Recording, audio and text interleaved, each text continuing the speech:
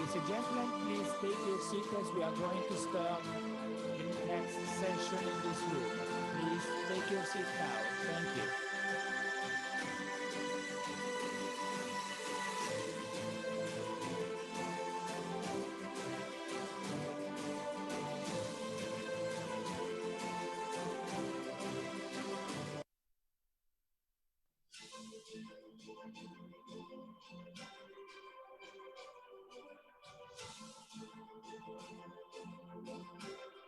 Please take your seat as we are going to start right now.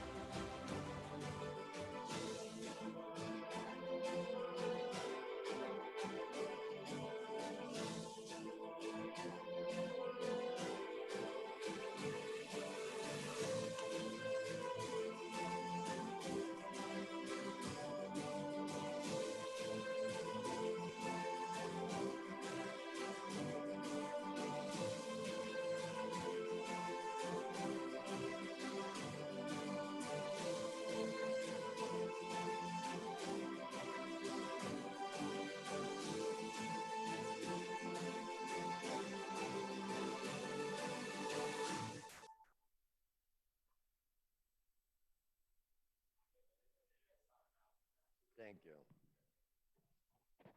We can start on tour. Okay. Good morning, everybody. My name is Fernandez, and I'm the director of the program on conflict resolution at the Middle East Institute in Washington, D.C., and a non-resident fellow at Johns Hopkins University SAIS, Foreign Policy Institute.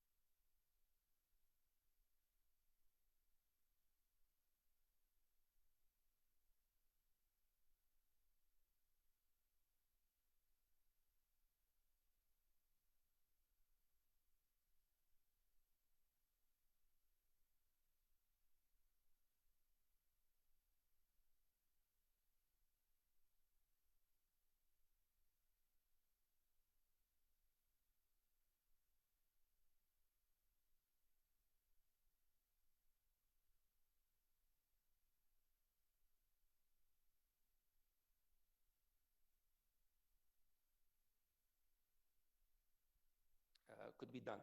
So we have started already our effort to recapture the confidence in the multilateral system. And we are probably in this type of approach. I would say that it's a kind of therapy that we need to go through in order to be successful in trying to identify the benefits of multilateralism. We have to see the flows, and there are many flows, and there continues to be flow. And from my point of view, I think when there is a will, there is a way. And I'll stop it at here for the time being. Thank you. Thank you. We will have a chance to come back. Now, Mr. Annan, I'm interested, following up on what Mr. Feruta has said, this approach to or interest in multilateralism and how to relaunch it. I mean, in dealing with the pandemic, can we transfer those lessons learned to the international arena in dealing with conflict? And in particular, I mean, Germany has been now leading in efforts on the conflict resolution in Libya. You know, Berlin 1, Berlin 2, conferences were convened. We are, in principle, scheduled to have, the country is scheduled to head into election later this month. And so what can you tell us in terms of lessons learned about multilateral institution working with a country that is going through, has been going through, you know, a tough conflict for some time, as it transitions from a conflict phase to hopefully a post-conflict phase? Well, thank you very much, and greetings here from Berlin to Rome and to our listeners. Thanks for having me. Look, as you all know, I guess you all know that we are in a transition phase right now. We will presumably elect a new chancellor next week. I also wanted to use that opportunity to reassure everybody who is listening in that Germany and the new government will continue its engagement to strengthen multilateralism. But to try to answer your question, looking back not only on what we did in terms of our engagement for Libya, which I'm happy to tell you some of my points of view. In a more general sense, I think Germany has probably been the country that benefited the most from a rules-based international order, both in terms of the economy, which could prosper in a predictable, stable political environment, but of course also in terms of security. And as I'm an outgoing Minister of State, I have the privilege to be, you know, very frank I can be very frank with you. During the 4 years of President Trump, I think it was like a little bit, you know, like a shock wave also for the German political establishment, because we understood that these rules-based international institutions that have created the condition or the precondition for Germany's success cannot be taken for granted. So the Alliance for Multilateralism, which my Minister Heiko Maas launched a couple of years ago, and the new government and the coalition agreement committed itself to continue, was also an answer to the pressure that we saw coming from the outside on that very system. And not only from challenges of that system, which have always been there, because, you know, we all know that there are actors who are not democratically elected representatives of their countries.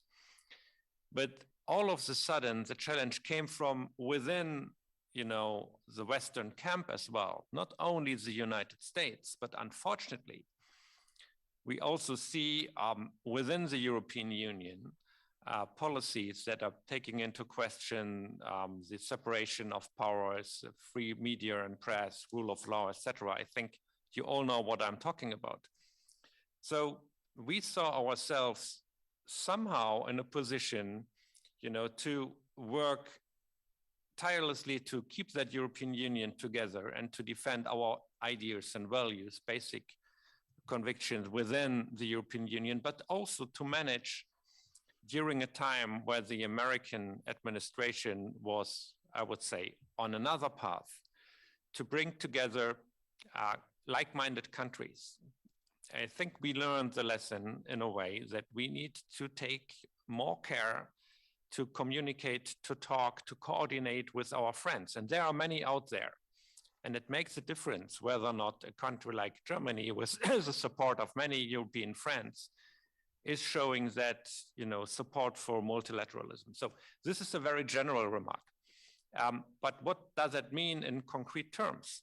And I believe Libya, you know, Libya is maybe a case in point that some of my colleagues that I had the privilege to interact over the last roughly 4 years somehow were a little bit surprised, and quite frankly, some here in Berlin as well, to see Germany taking such a prominent role in Libya. But I think it was the Chancellor's decision, and rightful so, to identify the broader Mediterranean, Northern African region really as our neighborhood. We saw the impact of what happened in Syria, also on German domestic policies, on the stability and the political predictability. So that is something that I believe needs to continue. And I mean, it's difficult for me to judge because, you know, my perspective is here from within. But please correct me if you don't agree, and I'm happy to have that discussion. But my impression was always that although Germany is not a neutral country, you know, we increased our defense spending over the last 4 years. We are a predictable partner in NATO, and we will continue to be one, also with the next government. But we have been trying to develop our mediation skills. We have to try to use sometimes the historic relations with certain countries that are finding themselves in a conflict situation today, to use that, well, some may say soft power, to find political solutions, and also to make a contribution in the case of Libya. And I have to say I'm very grateful that we have been able to do that with the support of also our Italian friends, if I may use that opportunity to address an audience in Rome, to strengthen a European position on Libya. And we are not there yet. We have election date. Things are still very, very difficult. But I do believe that the engagement of the Chancellor with the support of our friends and allies showed that diplomacy has a role, that we can achieve something with political instruments, and having a ceasefire in place for so many months now changed the realities in Libya. I cannot predict what is going to happen next, but my impression also from my last visit in Tripoli was, and I will conclude with that when people enjoy the benefits of a ceasefire, they start thinking about reinvesting in their own country. They have something to lose. They have a peace to lose. And they are exercising a kind of influence and pressure on their own politicians, which was always, you know, the goal of the Berlin process. So I believe this offers with certain amount of optimism with regards to Libya. And I certainly hope that not only the new government here in Berlin, but also the governments like the Italian government, the French government, the United Nations that have contributed so much to this process will keep up that important work. And I close here. I hope I have not exceeded the 5 minutes too much. And thank you very much again for having me. By a bit, it's okay. Mr. Khiari, now you're joining us from New York. You know, in the MENA region, multilateralism has often been associated with foreign interventions that do not end well for the people on the ground. Often. Some end well, most don't. rather than, so they are not seen as a positive force for integrating politically and economically the region into rules-based global governance. So how can this perception about multilateralism in the Middle East be changed? And what role can the UN play in improving the multilateral engagement of the countries in the region, but also the perception of the people in the region about multilateral engagement? Thank you. It's a great pleasure to being with you. I would have loved to be in person, but the international situation, unfortunately, continued to hamper these in-person interactions. But we welcome the organization of the Mediterranean Dialogue to discuss the ways how to strengthen multilateralism and the new commitment to conflict resolution in the region. And you raised the very relevant point. Just to recall that despite the what seems like a growing contestation, the member states, speaking about United Nations, International Intergovernmental Organization, clearly recognizes the necessity of multilateral system based on cooperation for greater goods, in statement, not only in statement, but in actions as well. And in the context of a global pandemic, which has showed the fragility and the injustice of the international system at certain level, and the existential threat that posed by climate emergency, I think that the sheer necessity of global cooperation is underscored in stark terms. And this is what the two speakers already highlighted during their intervention. We have had the declaration on the commemoration of the 75th anniversary of the United Nations adopted 1 year ago. It was, in our view, an important milestone in recognizing the shared desire of member states for strengthened coordination and global governance. And the SZ Secretary General has elaborated a report, Our Common Agenda. I really encourage colleagues and the youth particularly to read it. It is a vision. It lays out a vision for building a more inclusive and networked and just multilateralism. It's not slogan words. It's really a concrete renewal of multilateralism to be much more inclusive, much more networked, and just. Yes, it means it's more developing a more even-handed approach. In the MENA region, as you have said, there are some positive trends, less positive ones, but we do believe that the multilateral cooperation is more important than ever in the current context because of the perception, as you have said, and because of the success and because of some less success story in the region. For United Nations, we have our missions in the field, along with the broader UN system, which they are doing a great job and making a difference sometimes in the field. But of course, they are not part of the headlines. These are a great manifestation of multilateralism. We don't speak aloud, but they are there. They are working in a very, very, very fragile and very dangerous environment. And this is really a manifestation of our ability to come together to provide support to complex and very fragile political processes, and to help build this sustainable peace that we are looking forward, all of us. We have several situations, telegraphic, I know the constraint of time.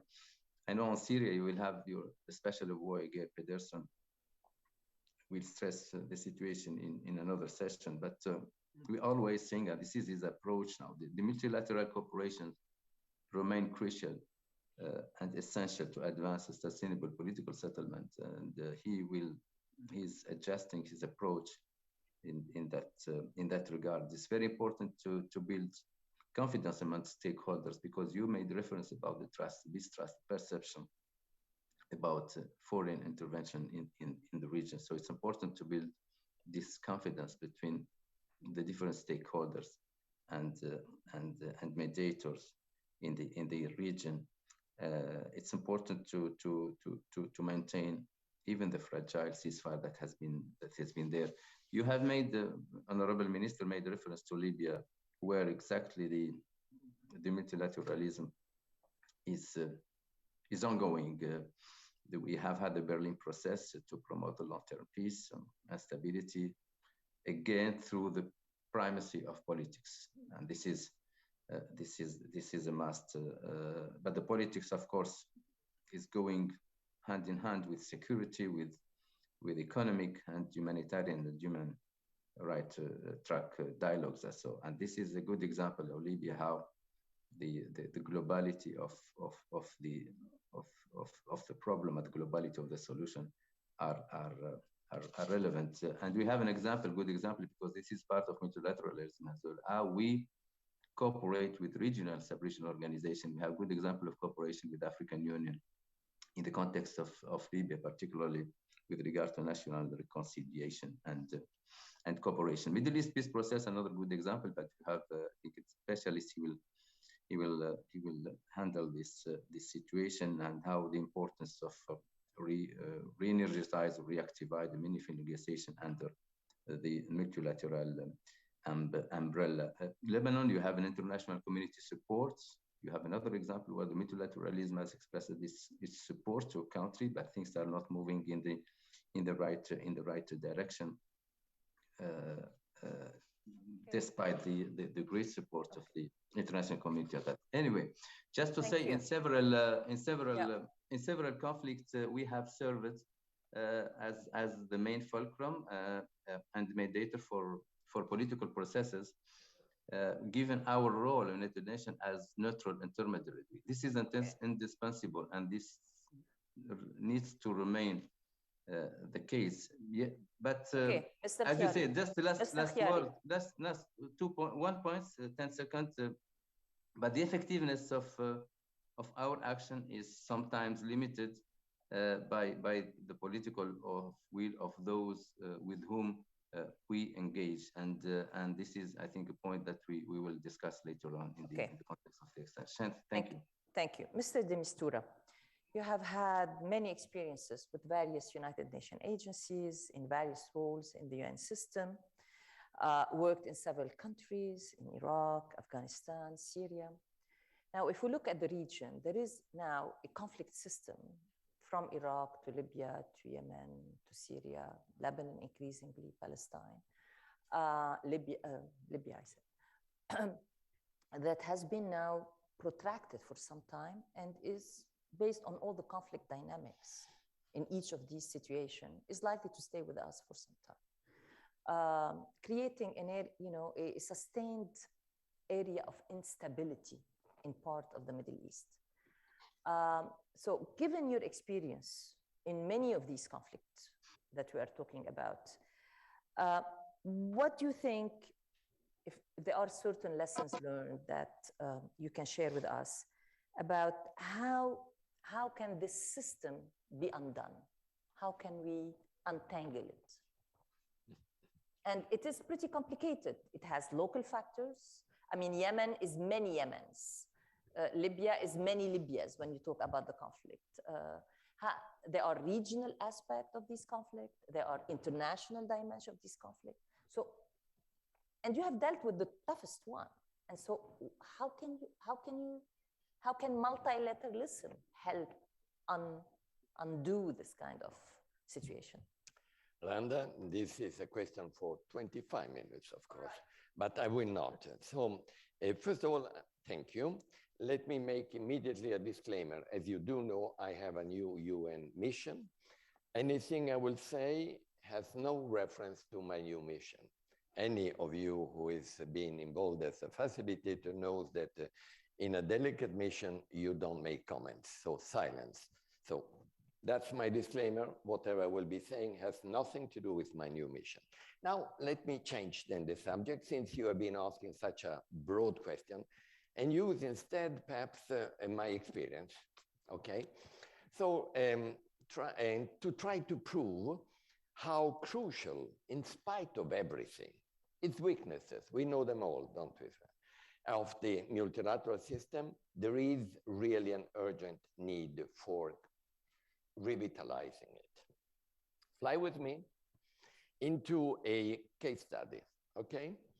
And you all probably know the so-called butterfly syndrome. That has been this type of idea that from one little event, you can produce a snowball in the environment of many bad events. And fly with me to Iraq, 2004, 2007. We had a major tension period at the time. The internet, I was there, I'm talking first person. And we had in the central Anbar area a major conflict.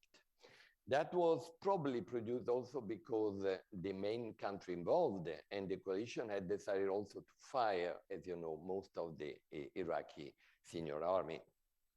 The tribal leaders revolted, and a man, I won't call him a gentleman, a man called Zarqawi took over with Al-Qaeda franchising.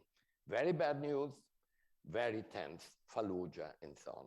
And then there was a proposal made by a person we all know, and I must say respect, David Petraeus, who had quite a creative approach, which was the Sahwa, which is, for those who don't know it, involving, engaging the local tribal population into their own interest against the excess of Zarqawi, who was even worse than Al-Qaeda at the time. The result was Zarqawi was caught, he died, and the idea was, let's continue now in engaging Sahwa. Well, here comes the butterfly flying. The authorities at the time did not. And who comes, guess what? Mr. al-Baghdadi, who then, from Mosul, declared Daesh, ISIS, ISIL, and went all the way up to Raqqa, up to the almost Turkish border in Syria. New movement of the butterfly that produced enormous tensions in terms of refugee, also temptations apart from the humanitarian crisis in Syria. And then you had attacks all over the world, from San Bernardino to St. Petersburg, from Stockholm to Australia, to Canada, to Tunis, to Istanbul, Belgium, Paris, Germany, London. So that produced a snowball effect, as was referred by our German colleague also, about changes and trauma in the European environment. You see how the butterfly has been producing a lot of waves, and that indirectly produced even, potentially, why many started doubting about the effectivity of Europe, and perhaps contributed to Brexit. One butterfly, one mistake, or one non-action. Bottom line, it would have been a lesson for all of us in the Middle East or anywhere else, a multilateral approach, looking at the bigger picture, not starting with just one issue and making a possible mistake which could have been local and became global. That would be my answer through a case study why multilateralism, with all its weaknesses and fragilities, is still indispensable. Thank you. That's a good, I mean, I have a different take on the Sahwa, but this is something that you and I can share. Okay, Mr. Koopmans, again, you are dealing with people called the mother of all conflicts. I call it the father of all conflicts. Okay, you are dealing with the father of all conflicts, you know, in terms of the Palestinian-Israeli peace process. And so we have had the Madrid conference 30 years ago. You know, we have had numerous envoys and numerous attempts at solving it. I mean, if you put yourself in a Palestinian shoe, you say to him multilateralism, he will say to you settlements. You see what I mean? So what are different ways that you are thinking about of relaunching this peace process, given this renewed interest in multilateralism? Well, first, I'm so curious why it's for you the father and not the mother. Maybe because the father can have more children. Is that it? No, because everything that's difficult in the Arab world is to be blamed on the woman, and we are trying to change that narrative. Because really the problems lies with the men, not with the woman. I would think this is a problem that lies with all of us, and we need all of us to address it. Okay. That's also why I would say I don't share the self-doubt about multilateralism to begin with. First, multilateralism, you have it first to deal with your own problems, and I think that's evidently very successful. I mean, I am the EU special representative. The EU dealt with its own problems, and I think does overall very well. And then you have dealing with other people's problems. Now, then people often say, well, multilateralism is difficult because, you know, there is division among us. But I have a colleague, the EU special representative for the Western Balkans. And he's been actually very successful, even though the EU itself has different opinions on, let's say, Kosovo and Serbia. He's been very successful in actually bringing multilateral solutions to that conflict. And not to speak of Staffan here, who, with all his multilateral background, can actually bring successive solutions to problems all over the world. So multilateralism, I think, is a solution, but first, it is an approach.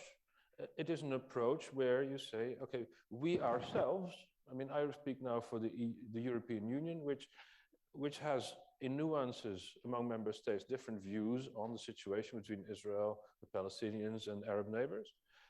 But as an approach, we found within the EU fundamental unity on what we believe. We believe in a two-state solution. Jerusalem is the capital of both states. I mean, all these things, we actually are united. Then we have the approach that, okay, if we can solve our problems internally, then maybe this is something that the parties can do. What then do we propose? I think we look again at multilateralism. It is finding common interests. I mean, the European Union is an example of that, but we can also see that for the Israelis, they have the common interest of security for them, but also for the Palestinians, and the other way around, and the Arab neighbors. It is also, multilateralism is also about building institutions. And I would say that, I mean, imagine, of course it's not going to happen, but if there would be an EU version for the Middle East, you know, would that not be part of the solution itself? No, it's not going to happen, but building an institution. I think many of us are hoping that it can happen. It would be wonderful, and hopefully that you know, people like Staffan will step up and say, this is how we do it. But at least thinking of networks throughout the region, that in itself is not just the approach that we bring as multilateral actors, but also, I think, part of the solution. And the last thing would be, how do you build that multilateral approach? Where does it come from? It comes from looking for not just shared interests, but also shared values. And I think, okay, for the Middle Eastern region, I mean, sometimes that is a bit difficult, but I think we all agree on the need for security. We all agree on rule of law. We all agree on the need and the right for people to look for prosperity. These things are not just part of our multilateral approach, but I believe also part of the solution for the Middle East. And that's what we need to work on. You know, except for 4 years in the life of our country in the United States, which many of us like to forget, I mean, the United States has been engaged in, and with the other members of the international community in multilateral approach to the Israeli-Palestinian peace process. And yet it has not, you know, gotten, everybody agrees on the solution. Everybody knows what needs to happen to get to the solution. And yet it's not happening. Where are the obstacles here? I was about to agree with you, and then I don't. Okay, perfect. I believe the US approach over the last 4 years, with whatever good things are in there, was a unilateral approach that failed. And I think by itself then... That's why we like to forget it. And well, I mean, I don't want to forget it because I want to learn also from mistakes. That's a very good point. And I believe that was a unilateral approach that failed, and it actually is an extra argument to have a multilateral approach. Yeah. And what hasn't been tried, at least not recently, is what I talked about.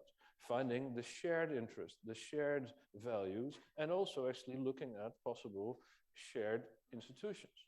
The multilateral approach, not just in the approach, but also in the solution. It hasn't been tried under the Trump administration. I believe we all have a responsibility to see whether we can work in it now. And that's not for us, it's in the end for the parties themselves most of all. But it has been tried before the Trump administration, right? And I would say, I mean, it did not work. I'm not in the position to criticize anything in the past, but let's say looking forward, I think there is more to be gained from a more multilateral approach. The few times that we've had successes in the Middle East peace process, it was not just because the US was in the lead, but also because I think the Norwegians had some role to play, because the Madrid conference had a role to play. When there was a multilateral element in it, and it is my ambition to increase that multilateral element. Correct. Yeah, I totally agree with you.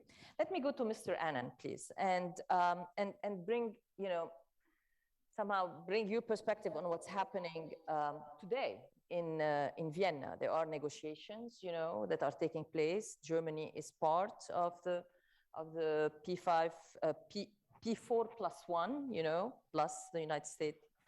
So what are Germany's expectations from this new round of talks? And based on what you know until now, where are we with this process? If you care to share with us, or you can share with us, we have been hearing about it a lot in the press, positive, negative, mostly negative. But where do you think the process is at, and where it's going next?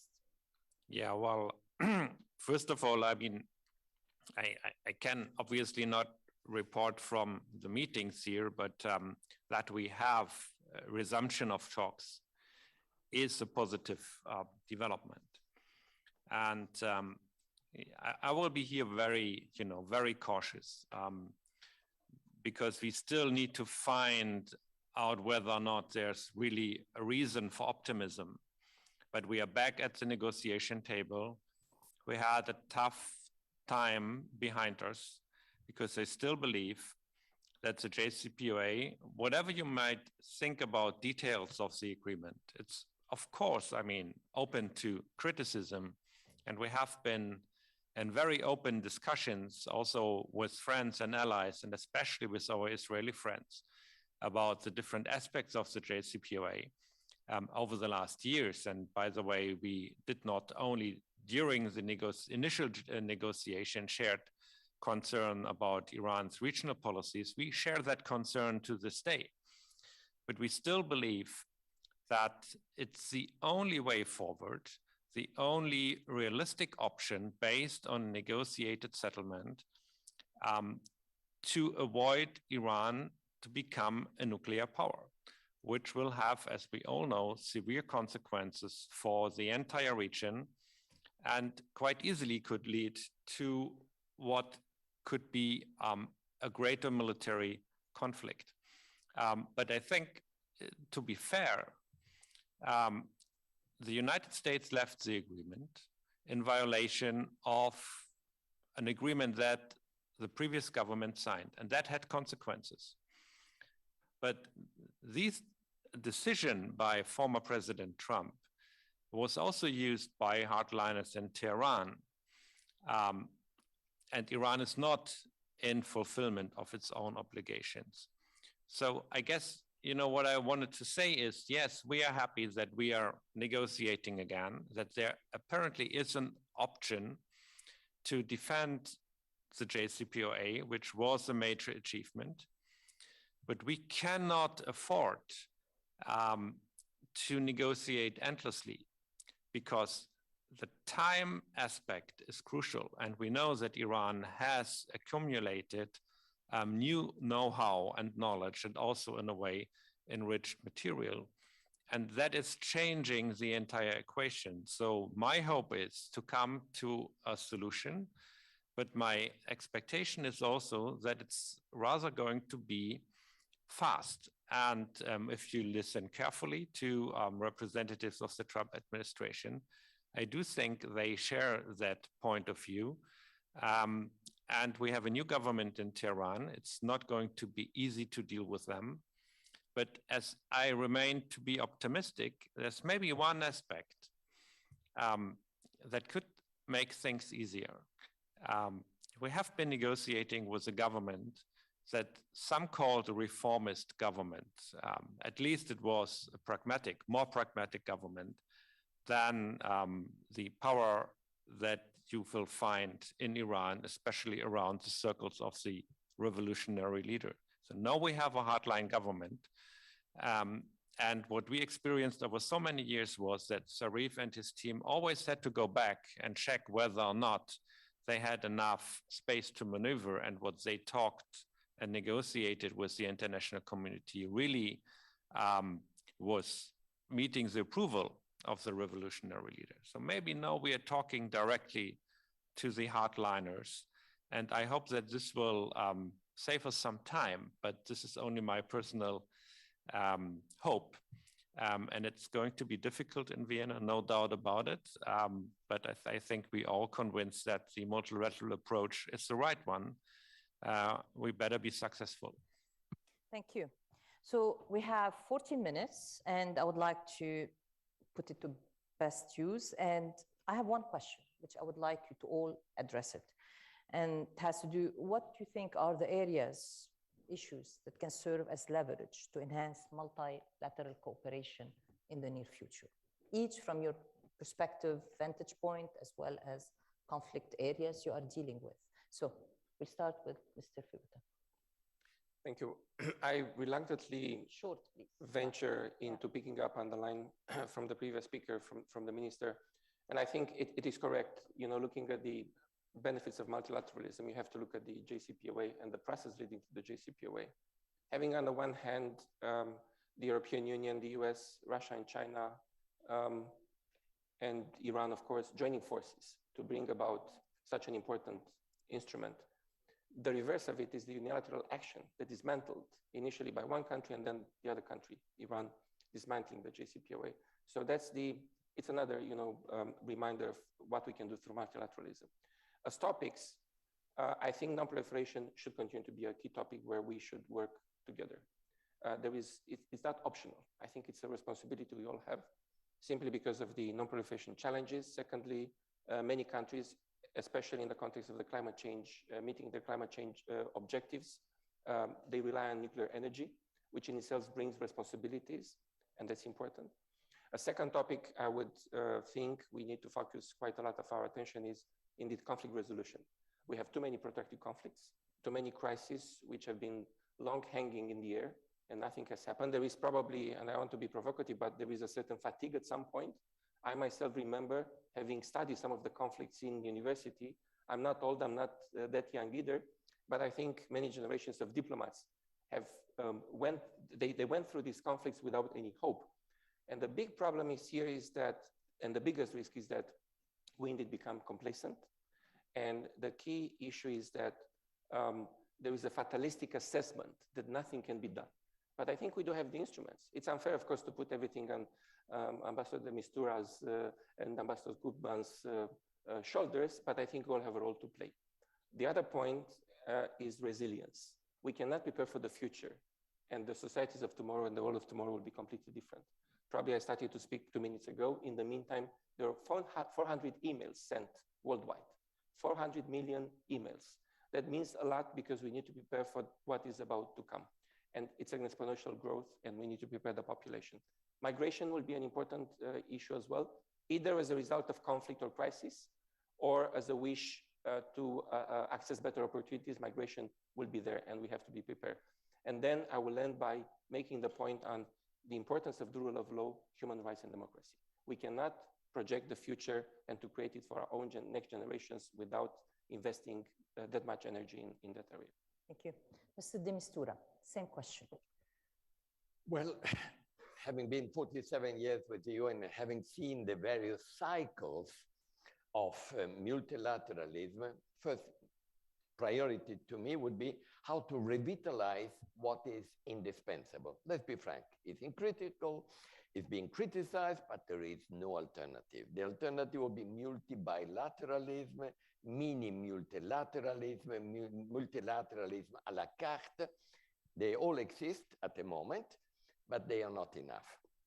COVID, just to mention one, environment, poverty, migration, and conflicts. Has anyone else solved Libya, Syria, or Yemen yet on a non-multilateral approach? Let's say unilateral one? No.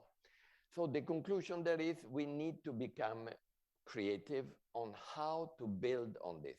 Last point, why are we in crisis? Well, because there is a polarization in the Security Council, at least as far as the Security Council is concerned.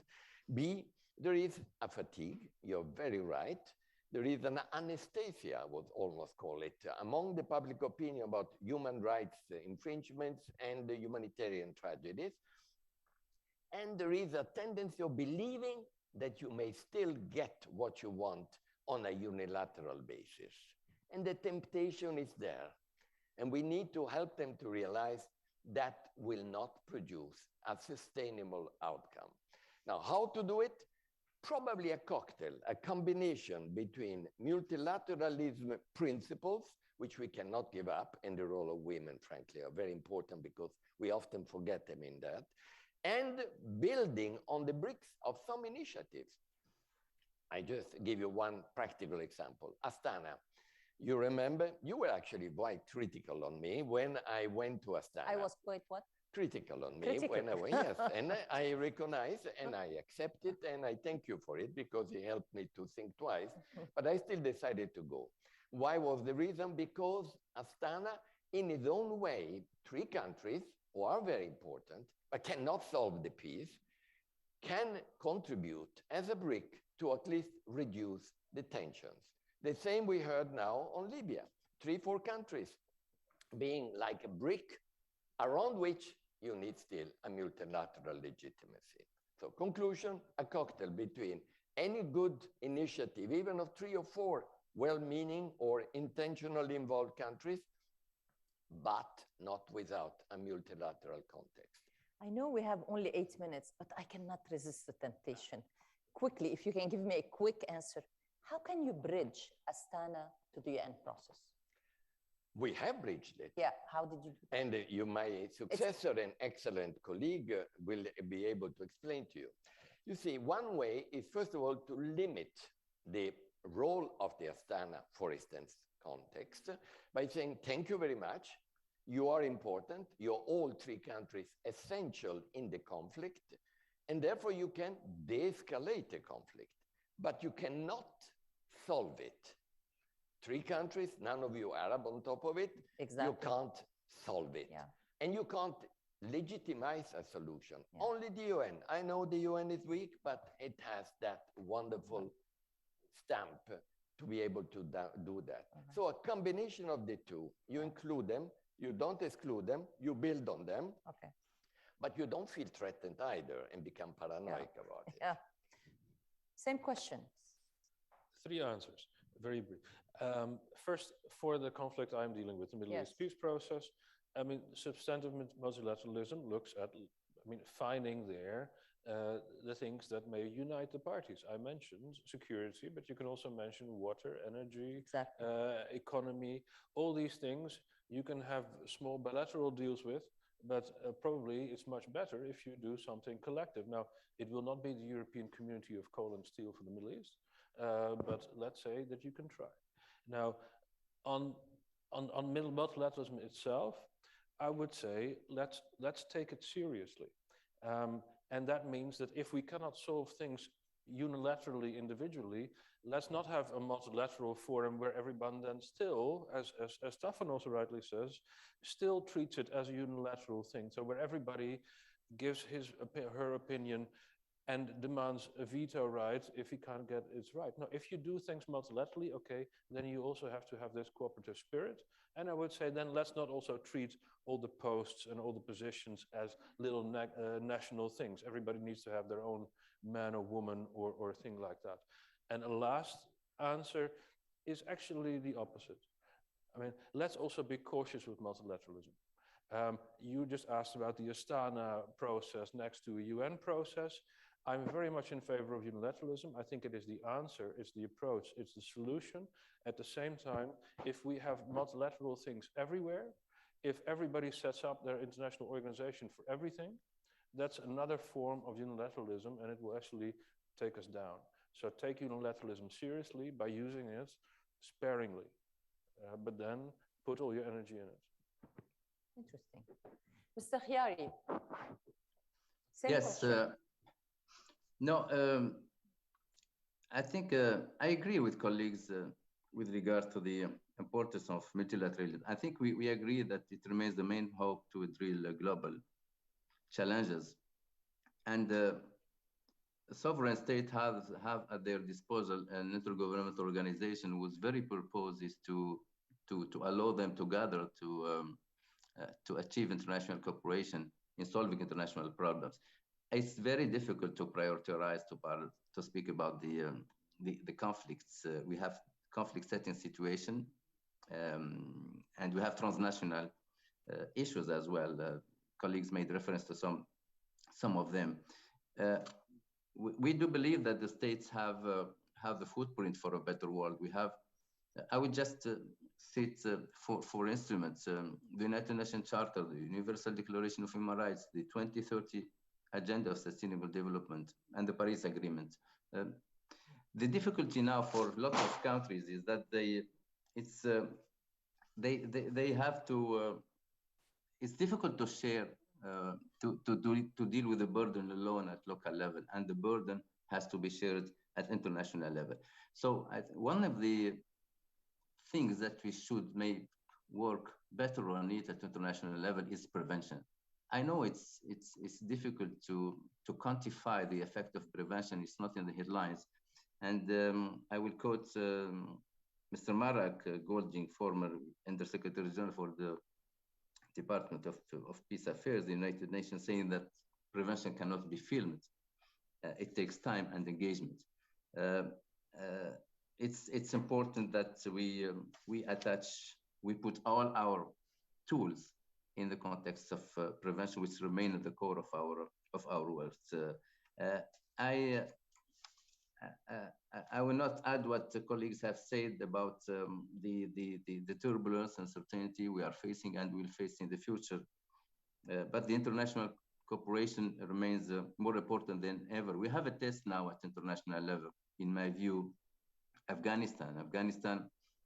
Multilateralism in Afghanistan is put at the test, and it's crucial that we pass the tests. Otherwise, we'll have very bad impacts on Afghanistan, on the region, on international level as well.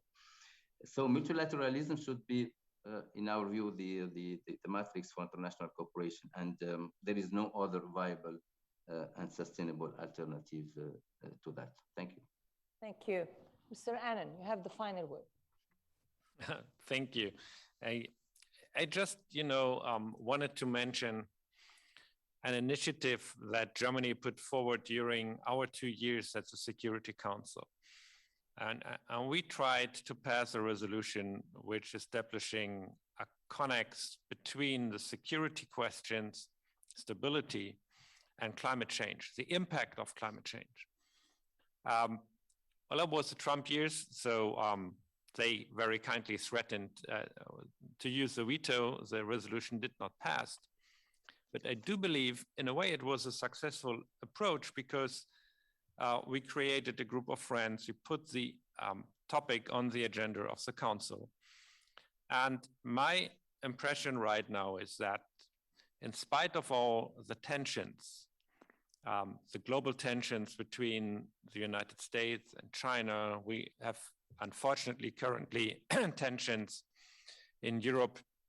If you look at the situation in Belarus and the tense situation in Ukraine with the Russian Federation, but we have common interests, and we need to use our instruments and our political capital, not to avoid the problematic aspects of our relations. You cannot avoid them anyway, but we need to be able to cooperate. And I believe there's an interest to cooperate on the questions of climate change. It was clearly indicated also to stick with the example, by President Putin and President Xi. it will be a crucial test for the global community whether or not we are able, in spite of the tensions, to make progress in fulfilling our Paris climate goals. So climate change certainly is one aspect, and only to mention the One Health approach that really gained traction over the last years, and especially because of the pandemic. So I do see a wide range of topics that we only can, address with an effective multilateralism, and that's what I wanted to mention. Thank you. Thank you. I think we are out of time, and I would like to thank our excellent panelists for their expertise that they were willing to share with us today. And I'm pretty sure that the audience also found the session quite interesting. So at this point, I thank you all, and it's time to move to the next session. Thank you.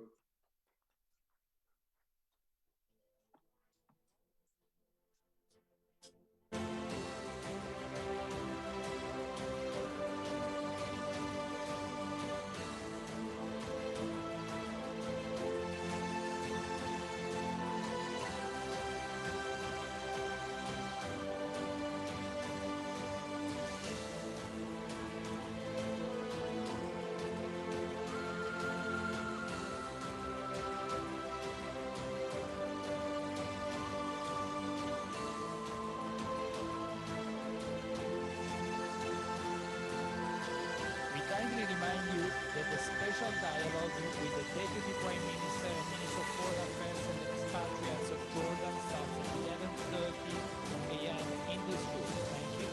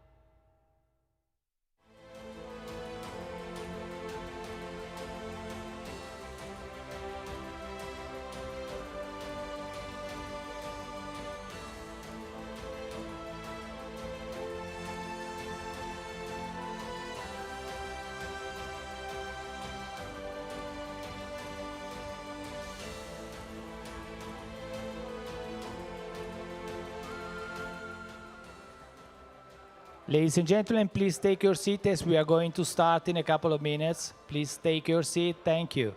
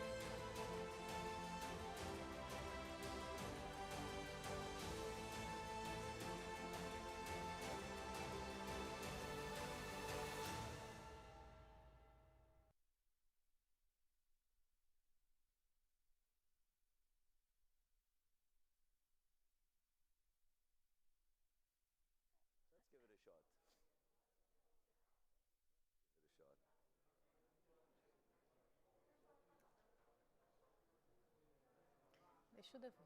Oops. Okay.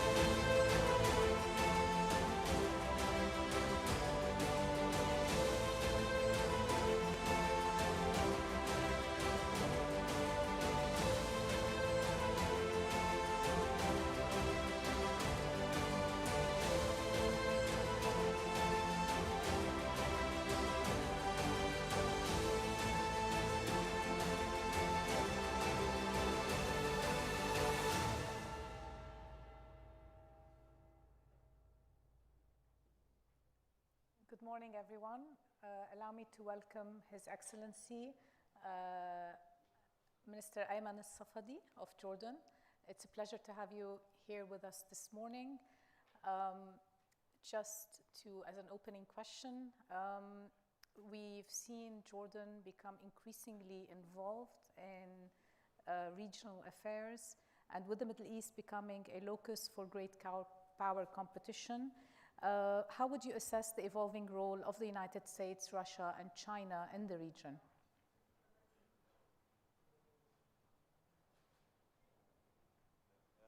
I'm assuming I'm talking to Maha because I can't see yes, it's Maha. It's from your Maha. side. It's Maha. كيفك معاليك? Yeah. Well, good morning to you all, and thank you for this session. The United States has always played a leading role in the region, and most of the issues with which we need to make progress, we do need an active U.S. involvement when it comes to the core issue in the region, which is the Palestinian-Israeli conflict, and our efforts to move ahead with the Middle East peace process with a view to achieving the lasting peace that we all seek on the basis of the two-state solution. We do need a U.S. engagement. We have seen this current administration announcing a number of positions that are encouraging and need to be engaged with a view to seeing how we can get all the parties back on the table. When it comes to Syria, there's been no strategy to address this conflict and really move forward towards a solution. And it is imperative that we do have US-Russian cooperation in order to move ahead with efforts to bring about that solution. So Russia is a key player, the US is a key player in Syria in particular. I do not believe that we will be able to get the progress that we all want to achieve unless we do have US-Russian cooperation. Obviously, China has a lot of economic weight in the region, not much in Jordan in terms of investment, but if we look at the regional map, we do see China as a major economic player as well. Ultimately, I think the bottom line is that the Middle East is key to global security. Definitely, it's clear it's key to European security, and ultimately, we do believe that given that most of the conflicts in the region have global consequences, a global effort is needed to address them. And in addition to Russia and the US, I would also add and emphasize the important role that Europe has been playing and can play in the region as well. Foreign Minister Ali Aslan here, international TV presenter and journalist. Very glad to see that you could overcome the initial technical difficulties to join us here this morning. And speaking of overcoming technical difficulties, your country, of course, is very much engaged in expanding its role in regional stabilization initiatives. Could you lay out some of the initiatives, some of the priorities that your country has in the region at this moment? Jordan has always worked towards peace. We do believe that in order for us to be able to achieve this prosperity, economic achievement that we all need, we have to create a regional environment of stability and security and cooperation. We've been at the receiving end of every crisis in the region. If you look at our economic performance, you would see the tremendously negative impact of external shocks on our ability to move forward. 10 years ago, our economy was growing at about 8 to 10%. Even before COVID, it went down to under 2. And if you factor in the impact of refugees on Jordan, the closure of borders, the impact of terrorism in the whole region, all that has impacted us. So accordingly, Jordan has always employed an active diplomacy with a view to working with all our partners to bring about solutions to the conflicts that we face. Priorities are clear for us. Number one priority is the Palestinian-Israeli conflict. The regional the regional lasting peace that we all seek, the comprehensive peace that we all want, will not be achieved without ending the occupation, bringing about the two-state solution that would allow for a Palestinian state with occupied Jerusalem on June 4, 1967 lines established to live in peace and security side by side Israel. So, and now, as I say that, we cannot continue with the absence of political and both economic horizons in the Palestinian territories now. There's been no political horizon for a while. Economic conditions for the PNE and for the Palestinian people have been worsening. We do have to create both economic horizons and a political horizon, but I want to emphasize that economic horizons cannot and should not be seen as an alternative to political horizon. They should be seen and employed as an enabler of political horizon. The status quo is untenable, and the calm that we've all worked so hard to achieve would require not only not repeating steps, provocative, illegal steps that provoked the violence of April, May, but would also require proactive effort to bring about economic horizon and get the parties back to the table. UNRWA is another priority for us. The agency serves, as you know, about 5.6 million people. 560,000 kids go to UNRWA schools. 263,000 kids go to UNRWA schools in Gaza alone. The agency has been suffering from very painful financial deficit. In partnership with Sweden, we held a conference not too long ago in Brussels. We were able to have our partners reiterate political support for UNRWA and bring about some financial donations as well, but that's not enough. And what's at stake is the right of those refugees to education, to health services, and to a life of dignity. So that is another immediate priority, I would say. Obviously, Syria is is another priority for Jordan. As you know, we have 367 kilometers of border with Syria. On a bilateral level, the impact of the crisis continuing has been growing. We have 1.3 million Syrians living in Jordan. We have our trade routes to Europe disrupted. In the past, we had the threat of terrorism as a potent threat. Now we have even another as dangerous threat, which is the threat of drug smuggling, and that all these are threats to our national security. And in addition to that, on the broader level, we have not seen any strategy to really bring about the political solution that we all agree is the only path to solving the crisis. So we're also working with all our partners to see if we can get traction towards a political solution and get some immediate steps that have to do with improving the living conditions of the people, minimizing their humanitarian suffering, and providing their needs for humanitarian and other assistance as well.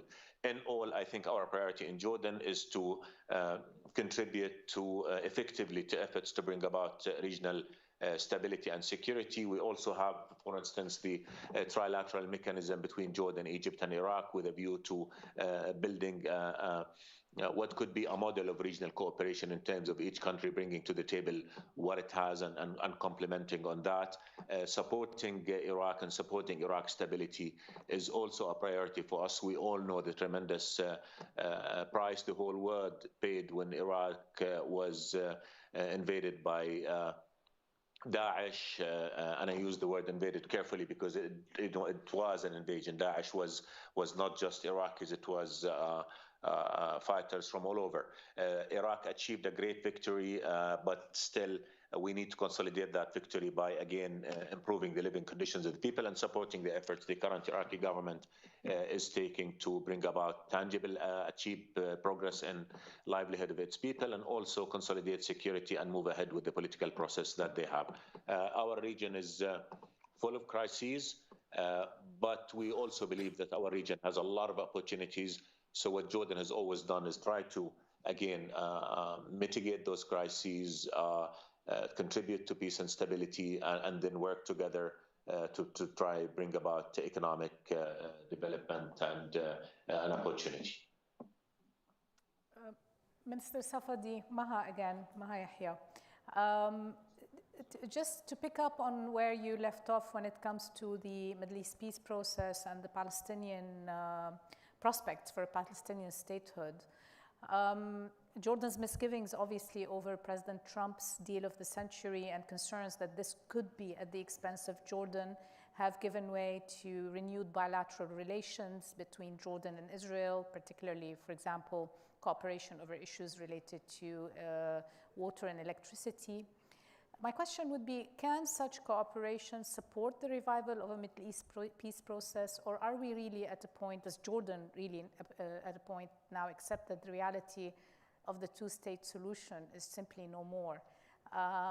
And what would that mean then for Jordan? The alternative to the two-state solution is the one-state reality.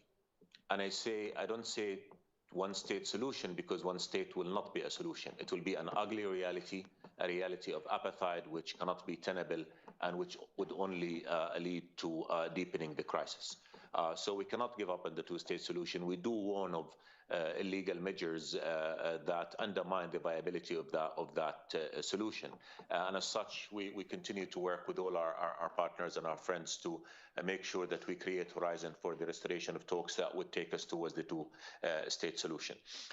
Economic relations can never be an alternative to a political solution of the Palestinian-Israeli conflict, and that is something that has been a stable, constant position of Jordan.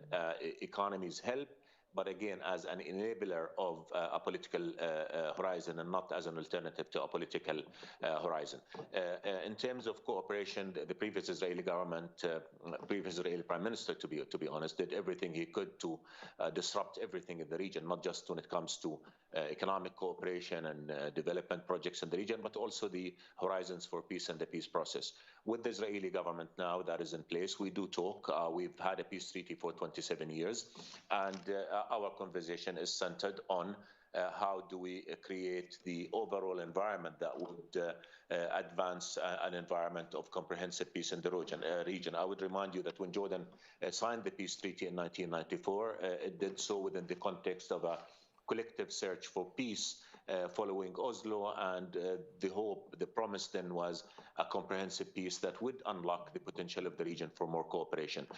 So we continue to work on that as focus, and in the meantime, we try to see how do we address problems and how do we create opportunities that would consolidate that environment to peace. Foreign Minister, I want to ask you about Lebanon.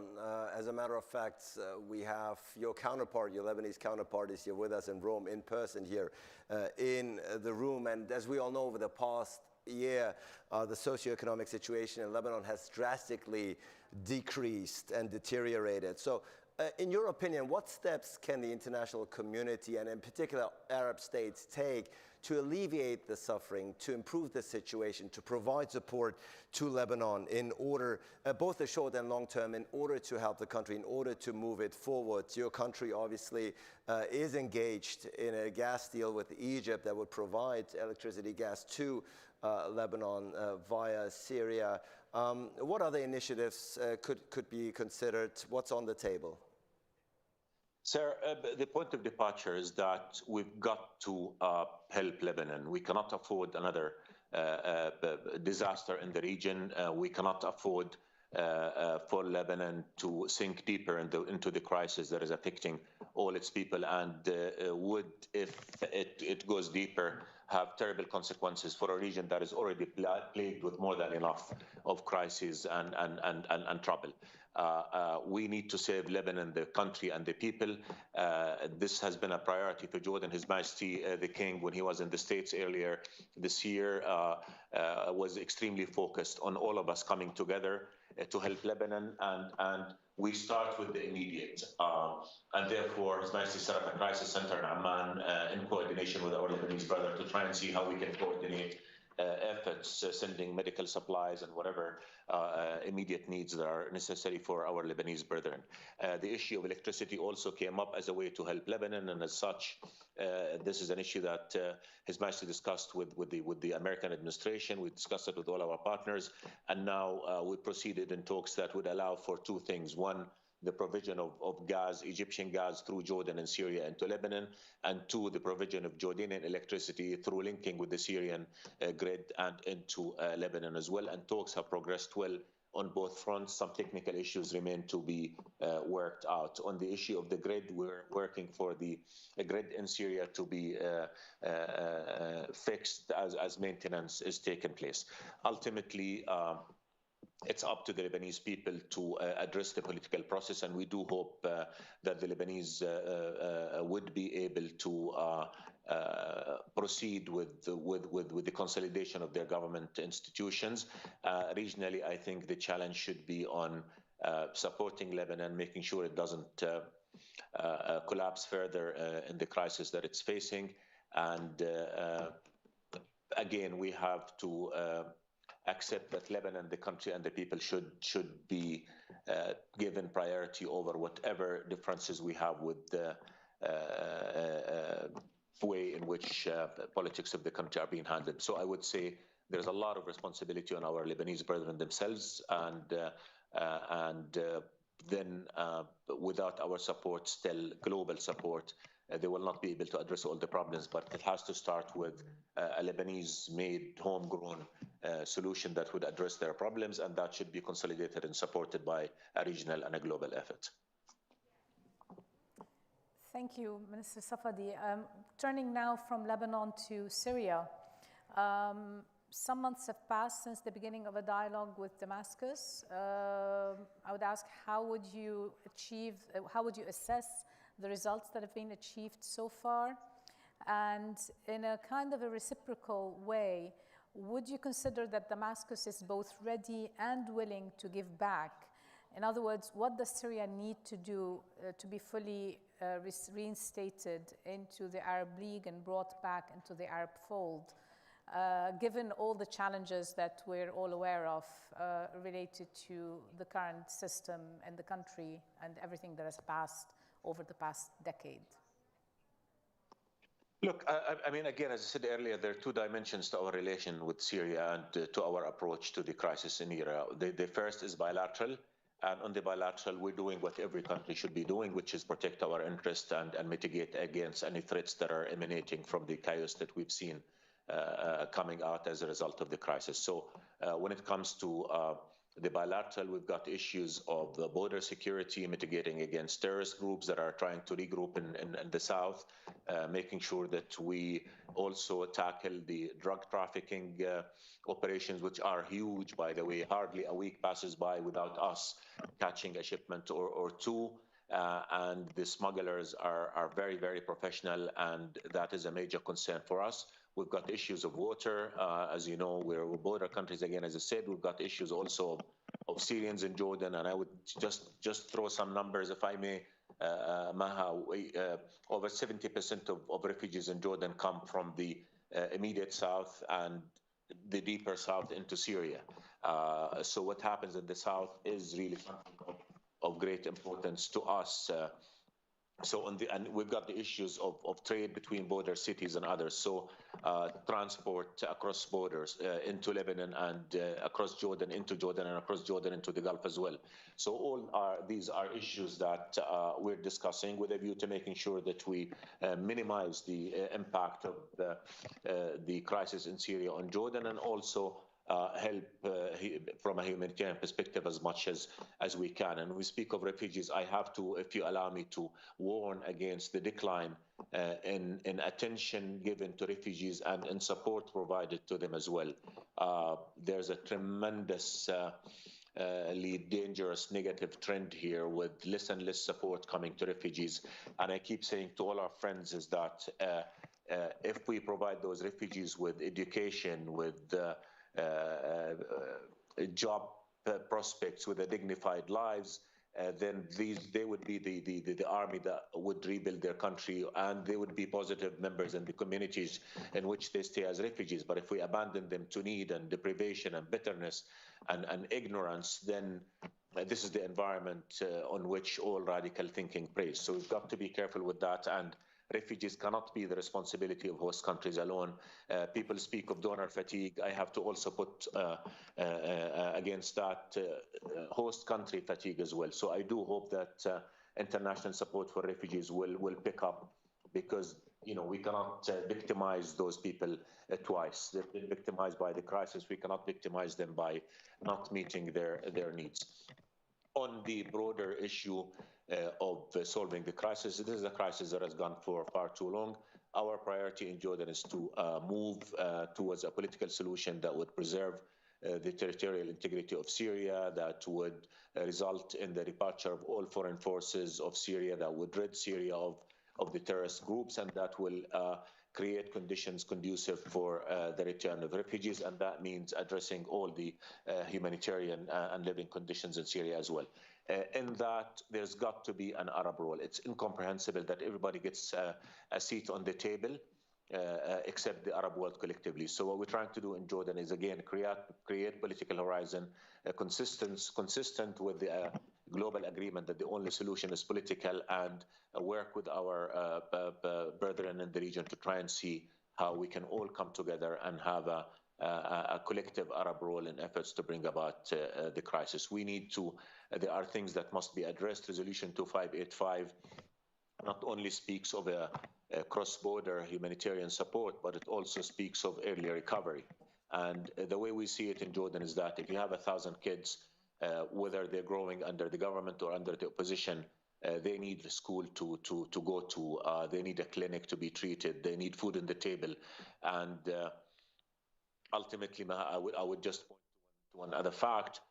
3 million kids of school-going age in Syria are not going to school.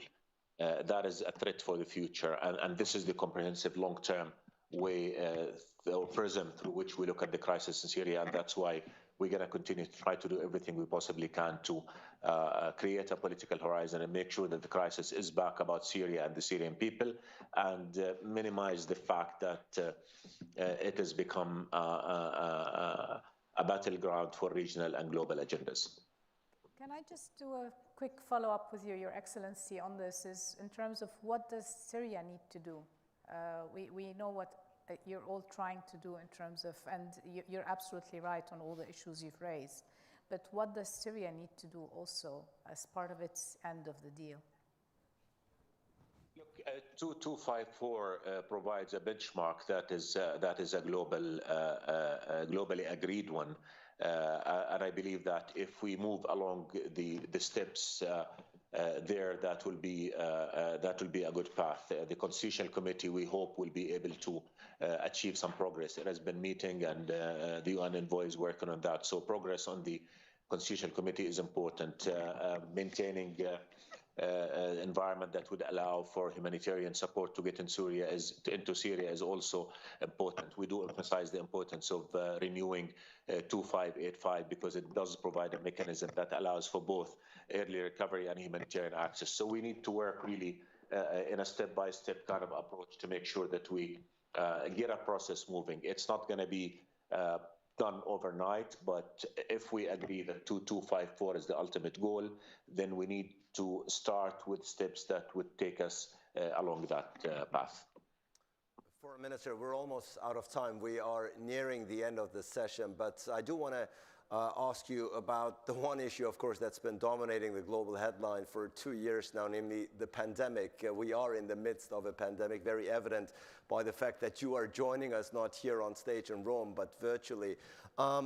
Every country, of course, has its economic challenges throughout this time. Your country certainly is no exception. What challenges lie ahead for your country in the recovery process, economic recovery process, from the consequences, economic consequences of this pandemic? I mean, like on every other country, the pandemic has had a tremendously strong toll on us. At the beginning of the pandemic, we had to have a full closure, which obviously slowed down the economic growth, affected all sectors of the economy, and then we opened up, but still we're recovering. So right now we're all facing the unknown sort of consequences of the new mutation of the virus. In Jordan, we've had it good for a few months, but in the past couple of months we're seeing the sort of curve going up a little bit. We're about 8 to 10% positivity rate now. So we're having to take measures, but we cannot afford to close the economy anymore because ours is a small economy and a lot of our private sector businesses have been affected. So again, there's got to be a global solution to this. Everything has been disrupted. The supply chain has been disrupted. You said I couldn't be there, not just because of the COVID, but also getting flights was not an easy thing as well. So also remember, we have 1.3 million refugees as well from Syria alone. What we've done is that everybody who's in Jordan gets the same treatment. So when it comes to vaccination and other care, everybody gets the same treatment. We've done very well relatively, I think, with the vaccination program. About 60% of the targeted segment of society, which means those over the age of 18, have been vaccinated, 2 shots. But the economy has been challenged, tourism, services, small businesses, and that is something that we're grappling with. So we did have an economic plan that is geared more towards attracting foreign investment, improving our legislative environment with a view to making it more competitive. But again, it has had a big toll. Gladly, the ability of our health sector to meet the challenge has been excellent. We continue to do that. So while we focus on making sure that we protect our people from COVID and we provide the treatment that's necessary, we're also focused on finding economic horizons and see what steps can be taken to bring about economic activity within the country and across borders as well. Well, all's well that ends well. It took a while to get you online, but this turned out to be a very wide-ranging, content-rich discussion. The Deputy Prime Minister and Minister of Foreign Affairs of Jordan, Ayman Safadi from Yahya and myself here in Rome. Thank you so much for joining us, and hope to see you in person before too long. All the best. Thank you so much. Thank you. I appreciate it. Thank you for having me. Thank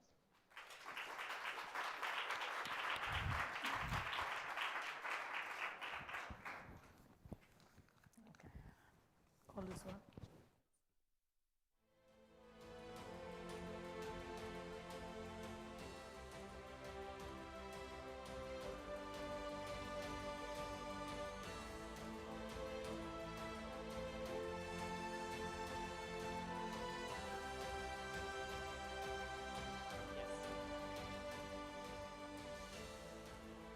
Ladies and gentlemen, please remain seated as we start next session right after this. Thank you.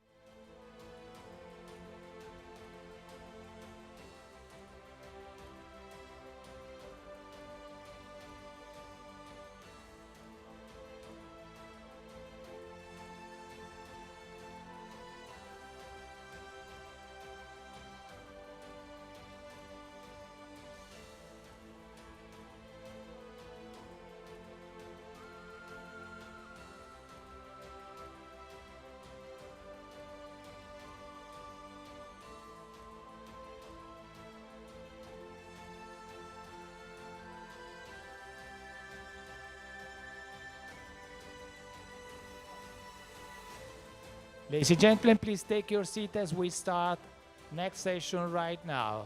Thank you. Please take your seat. Thank you.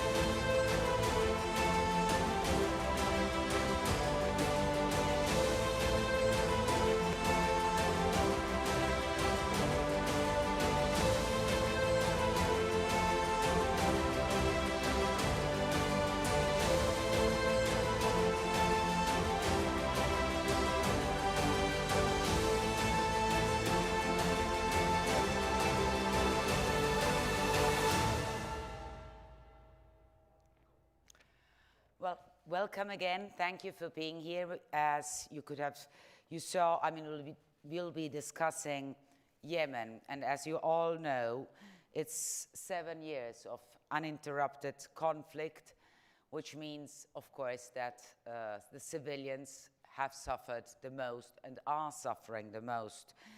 And it's an indefinite state of war with no clear way out on how to move forward. And that is exactly why, I mean, we are discussing here with Minister for Foreign and Expatriate Affairs from Yemen, Dr. Ahmed Awad bin Mubarak, and we'll be joined by Timothy Lenderking, Special Envoy for Yemen for the United States. And there is a lot to discuss about because there is a lot of suffering on the ground. So first of all, thank you for joining us. Also, now I see Dr. Lenderking and Dr. bin Mubarak, and I would start from you. 7 years of ongoing civil war, we just said. So I would like you to describe the situation on the ground, especially regarding Al-Hudaydah and Marib, where the fighting is still going on. And I mean, we have seen pictures, reports of famine, children. So what is your perspective? What is going on? Thank you so much. Allow me at the beginning to extend my thanks to my colleague, the Italian Foreign Ministers, Di Maio, and also for the Italian Institute for International Political Studies for inviting me in the 7th edition of Roma Dialogue, Mediterranean Dialogue. And I'm very glad also to be with discuss Yemen without you would be impossible. So. Yeah.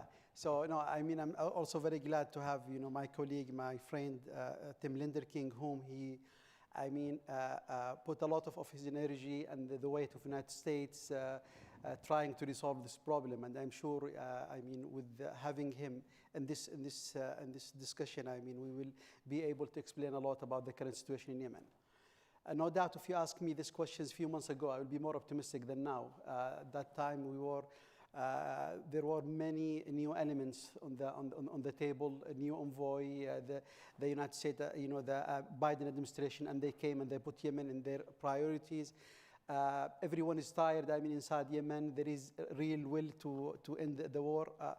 And there were a very practical proposal on the table, starting with ceasefire, some economical and humanitarian arrangement, returning back to the table, the Omani rules. So many pieces, and that increased the expectation, and everyone think that it's the time to end this war. Unfortunately, the response from the other side, mainly from the Houthis militias, was totally negative. They total refusal for all this proposal. Even they escalated their military aggression in Marib and lately also in Hudaydah. So now there is a military escalation everywhere. I don't want to discuss its consequences, which is the humanitarian tragedy that the ordinary people, the Yemenis, are suffering. Add to that the COVID-19 and the economical challenges. So it's really difficult, the situation. It's really, now there is hope, there is a new envoy. He is now exploring all the possibilities to resume the political talks. He was in Aden, he came, I met him there. He visited Taiz for the first time. He went to the West Coast, but yet not with the Houthis in Sana'a because they didn't receive him yet. So we will, cooperate with him. We have, our position as Yemeni government that there is no military solution for this conflict. At the end, we as Yemenis, we have to sit on the table and we have to resolve our problem. We are ready to do that. After all what Houthis did, we said they are most welcome to join the table. They have to respect just one constitutional principle, which is that all Yemenis are equal. No one has any no one is superior or have divine right to rule the rest of the Yemenis. It's basically, I mean, you say, we agreed on a ceasefire, it's the Houthis that don't want to sit down at the table. Yes. Timothy Lenderking, so I would like you to bring you in immediately. It's 1 year after President Biden's initial appeal to end the conflict through a new diplomatic approach. But here we're hearing that it went into a stalemate. According to you, which are the steps that need to be done and what went wrong, according to you?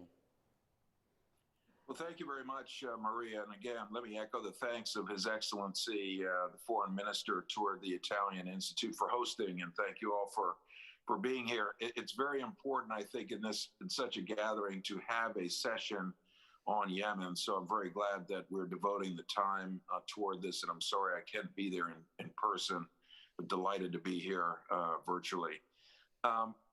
You know, the Biden administration, of all the regional conflicts back in February, decided to highlight Yemen.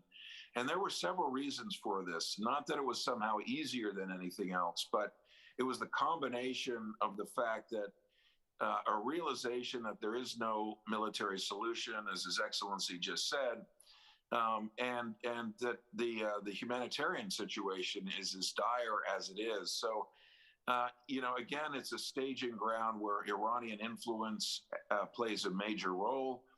And I think the administration felt that with the appointment of an envoy and taking this initial first step, which was to undesignate the Houthi organization as a terrorist organization, something that I think the administration hoped would be received in a positive way in Sana'a, as an indication that the administration was taking a different path from a more hardline Trump administration, which did not prioritize a political solution as much as the Biden team did. So, and to answer your question specifically in terms of what went wrong, I think the issue is that all of those factors that the foreign minister just outlined are still at play. And for anybody who I think felt that there was going to be an easy solution or a quick win in Yemen, I think was not viewing the situation realistically. I do believe, however, that with the decision of a handful of people, there could be a ceasefire in Yemen. And there could be more traction on the humanitarian situation, because I think as the donors feel some reluctance to continue to fund humanitarian and development operations in Yemen when there isn't a discernible political track that has yet emerged. I do think there are a number of things in our favor. As the foreign minister pointed out, there is a willingness on the part of the Saudis. They declared a ceasefire, their openness to a ceasefire back in March. I think the Yemen government is keen to support that. There's been a lot of movement of fuel ships through Hodeidah port, which has eased the humanitarian situation somewhat. We'd like to see all of those restrictions lifted.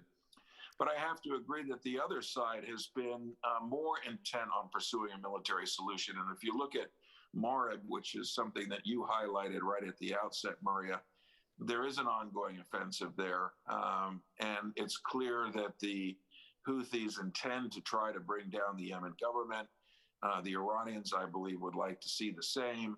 And so the international community has really tried to draw a line here and say the Marib offensive should stop, that if the Houthis are serious about peace, which many of their statements suggest that they are, but then when you look at the actual situation on the ground and how they continue to pursue this offensive, it speaks otherwise. And there's a lot at stake here. I mean, not only, sort of stability of North Yemen, but the large internally displaced population, which has already fled other areas of the conflict to come to Marib and is now under essentially daily attack by the Houthis. So this is an important, centerpiece of the whole effort. But I urge you not to be quite so pessimistic, and others. I think that in 2022, we're going to see better progress as these issues get defined more clearly, as the UN envoy comes on board, and as U.S. efforts continue in support of a peaceful resolution. Yeah, I want to follow up on what you just said, because, I mean, here there are two governments that have been, let's say, I mean, we as journalists have always defined this war a proxy war. meaning that Saudis and Iran are involved in it. So does a ceasefire necessarily have to go, I mean, one has to bring at the table also Riyadh and Tehran, and is that the problem, that it doesn't come to, that the Houthis don't sit down? Because probably you say Saudis and the Yemeni government are ready to sit at the table, but probably Iran is not yet ready, or there's something else at stake. Could that be the case? And that's a question that I pose to both, first to the minister and then to Timothy Lenderking. Minister, please. I think part of the solution is to understand the nature of this conflict, because sometimes, I mean, looking to the conflict in Yemen just as a proxy war and not understanding the internal factor of this war, I think this narrative is some of the problem. You know that Houthis occupied the capital in September 2014. Months before that, they start, marching from Sa'da to the northern governorates. In March 2015, the Saudis interfered in Yemen. So after 7 months, after the Houthis occupied the capital and they marched toward the south, they airstrike the palace of the president. They put the entire government under home arrest. So it was internal conflict for months, and Saudis was out of. That was some years ago, but I mean, we had a Saudi-led coalition. No, it's important to know that, because of course. If we now say that the Saudi will get out of the scene, that will resolve the problem. It will not resolve a problem. Houthis will not stop. No, I said that one has to bring all the parties at the table. Well, this is not the first time we call for ceasefire. I mean, in Stockholm in 2018, the entire world supported Stockholm Agreement in 2018, and we agreed on ceasefire in Hodeidah. Since 2018 up to now, according to the reports, Houthis violated the ceasefire 30,000 violation against the ceasefire. And that Houthis, they were and they agreed on the agreement. In the current one, the Iranian, they announced that they're going to support any peace process. Houthis, we have to understand whom Houthis are and what are the source of their ideology. Our problem with the Houthis, not that we are not accepting them as a faction in the Yemeni society. We had 4 rounds of talks with Houthis, and 5. And in every round of talks, we discuss with them ceasefire, truce or ceasefire. We discuss with them economical and humanitarian arrangement. Every time we discuss these issues in Kuwait, we agreed on them in details. And on why didn't it come? Well, why did it break down? What was the point? One of the main problem, it's ideology, because they believe that they are superior and they have divine right to rule Yemen. So this is rooted in their ideology. So it's a cultural problem, you're saying? It's a religious, sectarian ideology. Believe that they are superior than the other Yemenis, and they are not accept. Our condition is our prerequisite is very simple, that they have to respect that all Yemenis are equal. If they accept that, we don't have problem at all with the Houthis. So how do you deal with that, Dr. Lenderking? But if you allow me, this is one of the issues. The other things is the negative Iranian rule. Iran is using Yemen as a bargaining chip, and they want to get something in Yemen while they are, negotiating in Vienna and in the other files.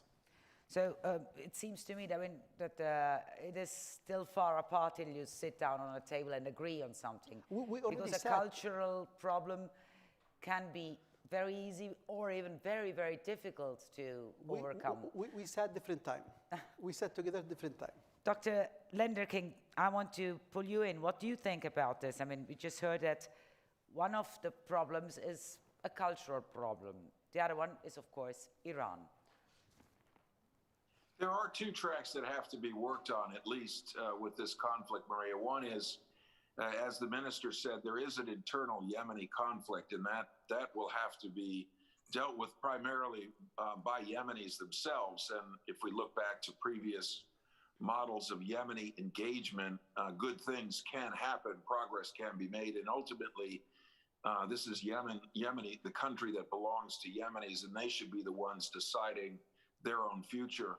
But there are obviously external elements, and it's not just Iran and Saudi Arabia. There are other Gulf countries who have a stake in the outcome. The minister mentioned the Omanis. It's a neighboring country. The Omanis have a huge stake in what happens in Yemen and a stake to ensure that further division of the country doesn't happen. With regard to Iran, I think there is discussion about to what extent the Iranians could be involved in a resolution of the problem. And I think from the United States point of view, we would welcome that if we felt that Iran were prepared to play a constructive role. And thus far, we haven't seen that. We've seen arming and training of the Houthis, and also, there was an Iranian attack on Saudi Arabia a couple of years ago on the oil platforms, which they then blamed on the Houthis. So we haven't seen that their role is a positive one. If you look at even the comments of the Hezbollah Secretary General in Lebanon, trying to hype and fan the flames of the offensive in Marib, that's not helpful. So, and there's a great deal that's at stake here. I mean, it's not just that piece of real estate of Yemen, but it's the waterways, the vital waterways around Yemen, the Bab el-Mandeb and the Straits of Hormuz, which are not just for the passage of oil and energy resources. This is the world economy. This is world trade, up through the Red Sea and the Suez Canal. So there's a lot at stake here for the world, and that's why the United States under this administration has decided to put more of an emphasis on this conflict. This is not just a remote regional conflict among tribes that nobody's ever heard of before. This has real stakes for the global economy. Not to forget the fact that there is an Al-Qaeda presence and an ISIS presence in Yemen as well that must be addressed. Well, that's interesting. I mean, so Yemen is vital for the economy, so also for the United States and for the world. So that's it is, as you said, not some faraway conflict between some tribes, but it is at the center of trade routes that could affect the whole world. So for the Biden administration, how important is Yemen? And I mean, Biden took a completely different standpoint than his predecessor, Trump. I mean, he wants a diplomatic approach. I mean, so America stepped out of the Saudi-led coalition. It is not anymore engaged on a side, but wants to broker a ceasefire. So what does Yemen mean for the U.S.? Those factors that I mentioned are very much, very much at the heart of it. I think there are implications, as I say, for these vital waterways for the world economy. There is a terrorist element there, Al-Qaeda. That element has struck at the United States before. If you look at the USS Cole back in 2000, and there's been a history of Al-Qaeda elements wandering around and seeking refuge in Yemen. So that also has to be dealt with. And I mentioned the ISIS piece as well. I think that needs not to be forgotten. And then on top of that, as the minister notes, there is this warfare that involves several regional countries. And then I think, lastly, and what is a very important priority for the Biden administration is addressing the humanitarian situation. So yesterday I met with David Beasley, the head of the World Food Program here in Washington, and we talked about, with all the other priorities that are surging into the front lines of the world humanitarian community. You've got Afghanistan, of course, trending very badly. The Ethiopian conflict, which also has huge implications for the Horn of Africa in terms of displaced people, in terms of destruction of infrastructure, possibly flight of refugees, etc. And I urged him, and I know this is an open door for the head of the World Food Program, but we cannot forget about Yemen. And that's also a message for the donors who are being pulled in many different directions, asked to support this conflict and so forth. Let's not forget Yemen. its very urgent and vital needs with food insecurity, with internal displacement, with damaged infrastructure, and as the minister said, COVID, on top of all this. So you won't see any retreat from the United States in terms of our commitment to resolving this crisis. You won't see any, movement toward China of resources that we need for resolving this conflict. So we're all in. Well, I wanted to ask you both. I mean, how important would you think that the UN, the Human Rights Commission, they wanted to to have an investigation on human rights violation in Yemen. And this commission has been voted out. There won't be any. Would it have been important if it would have been in place? Or, would it have been putting a ceasefire negotiation closer, putting all the things on the table, being frank about what is happening or not? Because The Guardian published a few days ago a report citing UN sources, and it's a pity that we don't have the UN envoy for Yemen. I would have asked him, saying that there has been quite some pressure done by the Saudis to vote against this commission. But according to you, would this commission have brought peace talks closer or not? I ask you both. First, you, Minister. Well, we, as the Yemeni government, we have the Human Rights Commissioner has an office in Aden. And we are dealing with all their mechanism. They have free access for all information. They can do an investigation, and we are dealing with them, and we are cooperating with them. We think, if you are, referring to the prominent experts group, we think that some of their works have been politicized. So. But the panel of experts belong to the Security Council, the Sanction Committee. Also, they have free access, and in their reports, you will have a lot of records about the human rights violation. And we, as Yemeni government, we received them several times, 4 times. They were in Aden, and they visited certain governorates in Yemen. So, bringing the human rights violation, we, as Yemeni government, we welcome that. But we have an issue with that prominent experts and we discussed this during the Human Rights Council. So it's a problem of the people that have been put up.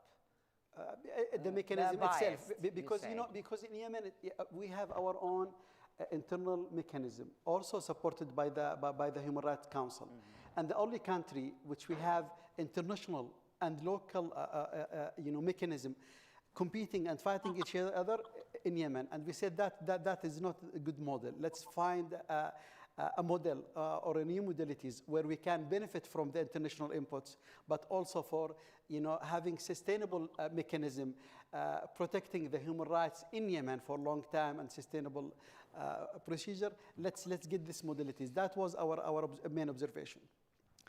Dr. Lenderking, what is your point? Would this investigation, this commission, would it have been useful? Oh, absolutely. We do feel it would have been a group of experts, as the minister referred to. We thought it was a mistake that that there were such votes against its existence, and we'd like to see it reinstated. Obviously, when we're talking about accountability in this conflict, there is accountability on all sides that needs to be upheld. And so when we talk about human rights concerns, and we write about this in our annual human rights report, there are human rights violations on all sides, and they do need to be documented, and they need to be worked on, not just documented, but there need to be efforts that work to ameliorate and mitigate these problems. And so we would like to see the group reinstated, as we think that anything that sort of points toward accountability for the various parties is important in this wartime conflict. Well, yes, that is probably, the most difficult part, how to bring both parts to agree on, because war, human rights violation usually, in all the conflicts I've watched and I've been into personally, you see them on both sides. But to bring both sides to agree, that's rather difficult. But now I'd like you to ask you both. I mean, there is a real emergency regarding civilians that in Marib are under attack now, but especially children, malnutrition, that has been documented throughout the years. As a government, I mean, what are the steps, the short-term steps that you are able to do? What are your requests? I mean, to bring food to the children, to the women, to the people who need it, because that is, I think, the urgency at the moment. Yeah, well, you know, this is a man-made. This is, you know, I mean, this is not because of natural disaster. This is, if we didn't fix the source of the problem, and then we will keep having this problem. Now, 7 years we are discussing, we are prolonging the conflict and trying to follow and deal with its consequences. For me, tackling Yemen just from a humanitarian perspective and ignoring the other, it's prolonging the conflict. No doubt that there is, you know, a difficult situation in Yemen, but there are many reasons for that. And this is, we used to say that, but now it's the international reports who indicated that. Looting the aids by the Houthis, this is World Food Program. For the first time, David Beasley in Security Council, he mentioned that. An underfunded, you know, budget for the humanitarian response plan. I mean, the international community has to, you know, funded this response plan to enable the INGO, the International Humanitarian Organization, to do their duties in Yemen. Speaking out about all the violation against the unfair distribution of aids, not having access to the international humanitarian in all the areas controlled by the Houthis. In 2018, when we signed the Stockholm Agreement, main part of this agreement was lifting the siege in Taiz. Taiz is the most populated governorate in Yemen. Now, 7 years under siege, people are dying there. For the first time, David Grisley, the humanitarian, the UN humanitarian coordinator, he paid his first visit a few months ago, and no one is talking about that. So, if you want to improve the situation in Yemen, I mean, we have to identify the main problems. You know, in the areas controlled by the militias, most of the public servants, they are not getting paid. They are not getting salaries for months, not because there is no food, supply of food in the market, but because they are not able to get this food. It's not a matter of availability, but it's a matter of affordability. So, I mean, put all these issues together. If we can do more in these issues, I mean, we can deal with the urgent and immediate issues. This is one. Secondly, Yemen doesn't need just relief, just basket food. Without supporting directly the Yemeni economy, the central bank, I mean, you know, the Yemeni riyal is losing its value. So even if you pump millions of dollars and the Yemeni riyals keep losing its value, the purchasing power of the people, the resilience of people will be very vulnerable. So now we have a government who's functioning from Aden, in Yemen, close to the people, needs to have direct support. What is the government doing, I mean, to address this? Because, I mean, you have to give answers also to your people that need jobs, food, and a vision of a future, because that is a trust building. Well, you know, first, I mean, forming the government from all walks of all the parties except Houthis, functioning from Aden, doing some economical reform, anti-corruption procedures we already started and announced, dealing with the international community, providing services. We improved many of the services. Free access for the INGOs. We are working hard, you know, to send this message to our people, because our people need to see their government close to them, functioning, you know, from their interim capital, trying to resolve the problem. Although the challenges that we have in our plate is too much. Without support from the international community and from our neighbors, I mean, it will be an impossible mission for this government. Dr. Lenderking, what do you think are the priorities, and how can one tackle, I mean, this kind of emergency that, I mean, is giving answers to basic human needs? Well, certainly the civilians are bearing the brunt of the conflict. There's no question about that. They're in the crossfire, and there has been too much disregard of civilian life here as the war has progressed. And by the way, I would also add civilians inside the kingdom, because the Kingdom of Saudi Arabia, because there have been some 375 cross-border attacks so far this year by the Houthis. Some of these are clearly aimed at civilian targets. I mean, the airport in Riyadh, the airport in Jazan in southern Saudi Arabia. I mean, these are civilian, as part of civilian infrastructure. And we all fear that over time there will be a mass hit on civilians inside Saudi Arabia. So that's another factor that we bear in mind as we as American officials look out for the welfare and safety of 70,000 Americans who live inside Saudi Arabia. So there's that dimension as well. The minister is absolutely right to highlight, I think, the dire economic factors. And when I was with him in Aden 3 weeks ago, this is a key element that we talked about with him and the prime minister, the importance of economic support for Yemen. The civilian salaries, as he notes, that have not been paid. This is a huge issue. And so Yemen does need economic support, stabilizing its currency, helping stabilize its financial institutions, the central bank of Yemen.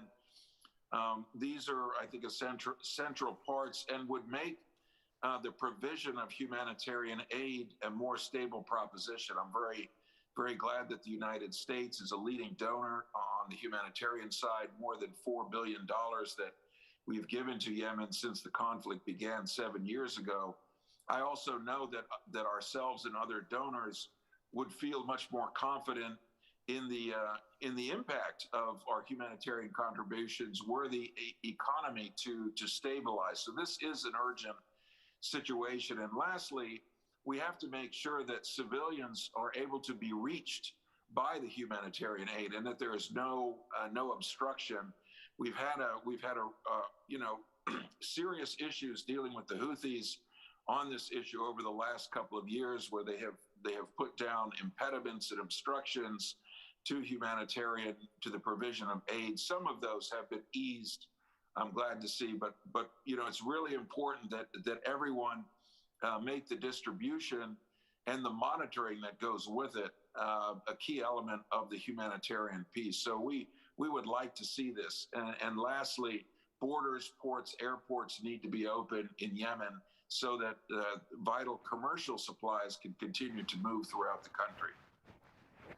Minister, could you outline what are the main problems that, I mean, aid is coming. What are the problems that your government faces in distributing the aid so that this aid really reaches the people? Because that is one of the main problems, that it doesn't reach all the people, that in the government-controlled areas. No, in the government-controlled area, I mean, there is no problem. And I had meetings in monthly basis with the INGOs. We don't have real problem, either logistic problem or structural problem in distributing the aid. There is underfunded programs in many areas. Give you an example in Marib. Marib, at the beginning of the war, it was hosting just 350,000. You know now how many people are living in Marib? 4 million within 5-6 years. All the families, all the people in the areas controlled by the militias, they fled from these areas because they face problem to Marib. So in Marib now, we have not less than 2 million IDPs living in camps and the others inside the city. So there is huge needs in these areas. While if you see how many INGOs are serving those people or providing them with the aid, very little. So we want to increase the presence. It's a problem of funding. Funding, increasing of the numbers of international organizations. This is one. Secondly, the problem that we are facing in Marib. Marib is now under attack. Marib is heavily populated. Yemenis, you know, in Europe, you don't have that much refugees from Yemen comparing to the other countries, because Yemenis still hope tomorrow will be better, and they manage to escape from a city to another city. Now Marib, it became last heaven.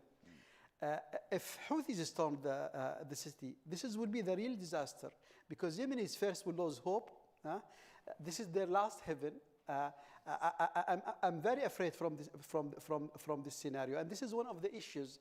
As we are now here in the Mediterranean dialogue, we have to emphasize and focus on these issues, because this is one of the mutual interests that we have to pay more attention, not by saying, well, what's happening in Yemen will not affect this part of the world. Secondly, we have very important issues concerning the environmental security, which is the sulfur tanker. You know, more than 1 million barrel of oil in a very old tanker, potential international risk. If that split out or an explosion happen, this will affect the Red Sea, and it will reach the Mediterranean. Houthis now for 5 years refusing to give access to the UN teams, technical teams, to evaluate the situation of the tanker and to do the required maintenance. This is second issues, I think, concern both of us, I mean, in the Red Sea region and the Mediterranean. The third very important things, which is the international maritime. Houthis look to the threats that the sea mine and the land mines that they are throwing in the sea, and this how affect the international maritimes. This is issues. Yes, you can see it from our perspective as Yemeni problem, but this is affecting severely the region and the entire world. Well, you pointed out, I mean, that Marib is crucial. So it is as if you were saying, I mean, we can't come to a ceasefire till the situation in Marib has been, there is an end to the war, the conflict in Marib. And at the moment, do you see it possible that Marib's conflict can end through diplomatic talks, or it will be fought on the ground? What do you think, Minister? I think, if there is a will, we can reach ceasefire tomorrow. Yeah, of course, but if there is the will, peace can happen tomorrow in the world. But there is a party who refused to do this. For me, Marib is a cornerstone. If the fighting continue in Marib and Houthis think that they can make a military victory, this will collapse the entire peace process, and it will have very negative impact in everything. How worried are you, Dr. Lender-King, about that Marib could bring things to topple if it's not, there's no diplomatic solution to it? Well, we do, publicly, as I mentioned, we really, and many other countries, by the way, this is a united worldview. I think if you look at the P5, you look at the UN Security Council statements that it has issued about Marib, there are only two countries, I think, that want to see, or one, that's Iran, that wants to see, this offensive perpetuated. So the Houthis are really going against the current of world opinion here. And this is seen as sort of a test case here of Houthi willingness to, move away from a military solution into a political solution. They've been talking about and pursuing Marib for a long time. It's not just this year, but it was last year. But there are renewed offensives here, and they're pursuing it very vigorously now. We have indications that they have no intention of stopping. By the way, they're taking casualties at twice the rate of the other side. And they're, recruiting young men from the villages, often through intimidation and pressure. The Houthis control about 80% of the population of Yemen. So they have a supply of the population that they continue to forcibly recruit. And of course, the battle is tinged with these sort of messianic pronouncements rooted in Islam and the history of Yemen as a way of inspiring people to continue to fight. but it is very costly for the Houthis, and by extension, it's very costly for the Yemeni people to be recruited into this effort and sent to the front lines. And then the Saudi-led coalition is there. This is really a point where if everybody's serious about de-escalation, it should happen here. I'm skeptical that the Houthis will, internalize that, but I think their pursuit of a military solution is exposed here in the Marib conflict, and there is a lot at stake. I think, as the minister points out, we need to use this diplomatic space while we have it to continue to drive for a political solution. That's where our efforts, the UN efforts, the efforts of the GCC, the Gulf Cooperation Council, whom we've spent a lot of time with in the last few months, particularly going back to Secretary Blinken's meeting with the GCC ministers at the UN General Assembly in September. We will do that again soon. The GCC has a role here as a regional center that is getting back on its feet after 4 years of rift and reuniting, and can play a helpful role. All by which to say that the international community, I think, should continue its efforts to push for a political solution, which means the end of the offensive in Marib. Well, I do gather that you're rather worried. Dr. Mubarak, how worried are you? Because I think there's a lot at stake exactly now in Marib. Do you think that it will come to a ceasefire or not? Because I do think that we only have few months ahead to see if it can come to a ceasefire or not. Do you agree with that? I repeated that our aim, we are very keen to have ceasefire. We are also very confident that we can defend Marib, our troops, our tribes, resistance elements there. Marib, it can be turning points, in this war. Houthis, since the beginning of the war, every time they announced that next week they're going to storm and enter the city, they didn't succeed. But yet, our problem is with their illusions. They have this kind of illusions full with ideology. For that reason, they don't want to stop. You know why? Because they didn't, there is no real interest for them for peace, because they want more time. He just mentioned that the numbers of kids that they are sending them to the front line. If I share with you just what type of materials that they are teaching now our kids at the school or at the summer course, what they call it summer course. Last summer, they announced that they recruited 60,000 Yemeni kids. And if you see, even when they teach them math, calculation, it's about how much they're gonna kill American, Jewish, the other Yemenis, the other schools of Islam. And this is what concerns us even more, the humanitarian tragedy that we have now, even more than the life that we lose, which is, important. Of course, fundamentalism is there and it will spread. We had the same things in the 90s with the Taliban's book on maths. And no one is paying attention to that, because even if we end the war tomorrow, this is something will stay with us generation to come, and we will suffer from it. For we have real interest to end the war, because we don't want that to expand. We concern more about our social fabric, about the future of our kids, the education. So we will work, we will not spare any efforts to end this war. So any chance, any opportunity for peace, we will jump to it. Since we are here now in Rome, last question to you both. Of course, what could Europe's role be? Is there, this is a regional conflict that has implications, as Dr. Lenderking told us, reminded us, worldwide. Can Europe have a role? Is it having one or not? Definitely. Political, economical, humanitarian roles. First, I call for an integral or integrated approach, because now it's only humanitarian concern and approach. What I'm calling for is more political, economical, and humanitarian approach, and adopt. This is the right time to adopt this comprehensive approach, not just one angle. Politically, I mean, we need Europe to voicing that and to send strong message to the Houthis and to the Iranian.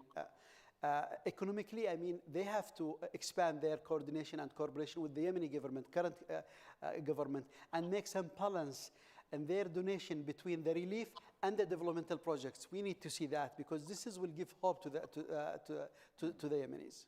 Did you get answers to those questions? Sorry? Did you get any? Well, we are trying. Okay. You know, I made two European tours. I can say that, you know, I noticed change in the narrative.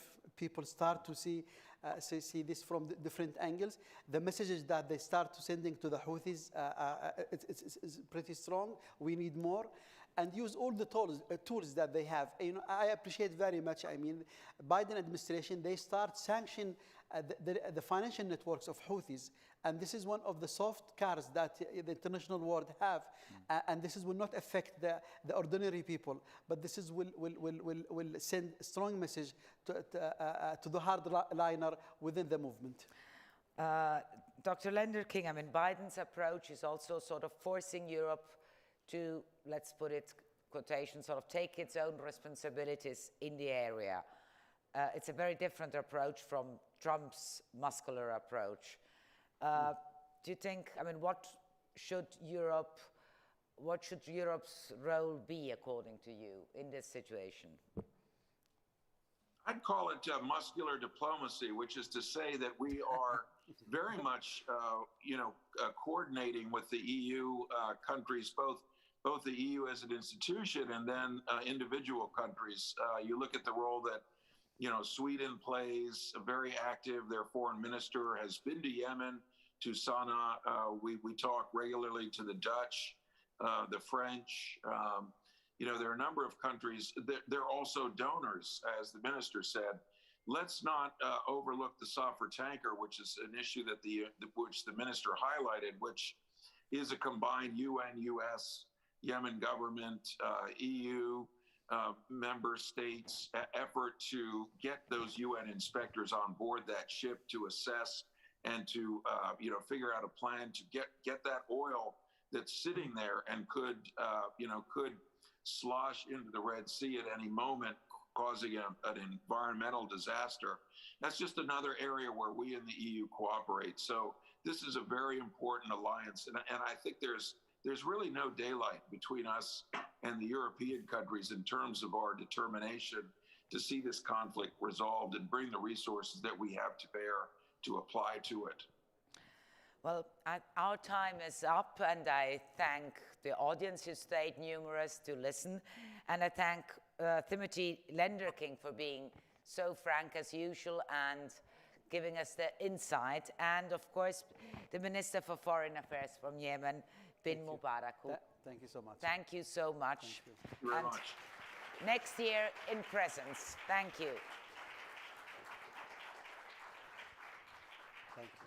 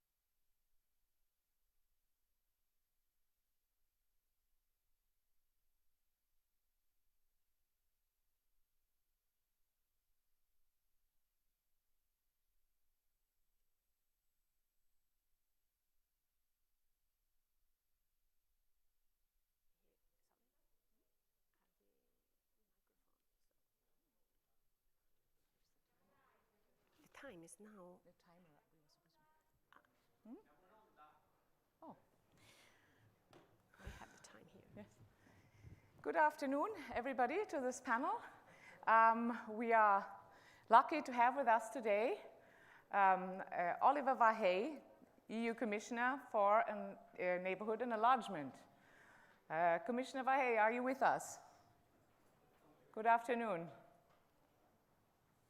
We don't see him, but probably he's there.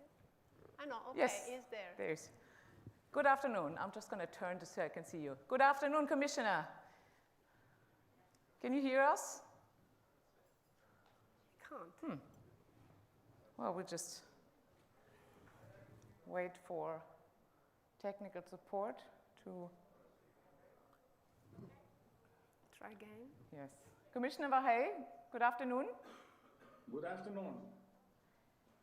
Can you hear us? Yes, I can. Can you hear me? That's great. Perhaps we can switch, put the volume a little higher so we can hear you well as well. Commissioner Vahey, thank you for joining us here today at the Med Dialogues. Let us, if I may, perhaps dive right into the questions. Commissioner, earlier this year, the Commission published the new agenda for the Mediterranean. And I think that many people here in the audience of the Med Dialogues have lived through several rounds of neighborhood policy reviews over those years. I think most of us have read the communication. And there is more money, there always is, but perhaps on the qualitative side, could you tell us and our audience, perhaps just in a few points, what the qualitative novelty of this approach is? What is different about this new agenda? What's the new bit in it? Well, first of all, this new partnership which we are creating with our southern neighborhood is first of all created together. So it's a common effort, not only in terms of its implementation, but also in its design. So this is one big novelty, because we want ownership, and we want Europe to be relevant in the southern neighborhood, which has not always been the case.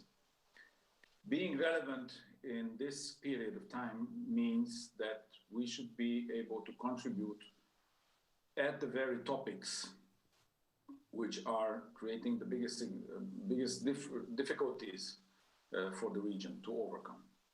What do I have in mind? I have in mind, of course, the pandemic, and I have in mind especially the economic recovery after the pandemic. This is a unanimous plea to us from the southern neighborhood, so that Europe should be much more present in that. Europe should also be much more present when it comes to them addressing the long-term, mid-term challenges, like the challenges related to the youth, how to create opportunities for the youth, be it skills, be it jobs, be it long-term social agendas for the youth to be able to feel completely part of the society and also to deliver for their own society. It's the same when it comes to the diversification of the economy. And of course, all this would have to go hand in hand with the reforms that are necessary for any long-term sustainable economy and society in the region. So these are new approaches, significantly new, because I think that what we are delivering in terms of also focusing our investments in these main bottlenecks, we should be able to change the realities on the ground within 4 to 5 years from now. Thank you, Mr. Vahey. Let's talk about COVID. You mentioned COVID and the pandemic. It's the second year that MED is affected by the pandemic. And this year is better because we have the vaccine. Still, some of us is able to attend in presence the meeting. I had a look at the vaccination rate of some of the MENA states, and some of them are incredibly low. 38% of people in Tunisia adult people has been fully vaccinated, 34 in Jordan, to arrive at 5.6 in Libya only, 8% in Egypt, and 2% in Syria. All these countries are members of the European neighborhood policy. So my question is there a special policy to help those countries to improve the rate vaccine, to get access to the vaccine, and also to help them distribute the vaccine, which is not easy? Well, in the southern neighborhood, we have been trying to deliver vaccines through the COVAX initiative, where we are the second biggest donor after the US. And we have delivered millions of doses of vaccines, but I do agree with the comment you made implied in your question, and that is the very low uptake. Unfortunately, this is not only in the southern neighborhood that we see that. We also see this in the Eastern Partnership countries, and we also see it in the Balkans, but we also see it even within Europe in some member states.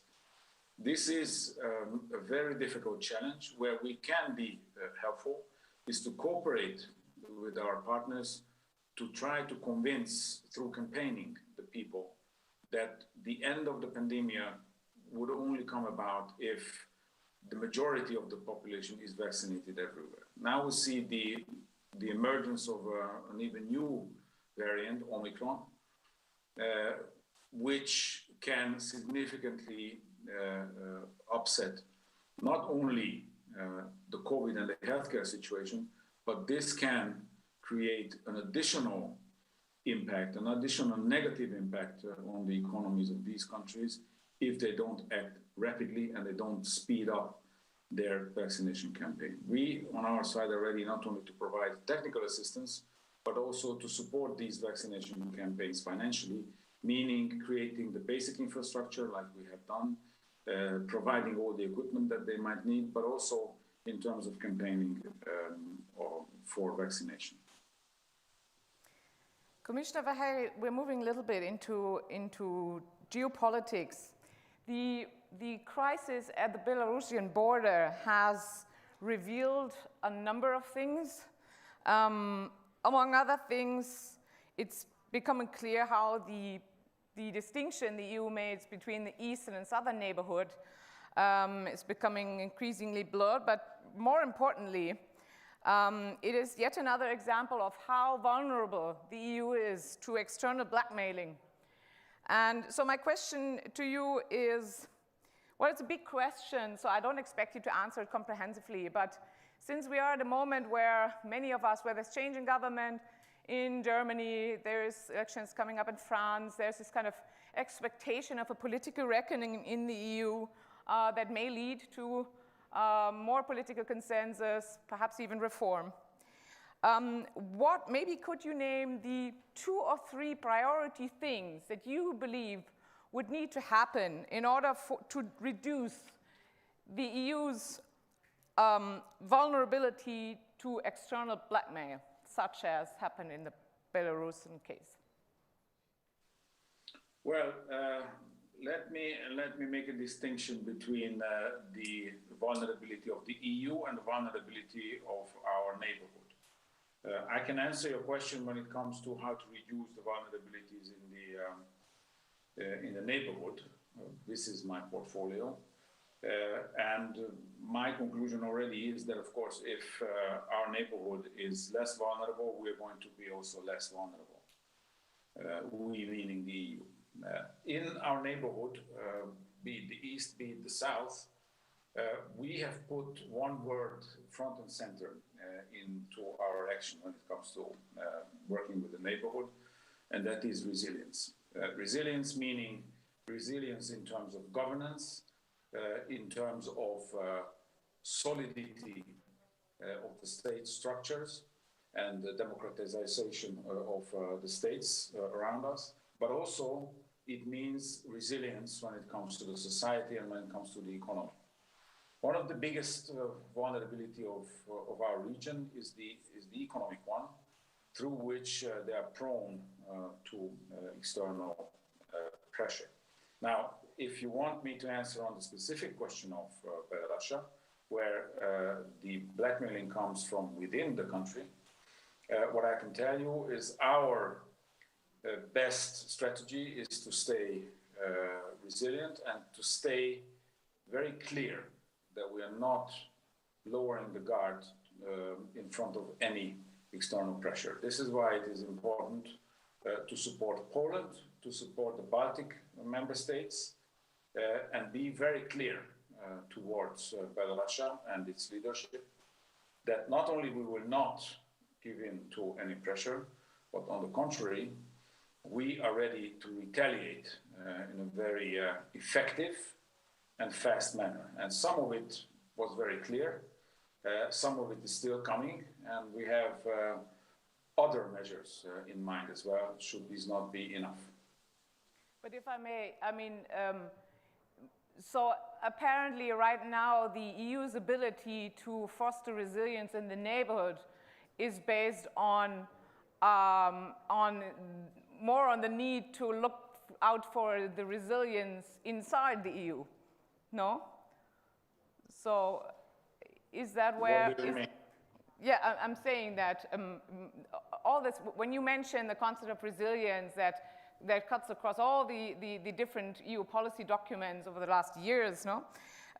It's all good and well, but it seems that the EU right now, and this crisis shows it, and other crises have before that, that there is this integrity gap within the EU that prevents it from fostering, from showing itself as a foreign policy actor that is actually in a position to foster resilience abroad. So in a way, maybe we should more look at home in this sense and foster resilience within the EU in order to enable us to do it outside. No, I argue with your conclusion. I think it's on the contrary. If the Belarusian case has shown something, is that the member states have been not only united, but extremely swift and very consequential in their actions. So I argue with that. We have a clear, united front in the EU. I see no frictions within. On the contrary, what I see is that this time we've been able to move very effectively.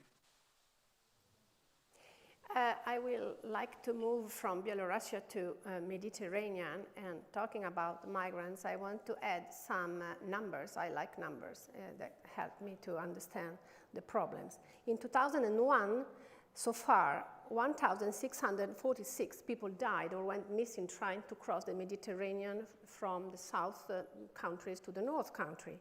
And since 2014, total dead or missing is 22,932 people. The central Mediterranean is the deadliest route. So I would like to ask you, which is the answer of the EU to that numbers? Because fighting irregular migration, fighting smugglers is not enough. Building a wall into the sea is not possible. So what has been done as so far didn't work or didn't work enough. So I want to know your ideas about that, about how to try to govern this problem.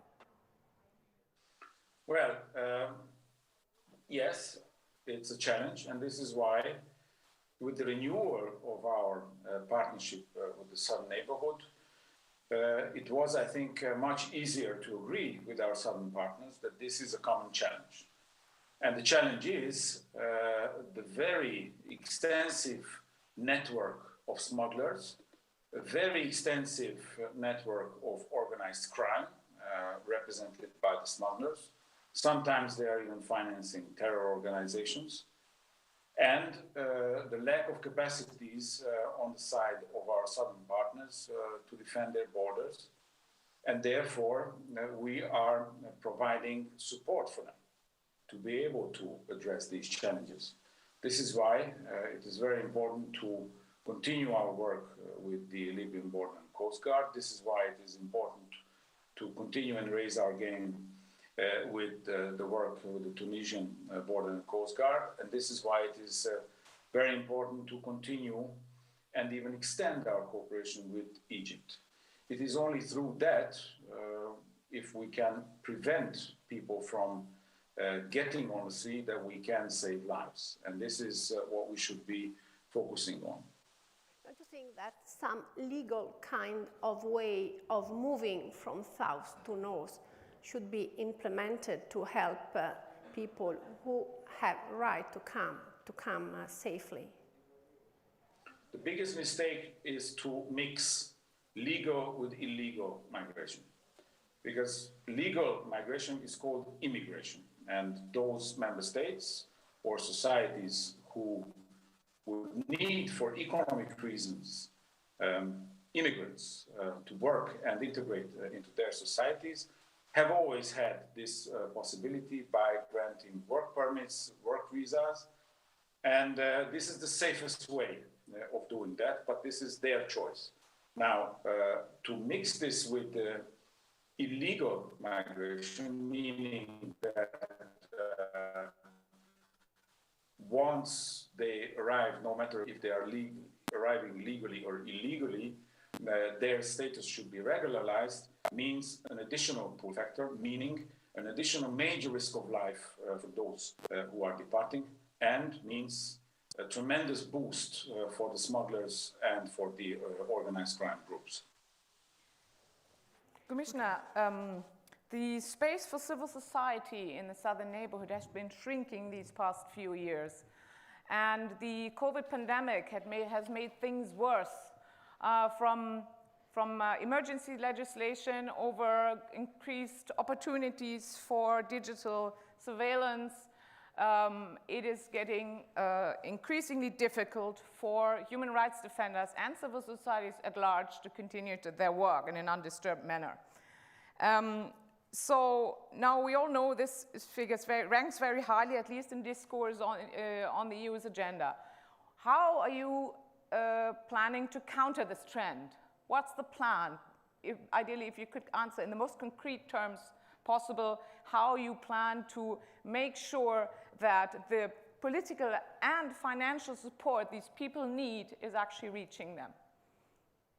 Well, we are continuing our cooperation with the civil society organizations throughout the southern neighborhood. And we have been also increasing, even the budget has decreased, but we have been increasing our funding for this cooperation, because we think that these societies will only change if the civil society is strong and can work. And this is a constant item on our agenda when we discuss with our partners. And this is why also reaching out to the youth and providing opportunities for the youth locally will strengthen this work. And if I may ask, this is prominent in your bilateral conversations, but how about those environments where foreign funding is illegal? How do you make sure that, how do you make sure that the support reaches civil society organizations? I mean, is this part of the funding going to be more prominent, including in volume terms? In volume terms, as I told you, we have raised our contribution there. But I don't understand your question. In the southern neighborhood, our funding reaches the civil society organizations, so we didn't have that problem. Speaking about investment, 2 days ago, the European Commission launched an ambitious plan called Global Gateway, basically a roadmap up to 300 billion until 2027 to support around the world investment in infrastructure, something similar to what China did already with Belt and Road Initiative. Somebody thinks that the European Union just want to copy China without the same means, but I think that maybe there is also the ambitious to do to maybe put less money but more quality, at least listening to von der Leyen. You comment this initiative, you were in Jordan, and you comment saying that the investment of this global gateway will start from our neighborhood, and especially up to 30 billion will be mobilized in public and private investment for the southern neighborhood. You were in Jordan because 2 big projects are already going on. So I would like to know, how does it work? How the private money goes together with the public money? And can you give some example of projects, how they are chosen, what they are affecting, if they respect, I think so, the green sustainability? Tell us more about that. Yes. So the 30 billion euros is everything we can mobilize as investment. You have seen our proposal from last year and also the economic and investment plan from this year for the region, where we have 7 billion euros of grant funding. And we would like to use some of this also to be blended with the guarantee financing, and also to mobilize not only our international financial partners, so the EBRD, the EIB, the IMF, the World Bank, but also to mobilize as much as we can the investment agencies of the member states. And on top of this, of course, to convince our companies to come and invest in the areas that you can see in the economic and investment plans. In the economic and investment plans, we have front-loaded those areas which are of European priorities, but which are the main bottlenecks in front of a modern society and economy in these regions. And I was very pleased to see the big overlap between our ideas. Look at the green agenda. In each and every single country of the southern neighborhood, renewable investments in renewable energy is very high on the agenda, and this is where we will, I hope, very quickly roll out major projects. How to create new major capacities for renewable energy generation, including the generation of green hydrogen, and how to create new links, basically electricity grids towards Europe to provide reliable energy resources, additional energy resources for Europe. This work will only be happening on the ground if we have interest from the private sector. This also means that reforms for the creation of an investors' climate based on the rule of law goes ahead in these countries, because otherwise it will be also very difficult to convince our private investors to come along and to create all these investments. It's going to be a very complex exercise, but I see, judging from Jordan, you have seen the 2 big projects that we are front-loading now, the King Hussein Bridge that is connecting Jordan with the West Bank, and the Aqaba Amman water desalination plan and water conveyor to feed Amman with fresh water, where water is the biggest challenge. Or I could look into Egypt, the new green sprinkling system for the agriculture, and I could go on. We have a lot of projects in the pipeline that we hope to deliver very, very soon. And I forgot to answer your question when it comes to a competition with China. It's not a competition, because what Europe is offering, no one else does. We're offering grants as opposed to loans. We are offering additional economic opportunities, and we are offering long-term prosperity, growth and jobs for these countries with no strings attached. Our only plea is the investors' climate, and of course that the reforms leading to a sustainable society goes on hand in hand with all these investments. Commissioner, we have many more questions, but unfortunately we've come to the end of the time. Thank you so much for joining us. Thank you. Bye-bye.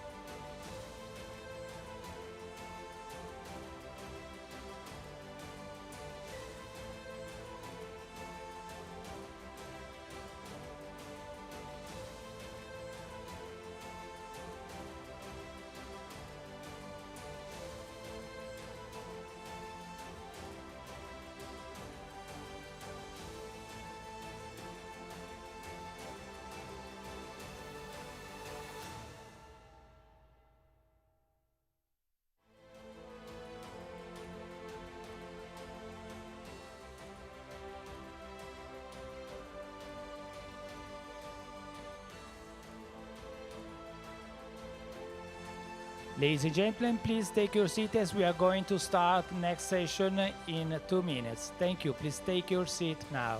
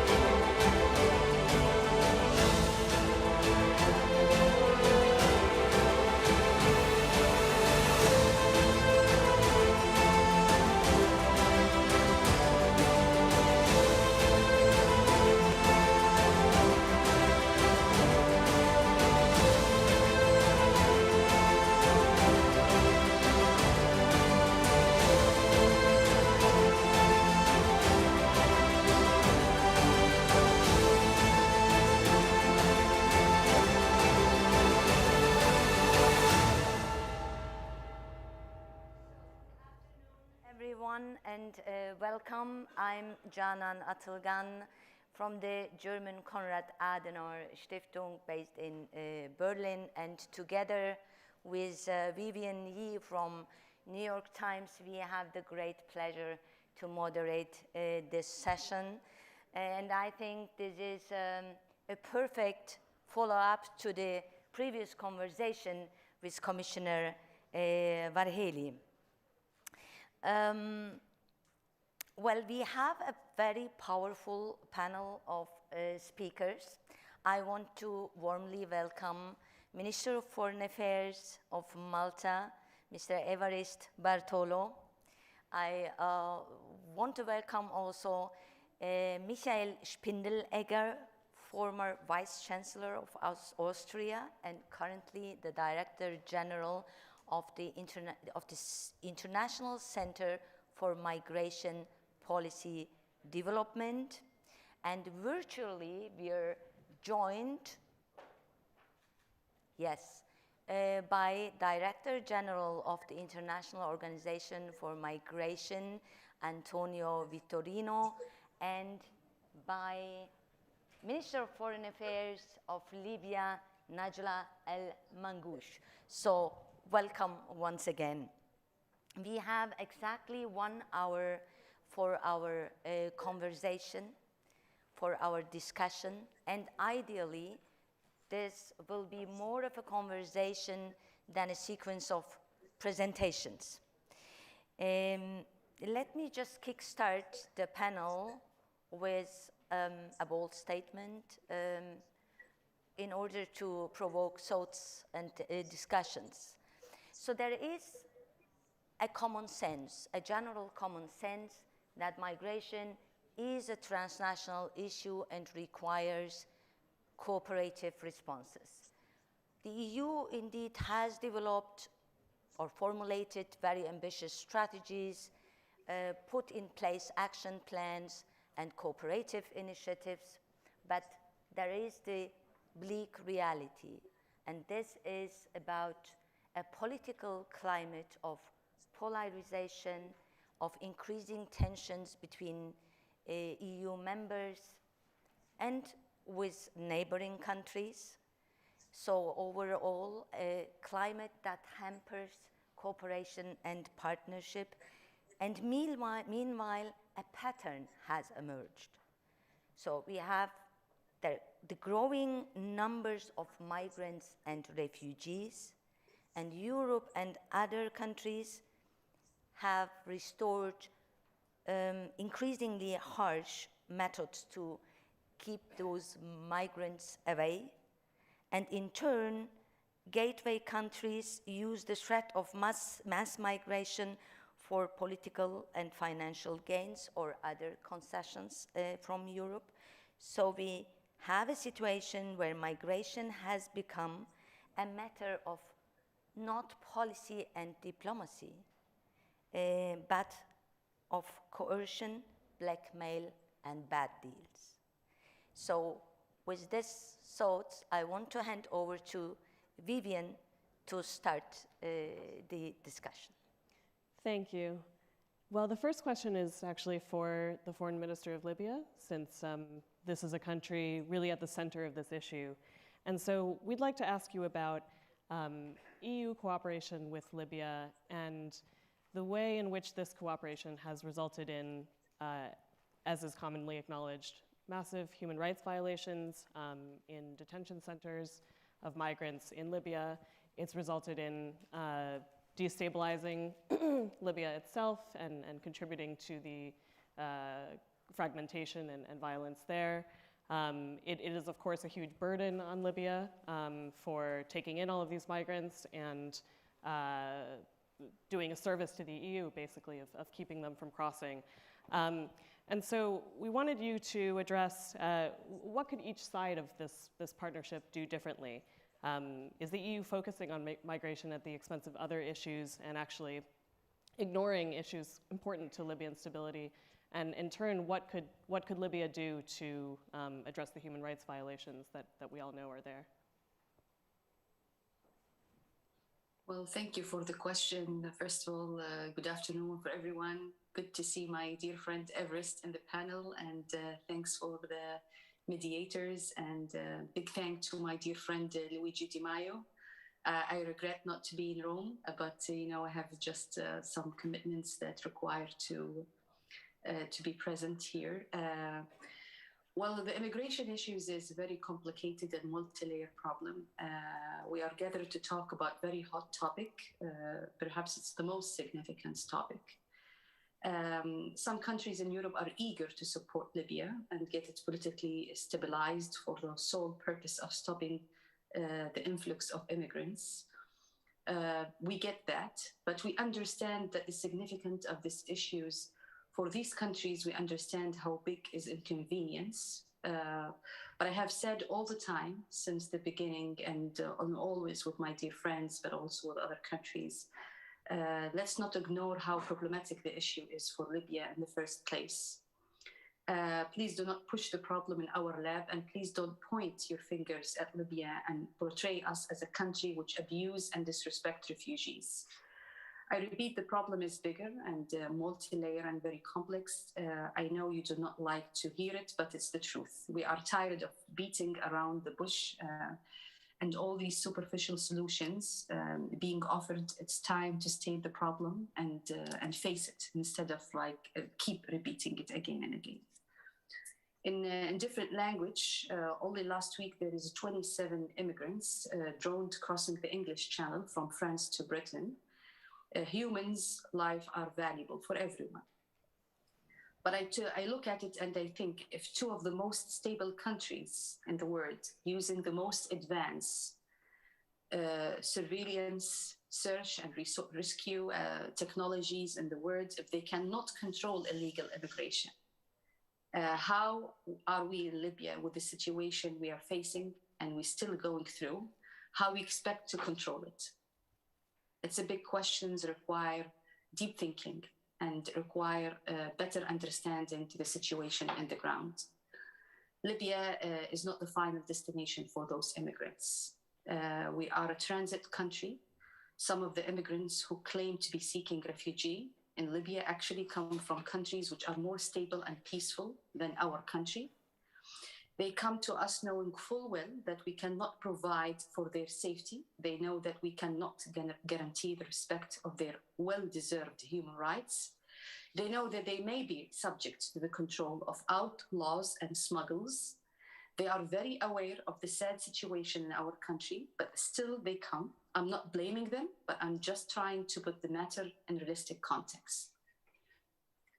So again, I think the solutions, answering the questions of Vivian, have been always provided, but I think it's always been superficial, just to be honest. They were just for the cause of serving the agenda of the EU and the perspective of the EU. It wasn't actually a deep matter to understand the problematic without it. What really we know, and what really we need, just to make it short and make it clear, I wish this event where a lot of people, they are interested and they're willing to understand the situation, but also to implement strategies that are more useful and sufficient. That we had enough talk in the media by our European partners about how much money was given to Libya to stop illegal immigration. All of that did not help in the past and will never help in the future. We Libyans know how to fix this problem. We understand it very well, so please listen to us when we tell what we really need. Because what we need is very clear and very easy to think about and implement. We need vetting immigrants at our southern borders in ways which respect their dignity and human rights. And we need surveillance technology that help us to secure our borders. So for example, if we think about our sharing borders between us and Chad, it's more than 1,000 kilometers. Just think about it in the desert, in that difficult circumstances and environment, how we can secure the borders with this capacity and with this limited resources. Above that, with the security situation in the ground. So I hope this has answered your question. Thank you. Thank you, Minister Mangoush. As I understand, you won't be able to stay with us for the remaining discussions, but that was a very powerful statement, and I think you sort of set the scene for our debate now. Well, thank you so much. Again, I would love to hear the rest of the conversation. But I thought it's very important just to highlight the main themes, the main concept that we are sharing today. And I believe my dear Everest and Luigi, both of us at the same boat, and they understand the complexity of the picture and that this matter is really global crisis that need to be understood in a different way so we can solve these issues. And thank you so much for your deep listening and for inviting me. Thank you. Thank you, Foreign Minister Mangoush. Thank you. Bye. We turn now to the Director General of the International Organization for Migration, Mr. Vittorino. And we would like you to further set the table for us in terms of giving us a picture of how things have changed in the migration picture across the Mediterranean since the advent of COVID-19, which, as we know, has changed so many things throughout the world.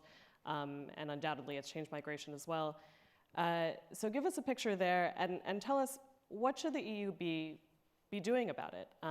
Is the current status quo of that the foreign minister of Libya just described, is that actually discouraging anyone from crossing the Mediterranean, or are we looking for new solutions? And what real non-superficial solutions, as she mentioned, could there actually be to this problem? Hello, good afternoon. Thank you so much for the invitation. I regret very much not being able to join you in Rome, being here in freezing Geneva. Yes, indeed, the pandemic has put the world to a halt. It had never happened in the past, but it did not prevent migrants to go on moving.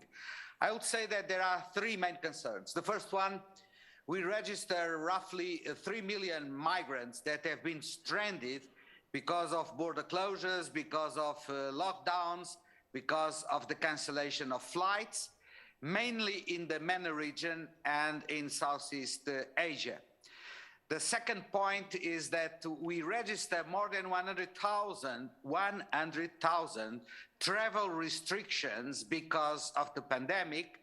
And now that we are witnessing a fourth wave or a fifth wave, we are witnessing the reinstatement of closures of borders or travel restrictions.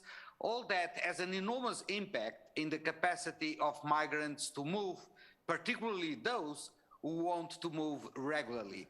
And thirdly, I would say that the pandemic has hit hardest those who are more vulnerable in the societies. And migrants, asylum seekers, and refugees are by definition the weakest link in the chain in our societies.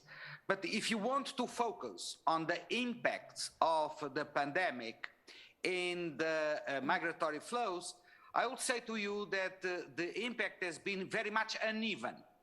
There has been a sharp drop of arrivals to Europe in the Eastern Mediterranean route, but there has been a rise in Central Mediterranean.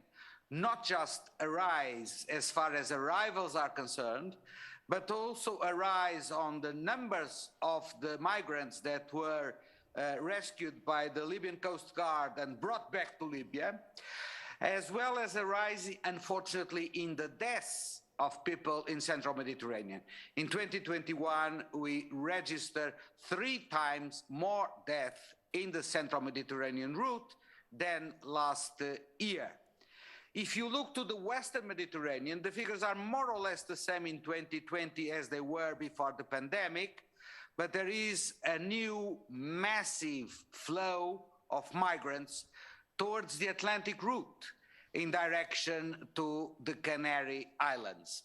So this shows to you that the reality of migration prevails over the impacts of the pandemic, and the flows persist in spite of the fact that they do not behave the same way everywhere.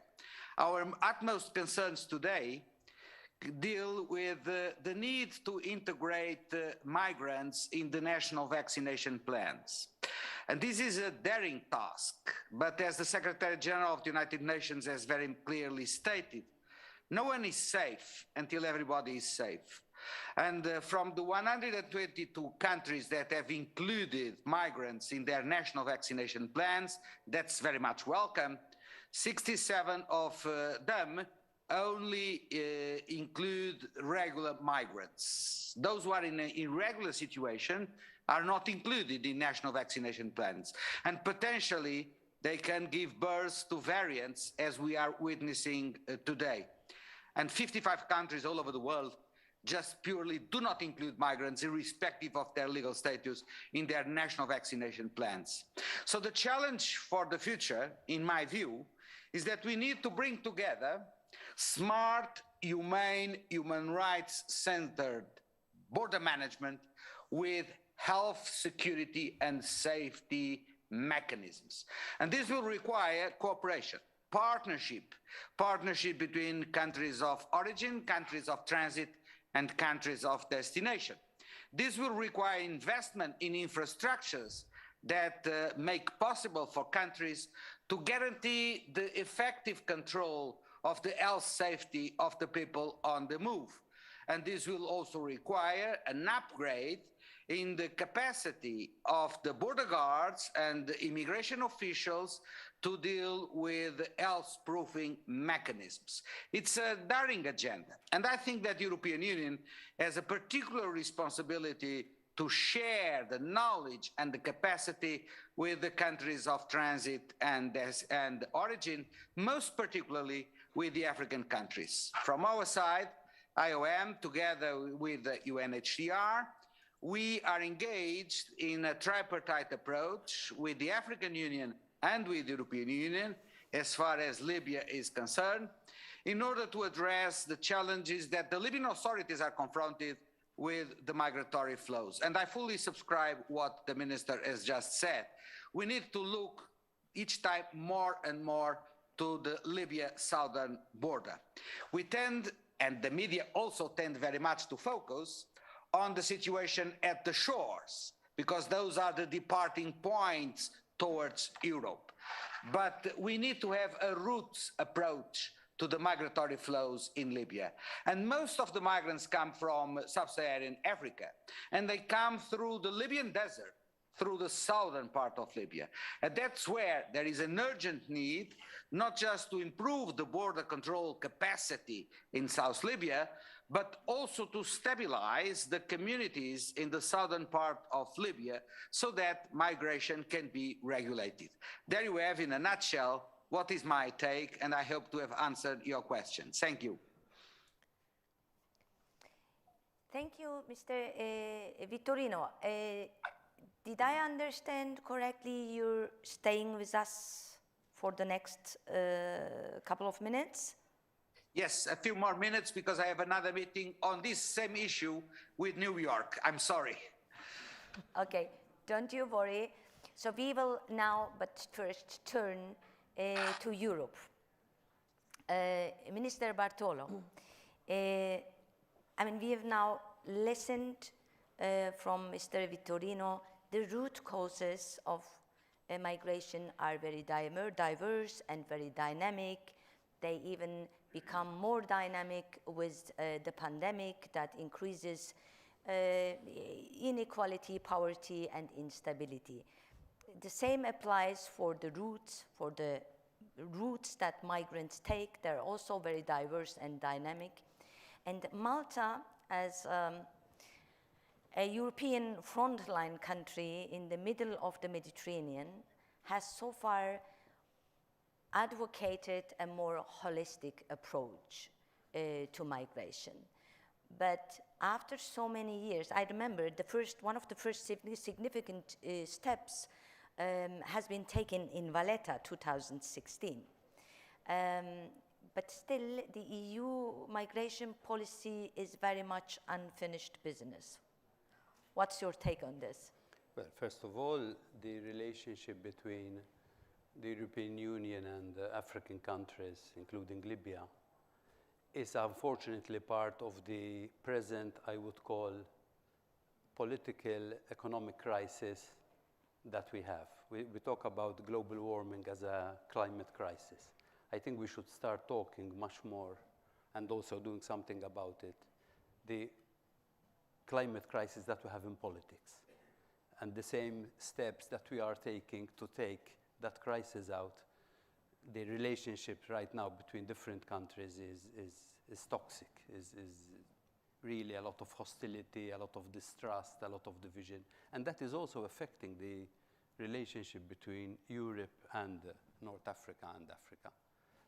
We also have COVID in politics, but to solve it, we need to take away the masks and we need to have no distancing and get together. But then I think, and I agree completely with Minister Mangouche, the way we engage with the Libyans and with the other North African countries, I think is mistaken. I think there is still a colonial hangover. I think there is still a complex of superiority. We talk to them, or we talk at them, and we don't listen. And listening is very important. And I think we should have some humility to reset our relations and to listen and have a common agenda, not simply go and push our agenda onto them, looking only at our selfish reasons. We have to look at this issue, first of all, in a much wider perspective. We keep on discussing migration as a standalone. Migration is not a standalone. Migration is not the cause. Migration is an effect. We need to look at it in terms of economic development, social development. People mostly move because they don't want to stay where they are because they are passing through a very bad time.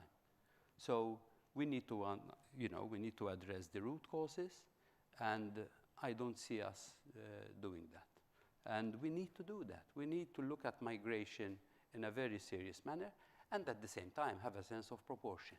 We forget that there are only 10% in the world of the people on the move who are coming to Europe. 90% are in Africa, in Latin America, in Asia. They are in neighboring countries. It's as if we behave as if it's the other way around, as if 90% are coming to Europe and 10% are remaining in the rest of the continents, which is not the case, which is not true. And then this demonization of migrants as if they are the cause of all the problems that we have. And I think it's terrible. I mean, the kind of dialogue that we have, which I don't call it a dialogue, it's a monologue, preaching self-righteously to, telling these countries what they need to do. We need to listen to them. We need to put this issue in a wider context and have the humility that most of the problems that we think are caused by these African and North African countries are, after all, most of them created by European countries, have been created by European countries over different centuries. Even if we look at the situation in Libya, only Obama has had the decency to say that the NATO military intervention was terrible, that it was, yes, take away Gaddafi, and then what happens after? What happens then? No. So, yes, the war was won, but the peace has been lost, and we're still picking up the pieces. So I think we really need to take a good look at ourselves, admit our shortcomings. There is a lot to do, and which can be done. The European Union throws a lot of money over there. Just throwing money is not enough. It's important. But how to spend it? Just one point, and I'll stop here. And again, Minister Mangouche was very clear, and I think even Mr. Vittorino was very clear about this. We think that the southern border of the European Union is Spain, Italy, Malta. The southern border of the European Union is in Fazan. It's the southern border that Libya has with Chad and with Sudan and with the other countries. And we think that we are going to solve the problem by stopping people from leaving the coast. First of all, we should look at what is happening in Africa and have decent economic relations with Africa, not to create more imbalance. Because we take everything away from Africa: illicit funds, profits, resources. We are also now very, very happily saying that we have a talent partnership program to take away their best brains and to take away their best talent. Then at the same time, we expect them to create wealth, to create jobs, when the demographic balance between Europe and Africa is 1:8. For every baby born in Europe, 8 are born in Africa. Where are the jobs going to come from? Where is the economic development going to come from if we keep on exporting manufactured products to them and importing only primary products? So really, migration has to be looked at within a social, economic, political, cultural perspective. Until we start doing that, people will keep on drowning in the Mediterranean. People will keep on being treated badly. But we need to sit down with humility and not talk only and write that we want to be equal partners. Think differently, talk differently, listen and behave differently. Then we will start getting to grips with this issue. Mr. Spindelegger, Mr. Bartolo repeatedly said we need to talk to our neighbors on same eye level. We need to better cooperate, and we should stop looking at migration as a threat to Europe. So now the question to you is how to get all European Union member states on board for such an ambitious goal? That's an interesting question, of course. Thank you very much for that, because there is not one single answer to that. Of course, you have to see that this picture of migration is not black and white. And I think more and more European states understand that. And if you look back 1 year, Poland never would have been thinking that they will get on their border side such a migration flow from Belarus. So you are never safe because flows are changing, they are going to different directions, and you have to look forward, what is the overall concept? And I think with that, we have to look, what do we mean by partnership? As Minister Bartolo said, I think the first element for real partnership is to look what is the common understanding of the situation. And this means not only to look from your eyes to the issues, but also to look through the eyes of your counterpart and to find a common agenda. If you have that, you need the second element, and this is to have a permanent political dialogue, because if you are just sitting once together and finding maybe an answer to one of the issues, you will not find really satisfaction with that. You need to sit down regularly, and you have to look always what are the challenges today and tomorrow, and what can we do with that. And the third element is then the implementation. Also, this is most important, because finding an answer is not enough. You need to find programs and projects, how to deal with that in practice, so that something can change on the ground. And I totally agree what Minister Bartolo said. We have to look to the countries of origin. We have to find a real migration partnership with different elements. And this is always about how to fight together against irregular migration. I think this is needed because nobody can be satisfied with irregular migration. For that, you need much speedier procedures just to look if somebody needs protection or not. And also the consequence if somebody is rejected and is not a real asylum seeker, how to bring them back. Return is an issue. But on the other side, you also need to look what are the legal pathways. How can you come on a legal way to work for a certain period in Europe? And I think with that, there is a need for more discussion among all the different members of European Union. But I think we have to look at this. There are some efforts, because nowadays everybody, I think, agrees that we have to fight together against irregular migration, and that we have to find also good solutions in a partnership with the countries of origin. Thank you for that, Mr. Spindeleger, excuse me. So you actually segued perfectly into our next topic, which is how do we support alternative, regular pathways to migration. We've talked about this for years, nothing ever comes of it. What are some, are there innovative solutions that either of you see anywhere in the EU where things are already moving on this front, or is it all paralyzed? And if there are no solutions so far, what could we be doing better in order to facilitate migration for economic purposes, where Europe needs these migrants for jobs and for labor? What could we be doing better? Mm-hmm. If I may start, Mr. Minister, I give you one concrete example. I think you have to try out. This is not one solution for every country. You have to look what you could do concretely in one of these partnerships with specific countries. So what we have been doing and what we are doing at the moment as ICMPD is to work for special relationship between countries. In my example, it is Austria together with Nigeria, because we had a situation that so many Nigerians came to Austria asking for asylum and were rejected at the end.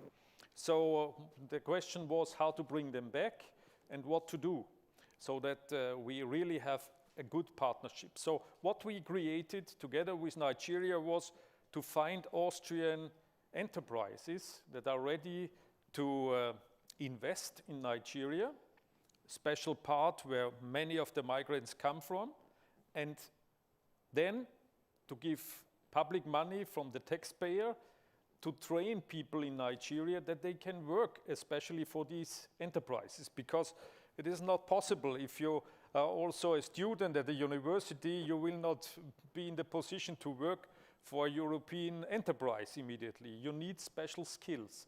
So we started with that, and at the end, of course, we will not just train the people working for these enterprises, we will put also a third element, and this is a startup center. So if people have got the special skills as a plumber or, I don't know, electrician, then they should also be in the position to start their own business with a special loan, and then, of course, something could start in the country with more workplaces. And just to make the story short, with that project, we brought a very better understanding between the states. And now, of course, also this return from people that are not accepted as asylum seekers in Austria to Nigeria is working perfectly. And with that, I think the whole relationship has changed.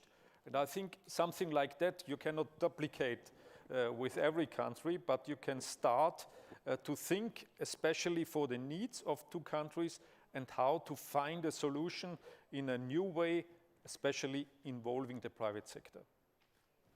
I think I agree totally with what you're saying. There isn't a one-size-fits-all. Every country, not even more than country, every case has to be seen specifically and design a program for it.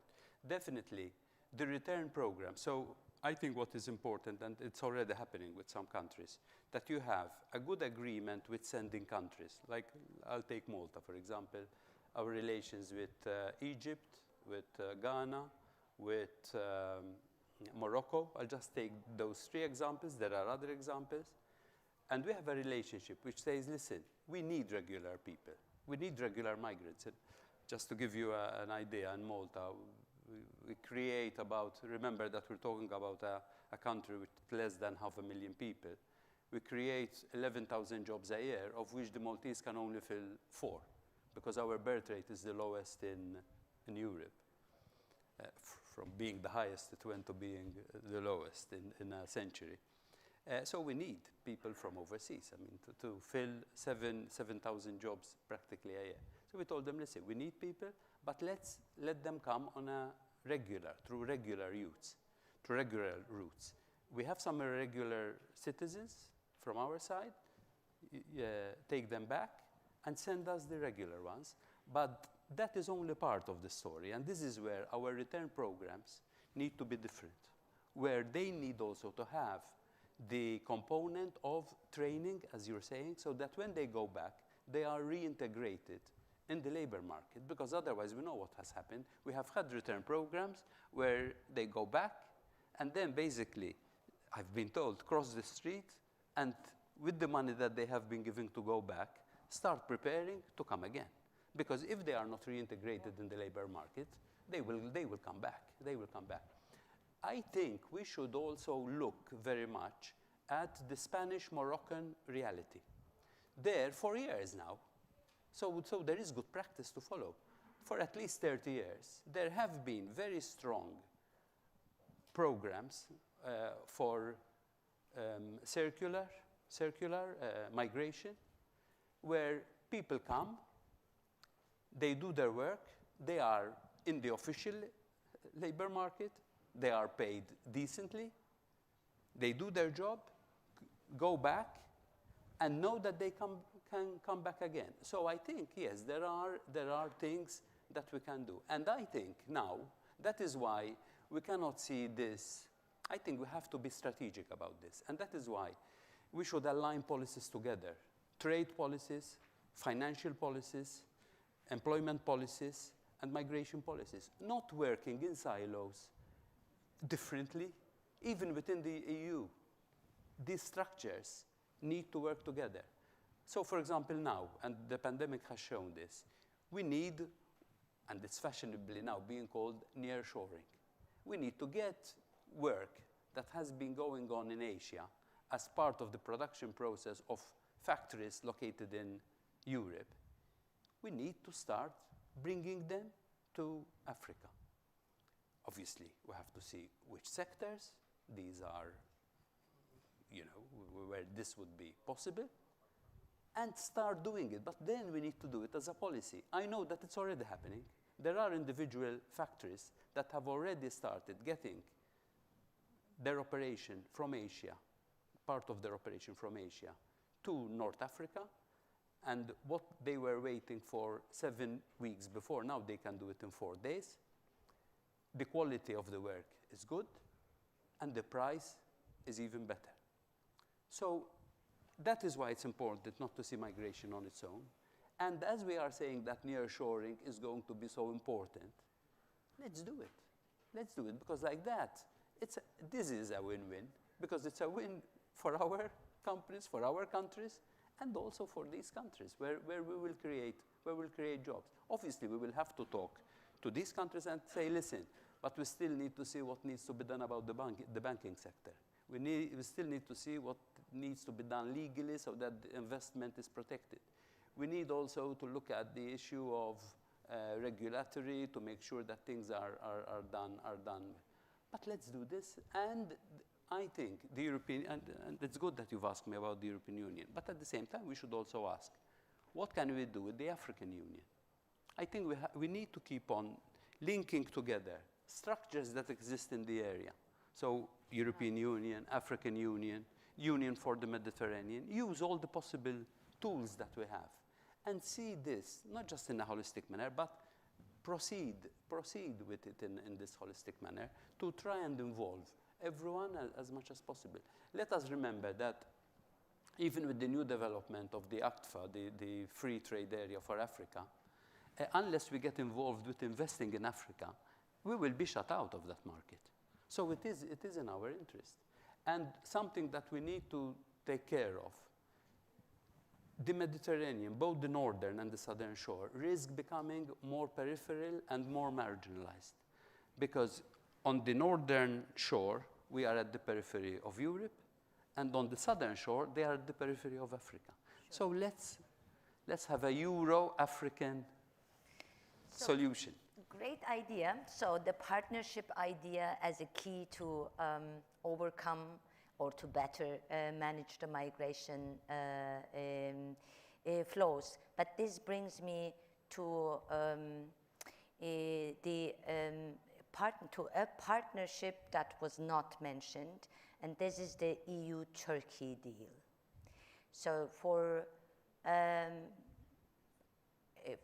most of the people assessing the EU-Turkey deal, the deal has been a success. I think Mr. Vitorino has confirmed by talking about the low numbers, the low crossings via the Eastern Mediterranean route. But on the other side, there's lots of skepticism within the EU with regard to the idea of renewing, updating the deal. So, I mean, if we need partnerships, why is this partnership with Turkey so much under criticism? I don't think it should be under criticism. I think the agreement is important and it should work. Let us also remember, to be fair to the Egyptians, that Egypt, although it doesn't have such an agreement, helps to keeps about, I think, 5 million to 6 million people in Egypt. At the same time, please keep in mind, though, that migration has started from the Eastern Mediterranean. It has increased in the last month, but they are not registered as the Eastern route because they're coming central. So numbers that are not being counted as the Eastern route. But that was mainly about the Syrian refugees, and No, I think the route was Benghazi. clear. No, now I'm talking about Benghazi.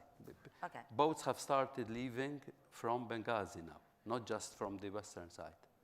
So I think we should have such agreements. I would say not just with Turkey. If there are parts of it that doesn't work or that we are dissatisfied with, let's see what they are and address them. But we need such agreements.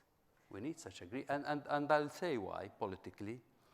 We need to take care of both the rights of regular and irregular migrants and treat them as human beings with dignity and with their rights, definitely. But let us also take in consideration the rights of the citizens of incoming countries, because otherwise we'll have a tragic divide. Those who want only the human rights of migrants will take care of the human rights of migrants. The populists will take care of the rights of citizens, and they will play the migration card. So let's have a realistic, of both, and we need such agreements. Yeah, exactly, because we've been talking about revitalizing partnerships. This is also the title of our panel. Mr. Spindelegger, would you praise the Turkey-EU deal as a role model for future partnerships? I think you cannot duplicate. We said that before. So you have always to look what are special needs for a country dealing with European Union. We have this deal. We have spent 2 times 3 billion euros. It's not everything finalized, but the agreement has to be renewed. And there are still negotiations ongoing, but I think there's clear need to have a next step very soon, because we have still nearly 4 million refugees being situated in Turkey from Syria.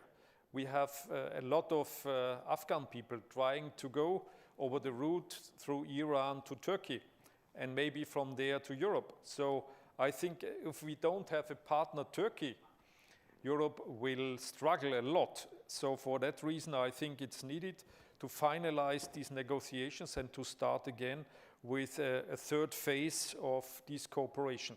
Of course, with other countries, maybe this is a little bit different. I think we have also to look to Lebanon at the moment because of situation there, to Jordan. We know about all these issues about migration flows that could come to Europe, also about the route through Cyprus. So I think there is a challenge, and I think to announce this, next year will be a real year of next migration flows to Europe, so we have to be prepared. Yes. And I think what is worrying is what's happening also, and it's good that you've mentioned Lebanon and Jordan, also for the situation of the Palestinian refugees. If the agreement, if the funds for UNRWA, for the United Nations Relief Agency for the Palestinians, are not found, we're going to have millions of refugees in more desperate situations, because there isn't the money to pay for the salaries of doctors, of teachers, for the microcredit support system. So what are we going to do? These are also going to be people who cannot have a life over there. So together with Afghanistan and the other unstable situations, we need to look at this in the big picture. To follow up on something each of you has just brought up, a return to the EU-Turkey deal seems to me, at least, to replicate some of the flaws that Minister Al-Mangush was talking about earlier, and also Mr. Vittorio, in terms of, it's throwing money at the problem without perhaps addressing broader issues. How can we avoid, how can we avoid this model of just tit-for-tat money for preventing refugee flows with future iterations of this deal or with other partnerships? Yeah, if I may start, I think what we could do more in future is to look more to the details. So not just to give money to Turkey, that they are giving this money to the refugees, that they are running for the livelihood of people, but how to create that those refugees can start their new life in Turkey with finding their new company, looking about their skills. So we are doing at the moment a project called Enhancer, where we are going not only to give grants to Syrian refugees to start their own enterprise, but also to give some money to Turkish communities that are supporting this step forward and integrating Syrian refugees in starting their new life in Turkey. So I think looking more to the details, how you could create a situation that not only 4 million refugees are staying in Turkey, is an issue where we have to look much more in details how to finalize that. Sorry to interrupt. We have only less than 2 minutes to go, and I mean, we should not leave this stage without us asking you the question about how long will the EU be able to watch the situation at the border with Belarus? Well, the interventions that have been carried out so far, and that is where it was very clear that we need the cooperation of countries like Turkey, of Iraq, of the UAE, of Morocco. The situation is stabilizing a bit, at least compared to the crisis that we were a few days ago.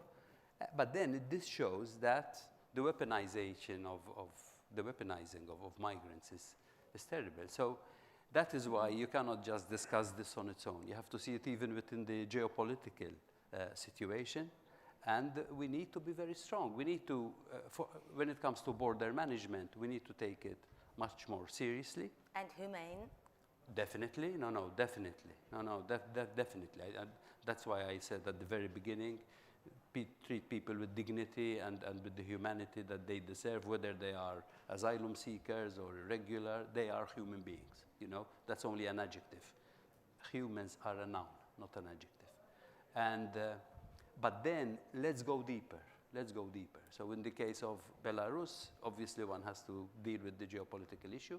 With the case of Libya, we have to look at the southern border and also take on the human traffickers. We didn't have time to discuss human traffickers because human trafficking, one of the reasons is obviously that they have become part of the economy and they make a lot of money. They make a lot of money. So we need to take that even seriously. Well, this has been a fascinating discussion, and I appreciate especially that our panelists were willing to engage in solutions that go beyond the superficial, as we started out with. So thank you all so much for attending. And in closing, I'd just like to quote the minister just now on what he said, that these migrants are human beings as well. And that's something that shouldn't be lost in this discussion. So thank you again for coming. We appreciate it.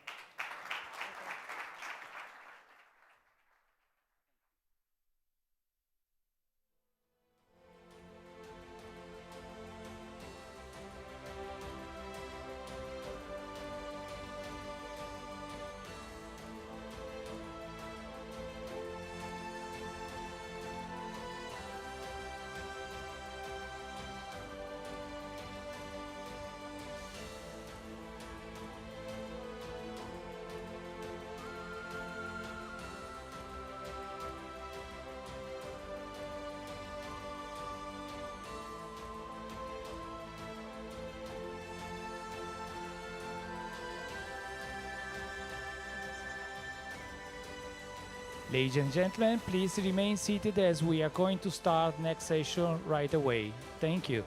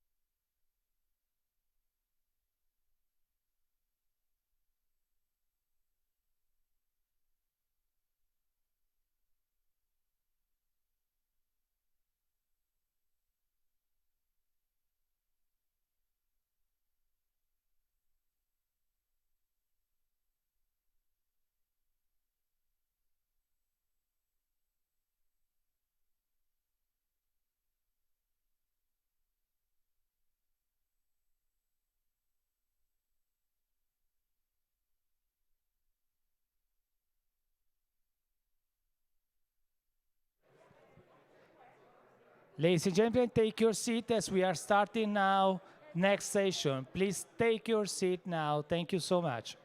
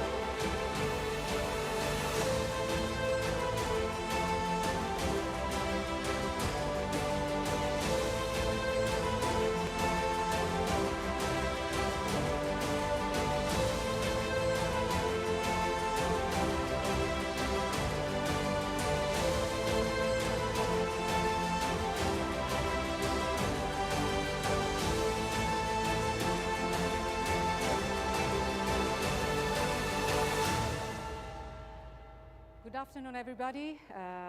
Thank you for being here, and thank you mainly to our guest. Minister Riyad Al-Malki. Is not the first time you're participating to the Med Dialogue, but thank you for being here again, also because it's not very easy now to get out, to get in from where we come from due to restrictions for COVID, so it's always good that we can have the opportunity to come. Okay, I start immediately also because Minister Malki then had other meetings afterward, so we will try to be on time. My first question cannot be not connected what is going on in all around the world, the pandemics. So it's how much Palestinian territories are facing a socio-economic restart, recovers due to the pandemic, but also not only for this, please. Look, the Palestinian economy has been hit very hard since President Trump took office, back in 2017. And he decided to cut completely all financial contribution from the US administration to the Palestinian Authority. And after that, he also asked through his son-in-law many other countries, including Arab countries, to stop providing financial support to the Palestinian Authority. So we were hit very hard. Our economy was very difficult due to the lack of contribution and funds. You know that the Palestinian economy is not independent in a way where we master our own resources and develop our own economy the way that we want it to be. We do not control our own natural resources, and Israel controls all exits and entrance to the Palestinian authorities. In terms of even importing and exporting, we have to do it through Israel. And that's why the economy has been hit very hard as a result of Israeli restrictions, as a result of Americans' cut to their financial contribution. And then, the pandemic came. And with the limited resources that we managed to have, were diverted completely to face the pandemic and to respond to the immediate needs in order really to buy vaccines and many others. We are not a member of the European Union, where Italy received $220 billion from the EU in order to face the pandemic, or any other country. We did not get any funds from any country at all, and that's why with so much limited resources, we had to channel all these resources, to face the pandemic. And that's why it was on the expense of our infrastructures, it was on the expense of different projects, it was on the expense of really education, building schools, roads, and what have you. So yes, we faced tremendous situation, and we are still, until today, facing the same kind of conditions. You were talking about the reduction by the Arab countries, and among these Arab countries, there are also the countries that are participating to the Abraham agreements, the accords. So how much you're interested also in the future developments of these agreements and how this is affecting the Palestinians? Look, when it comes to Abraham agreements, of course, we made our position very clear from the beginning. And we said that these agreements were not, discussed with us in priori, no discussion whatsoever. And as a result, we do not believe that the intentions of these agreements were to serve, the interests of the Palestinians in any way. They violated, of course, resolutions that were passed by the collective Arab bodies, especially in the different, Arab summits, when it comes to the Arab Peace Initiative and others. So obviously, these Abraham Accords came as a surprise to us in that sense. Now, if you take country per country, obviously, these countries in the previous years, they have stopped, providing any financial contribution to the Palestinian economy. So we were not affected by such agreements in any way when it comes to, cutting financial contribution. Because the countries who have really signed Abraham Accords are countries who stopped for a long time providing any kind of financial assistance to the Palestinian Authority. And we were relying on other countries within the Arab world who did not sign on these agreements, and other countries from the European Union as a body, or European Union as individual countries, plus other countries around the world. So the Abraham Accords did not affect, in any way, our financial standing at all, but really affected very much, of course, the relationship that we have had with such countries, because, it has distanced us from them and them from us in a way that, we have seen them embracing Israel, in a way that's very strange to not only to a Palestinian, but to all other Arab countries. They entered into strategic kind of partnership. And of course, the Palestinian issue has disappeared completely when it comes to such relationship between the normalizing Arab countries and the State of Israel. Israel wanted from day one to bypass the issue of Palestine, to ignore the Palestinian issue, and to say that, the problem with the Arabs is not ending the Israeli occupation of the Palestinian occupied territory and the establishment of an independent Palestinian state, but, it's only a matter of, bringing out, this hidden kind of relationship with different Arab countries. And so with such normalization of relations, of course, Israel has really proved that the issue of Palestine is not a priority and to such Arab countries, and that Israel could reach out to the Arabs and even sign peace agreements without any need to talk about Palestine or to pay any price in favor of reducing the suffering of the Palestinian people or ending its occupation, long-term occupation of the Palestinian territories that really started back in 1967. There is a new government in Israel, a total different government. Prime Minister Bennett said, with me, there is no opening for the peace process and no annexation of new territories. But we know there is a strong intervention by the new US administration. Do you think it's enough? What's next? Look, I don't buy any statements that Bennett says when it comes to Palestine. You said that he said that there will be no annexation, but every day there are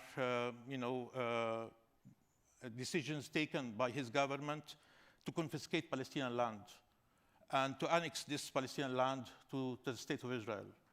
Every day. For example, few days ago, this project of the Jerusalem municipality to get new 9,000 units has been stopped. So something. No, not necessarily stopped. Just postponed. No, yeah. Well, even postponed. What's important about it is that every day the so-called Jerusalem municipality expands its borders on the expense of the Palestinian occupied territory. What that really means? It means, practical annexation.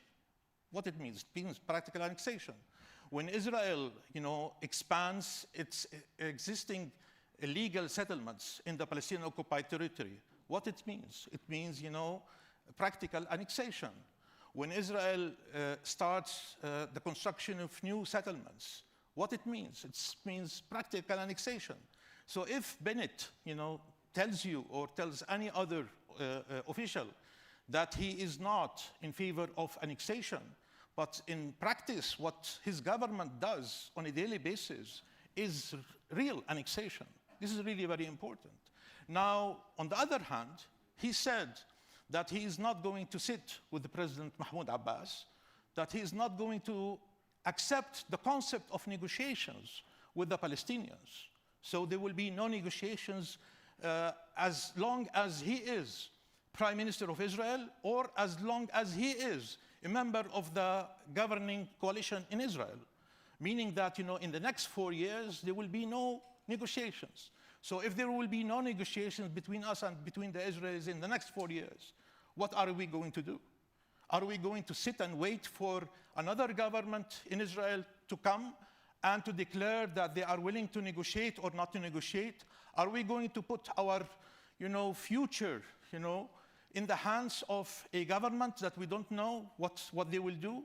And who is going to guarantee to me that while there will be no negotiations for the next 4 years, that the current Israeli government is not going to confiscate more Palestinian land, build more Israeli settlements, and confiscate more Palestinian territory? So it's very obvious that what we have seen since the current Israeli government took office, that they have accelerated the pace of settlement construction, as you have said. They have really confiscated more private Palestinian land and demolished more Palestinian homes. So it's very clear that, at the time when they are saying no to negotiations, they are creating more facts on the ground, building more realities, and trying really to reach a point where the creation of an independent, viable, contiguous Palestinian state will be totally impossible. So this is really the objective of the current Israeli government. Anyone who will tell me that the current Israeli government is different from the previous one, I will tell you, yes, probably in terms of personalities, but not in terms of policies. In terms of policies, they are doing the same, if not much worse. Because, you know, what Bennett has done, you know, he is the leader of a small party of 6 Knesset members out of 120. And, you know, he, you know, feels that he is in a, competition with Netanyahu. He believes that, you know, Netanyahu shadows is, you know, running behind him. And, you know, he feels that he has to prove himself all the time that he is much worse than Netanyahu when it comes to Palestine. And that's why he came out and said, I'm not going to sit with Palestinian President Mahmoud Abbas, because Netanyahu couldn't say that. So he said, look, I am the one who was able to announce publicly that I'm not going to sit with Palestinian president. I am the only one who announced publicly that I'm against, you know, negotiations. I'm the one who announced publicly that not only that, you know, I am against a Palestinian state, but I will do my utmost to prevent a Palestinian state from taking place. But what about so it's very obvious that, you know, we have a person, Naftali Bennett, who everybody knows who is Naftali Bennett, who is really even to the right of Netanyahu. And, you know, he wants to prove that, you know, he is much worse than Netanyahu when it comes to Palestinians in order for him to be re-elected in any future, you know, Israeli elections. So it's very clear that we as Palestinians, we are paying the price for an internal Israeli politics when it comes to this kind of competition between Bennett and between Netanyahu, and the Palestinian people are the ones who are paying the price for that. So what about the meetings at a high level between Israeli and Palestinian officials? It was 2 years that something like this was not happening. True. So does it make sense? I mean, something is changing on the other side. It's true. This is really, you know, the irony of it. That, you know, at one point... It's just to ease the situation, just to ease life for Palestinians, or not? First of all, they want to sell the new Israeli government as a government that's really different from Netanyahu. The whole world wanted to get rid of Netanyahu. The whole world wanted to get rid of Netanyahu. And everybody was happy that Netanyahu was out. So, you know, they are right now, you know, in love and, you know, with the charm of the new Israeli government. And the international community is willing to accommodate and to accept everything that the new Israeli government does, you know, with the Palestinians, because, you know, the world is happy that they have got rid of Netanyahu.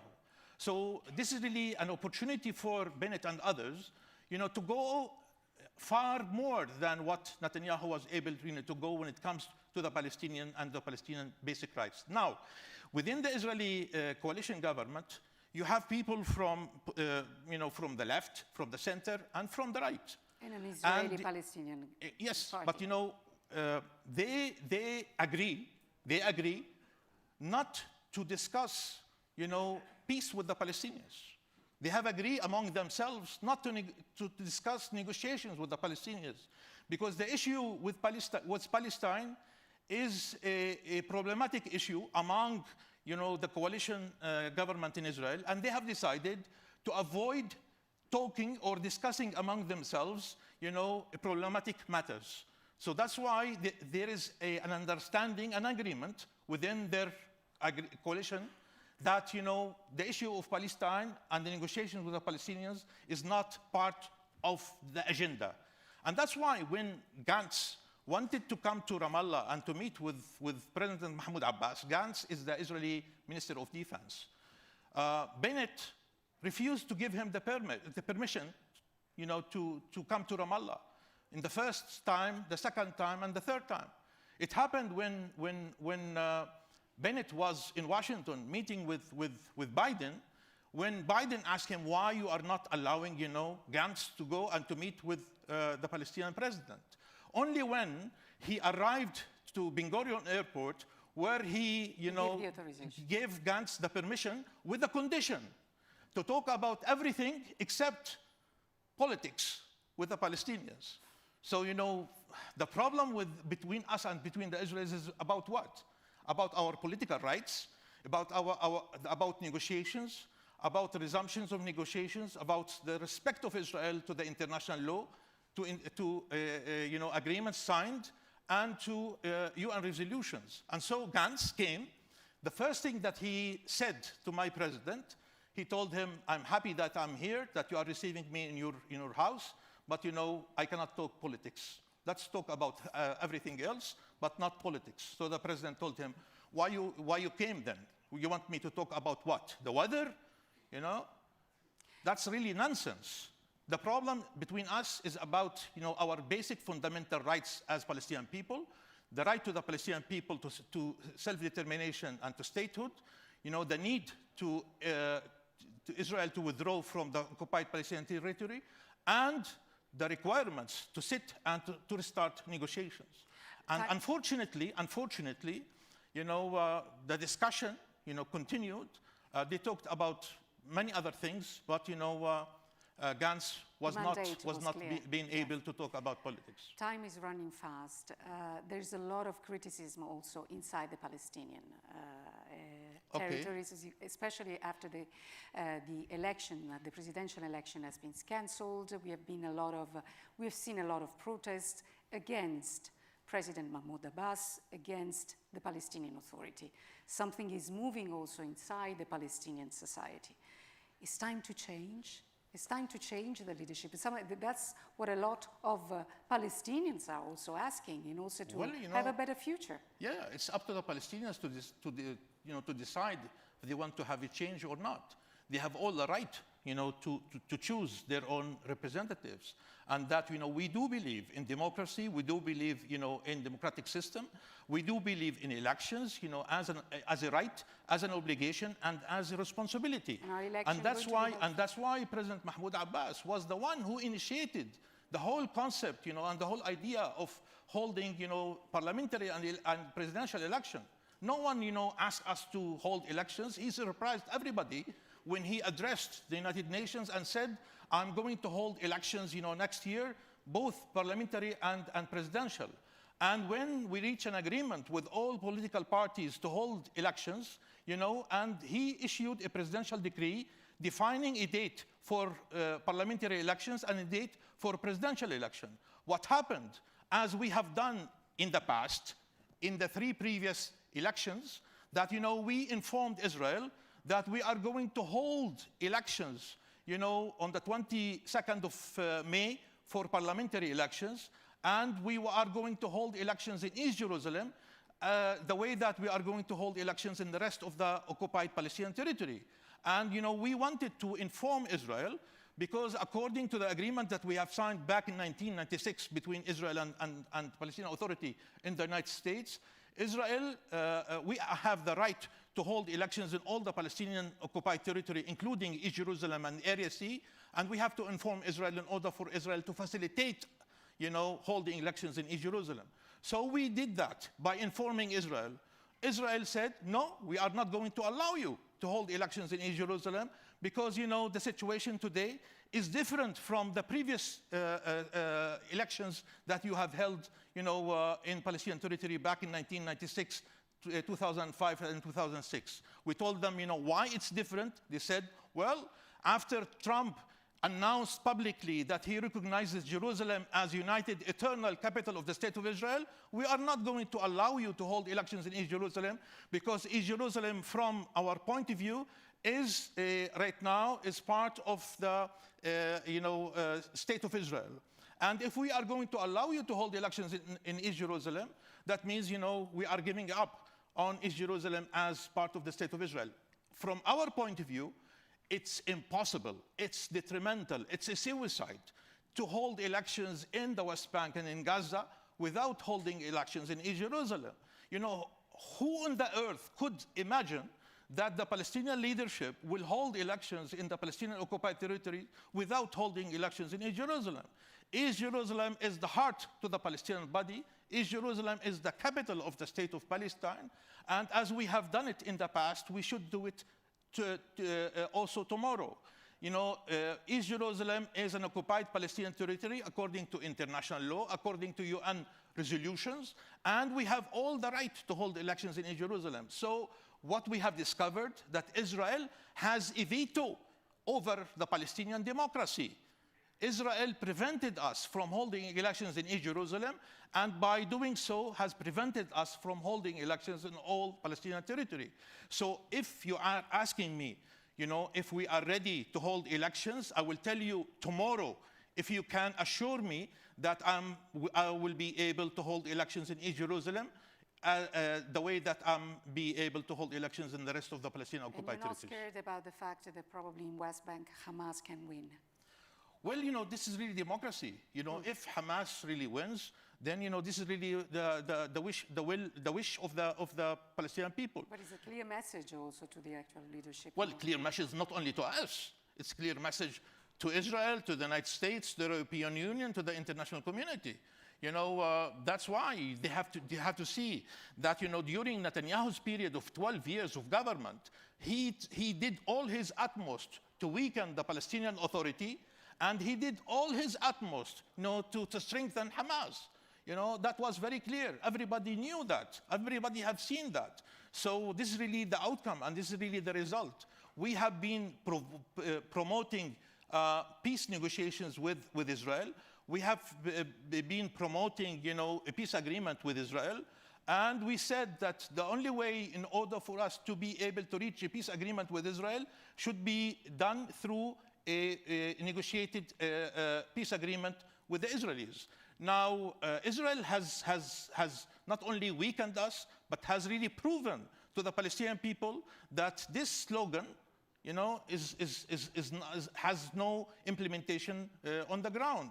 And when Israel really takes when Hamas takes one Israeli soldier, hostage or prisoner, what have you, they are able to exchange him for 1,000, Palestinian prisoners. When it comes to us, talking about that, obviously, we see no, answer from the Israeli side. So it's very clear that the Israeli policy has been a policy intended to weaken the Palestinian Authority, to show to the Palestinian people that President Mahmoud Abbas is a person that he cannot deliver what he promises, while on the other hand, they have really kept Hamas strong in Gaza, and even, they allowed, the Qatari money to be channeled from Ben Gurion Airport in private,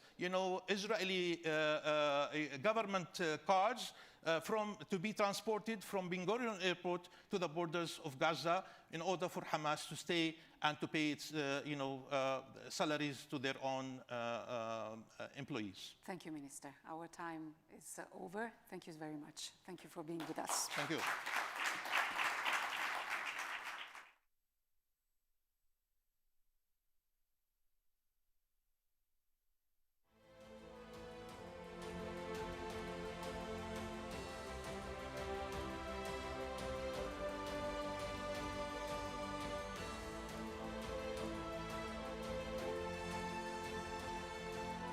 Ladies and gentlemen, please remain seated as we are going to start next session right away. Thank you.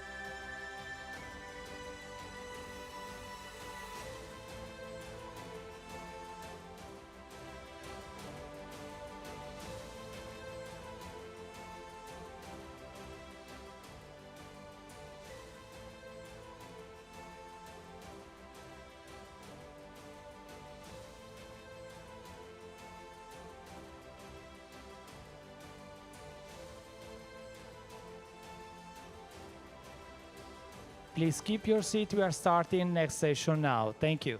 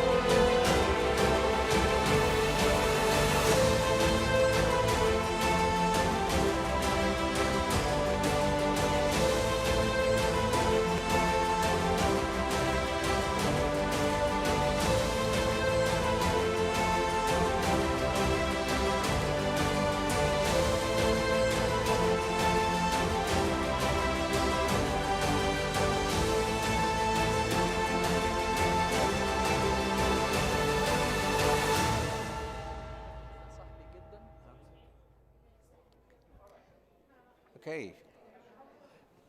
Good afternoon and welcome back.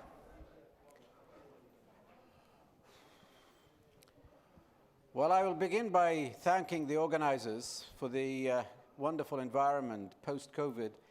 I call it post-COVID even though we're still in the midst of the pandemic, but hopefully we've passed the peak. And for the privilege of being here, thank you very much. And thank you for those who are staying and engaging with this panel. The panel is about across the Strait of Hormuz towards a new regional cooperation architecture. I'm delighted to have a distinguished guest, Mr. Ahmed Abu Ghaid, who is the Secretary General of the Arab League, or League of Arab States. We have virtually with us Mr. Rafael Mariano Grossi, Director General of the International Atomic Energy Agency. With this topic being focused on the Gulf region, the organizers tried and aimed at having 3 policymakers at the top level with us. And unfortunately, all 3 apologized. And as you can see from the program, Mr. Naif Al-Hajraf will not be with us, which will create a little bit of a gap in terms of the Gulf, but actually no gap in terms of the overall picture that we want to address. And that is really dealing with the architecture across the region, across the Gulf, as well as the Middle East as a whole.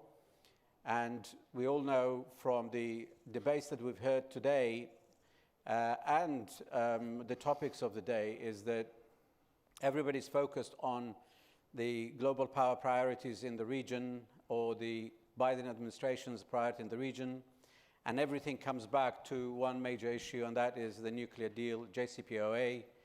Everybody's concerned how that is progressing, but importantly, people see the bigger picture. There are more to the Middle East than just one issue. The Middle East is rich, is complex, multi-layered, has many lines of conflicts as well as alignments and a very fascinating change in its current alignments and architecture that may well be a good driver for evolution in the future. So there are issues to be discussed with the speakers who are in a very good position, who are leading 2 very unique organizations, both of which multi-member states, not enviable tasks. Sometimes looks like herding cats in that the member states are not always on the same page. But in the last year or two, or at least few years, there have been major developments which we try to focus on. I will start with Mr. Abul Ghaid to really to set the scene. The region, the Middle East, the peninsula that we're looking at, while having internal issues and problems, the evolution of power dynamics has been such that there are regional powers engaged in rivalries, engaged in conflicts via direct interventions or via proxies or via undermining states or making use of states apparatus, cross-border problems, while there is absolute need for them to engage, negotiate, and find a new way forward in terms of Middle East order and so on. And everyone in the region, while they are engaging internally as well as regionally, they are very much in line or engaged with the global powers, especially United States, Russia, and China. So there could be ways of doing a SWOT analysis. What are the strengths that these people bring to the world? What are the weaknesses they are suffering from? What are the threats and what are the opportunities?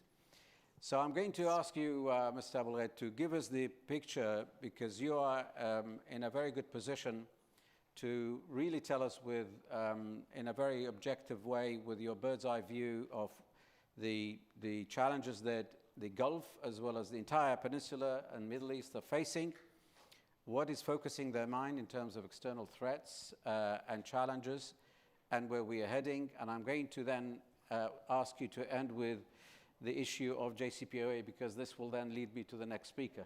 Please go ahead. How long am I allowed to speak? I think if you speak 5 minutes, I'll give you let us 5 minutes. 7 minutes to I'll give you the start first 7 minutes, and there are quite a few 5 minutes until we've finished. You see, we both come from the Middle East, and we have the bazaar mentality. I will start by 7 minutes, then I will extend them by another 2 to 3. However, thank you very much, Dr. Delawar, for chairing this panel.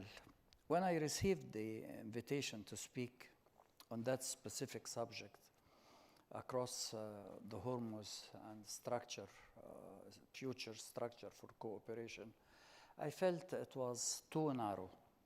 It was too narrow. And you widened the scope when you spoke about the Middle East. What I intend to say is that there are two straits that are crucial, the Hormuz and the Bab el-Mandab. The Arab world or Arab countries have the privilege of overlooking three important straits: Gibraltar, Bab el-Mandab, Hormuz, as well as a very important, vital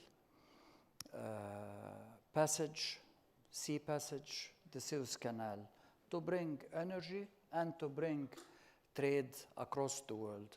Now, two of them are full of tensions right now. We take Hormuz. Hormuz, 2019, Saudi oil facilities are bombed. Tankers and the territorial waters of the Emirates are bombed.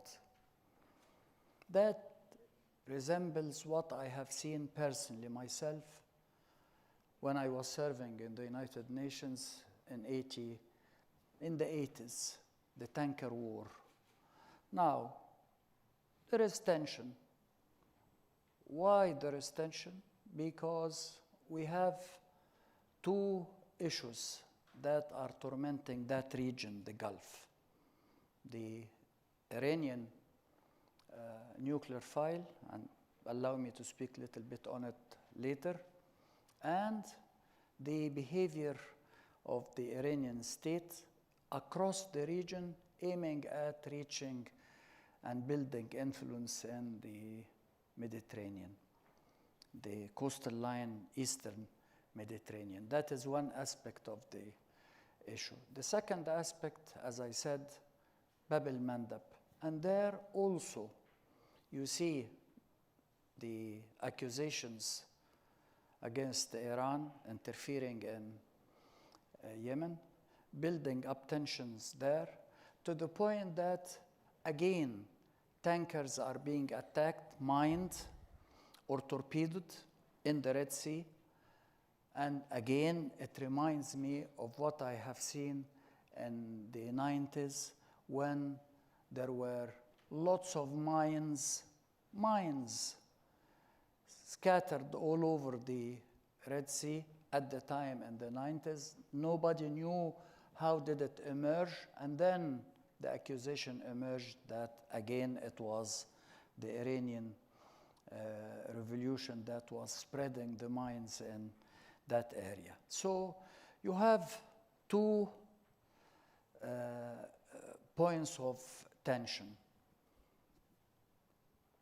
Parallel to that, you have a very rich, as you said, a very rich region of oil and gas. And the world, I attended today, this morning, a session, and the speaker says, the oil, the riches of the oil. So there is a kind of a rivalry, a competition building up, if not permanent all over the last 40 years or so, even 50 years. The Iranians are making offers, proposals, talking about projects for collective security, for an area of cooperation and peace, but established through discussions amongst states of the region, if not of Gulf. That is, in a certain way, building up for the hegemony of Iran over that region. And many countries are rejecting it from within the region. Parallel to that, again, a country like Russia is making, again, collective security, offers proposals to bring security to and cooperation to the Gulf. That said, it is rejected by the other side, Western powers, the United States. Why is this happening? It is happening, I think, because of the Iranian file. The Iranian file. I personally was amongst those who have been in support of JCPOA at the time in 2015, because I felt it was, in a way, delaying Iran reaching the threshold of being a nuclear military power. We have to succeed in reaching a point whereby the Iranians, the Americans, and the P5 reaching a new agreement or activating the old agreement. Why is it so? Because introducing nuclear military, a new nuclear military power to the region will trigger a race that I'm sure Arab countries will be eager to create a balance. Okay, I'm going to... Wait a moment, please, one moment. 30 seconds. If we are to tackle the Iranian, we have also not to miss the fact that we have an already nuclear military power in the region symbolized in Israel. So the Israelis will be asked, pushed to abide by the NPT and to disarm. That's exactly like what had happened with South Africa. No, that's excellent. And I'd like you later to come back to Israel, because you mentioned in the context of nuclear race, but also there are new exciting developments, whether good or bad you describe it, is engagement with Israel, Israel with the Gulf, with the Abraham Accord, with your country of origin relations. So things are happening there. I'd like to see how you characterize them. But I would like you, I'll leave you with a question that I will ask you immediately afterwards, and that is, what is your nightmare scenario in terms of Iran nuclear deal? Iran has been criticized for not only its nuclear program, but its missile programs and its behavior in the neighborhood. So what are the Arab countries concerned about? What is their actual plan B, or what is it that they are thinking that would be the nightmare that they have to prepare for? But before that, I'm going to go to Mr. Grossi and ask him, basically, I'm going to be looking this way because he's on the screen. Essentially, in this conference and elsewhere, everybody talks about the JCPOA as being the #1 top priority issue for everybody that focus minds. Most of the people who describe it are diplomats. They are obviously using diplomatic language. Either they are kind of looking at the bright side of it. Some of them are very pessimistic and thinks that it's not going well, and they are not excited about it. But actually, we're lucky to have you, Mr. Grossi. You're an insider. You are in the middle of this. You can tell us what you see and what's going on, what's the latest development. I want to refer to Mr. Abdullahian's latest statement that he released 2-3 days ago. Again, he points the finger at the Americans, saying they pulled out in 2019. This was not legal. And this current administration, instead of reversing that, it continued with it. And they are putting preconditions of lifting sanctions first before they come back to the negotiation. But then again, they give some good news, some signals saying, no, we are prepared, because, of course, they are suffering from sanctions and so on. So I want to know what's going on from the inside, and how optimistic are you? It's over to you, Mr. Grossi. No, thank you very much. It's a pleasure to be with you in this virtual panel, and with the Secretary General, Minister. It's good to see you again. Hope to see you soon. Like you were saying, the JCPOA is in everybody's minds. I would remind that JCPOA is not all that there is about Iran. JCPOA negotiations are ongoing, and I will maybe share some thoughts about it with you in a second.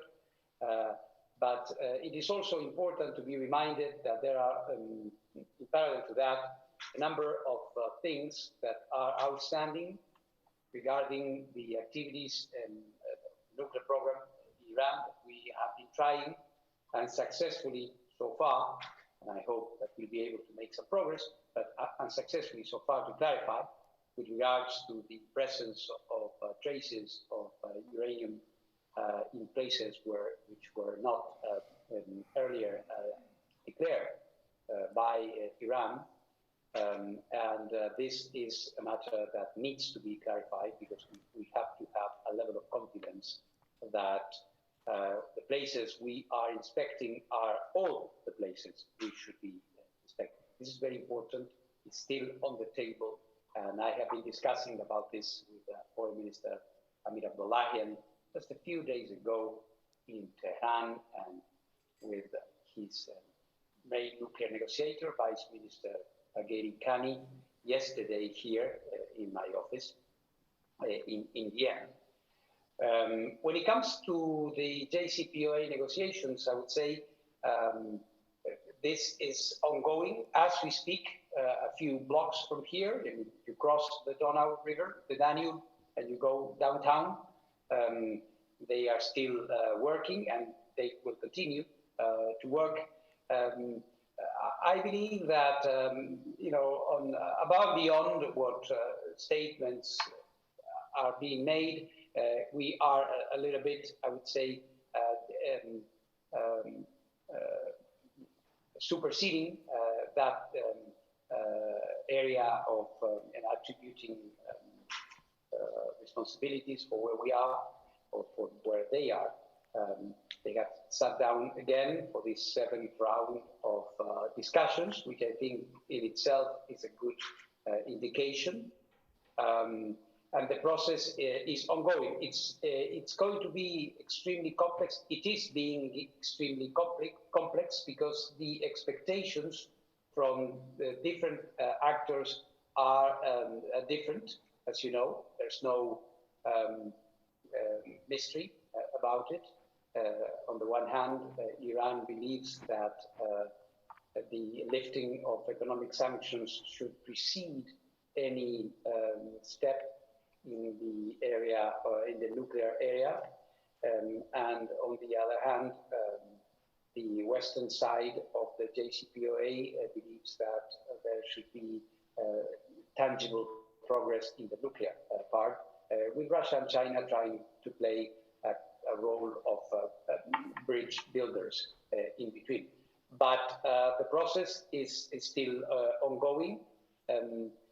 The other issue I would like to indicate, and it is also very relevant and potentially decisive for the success or lack thereof in the current process, and it relates to my last visit to Tehran, where I was trying to get to an agreement, which in a discussion or a negotiation or a conversation, however you may want to describe it, that proved inconclusive, to restore some monitoring and verification capabilities that for the agency that were lost and that we haven't been able to recover. But Mr. Grossi, if I could intervene here, but just I'll still give you the chance to complete. But the Iranian foreign minister referred to Article 26 and 36, that they also abolished, or at least they activated that one, to perhaps indicating that they go back to enriching uranium and speeding up the process. Now, for you guys, there must be also a nightmare that what if you suddenly were surprised that Iran is ready to have a nuclear bomb? What would you anticipate here? Do you actually know what is going on inside Iran? The program has reached a threshold where you would be worried before everybody else. Can you actually reveal some inside information to tell us, do you really know what's going on in Iran, and how fast are they growing, and how can they be slowed down? Well, for those who know what the IAEA is and what the IAEA does, and I think for the audience it's important to remind that the IAEA is the only presence in Iran, international presence in Iran. So all that you may be reading and assessments and analysts speculating about this or that or 90% enrichment, all of that with all due respect are analysis that we respect. But of course, yes, we are there. We are inspecting every day of the year. We are present at all the facilities that are there, and we know by the gram the amounts that are being enriched and other activities that are taking place. That is one thing. But at the same time, what I was trying to say is that this indispensable level of access is being limited, has been limited by two things.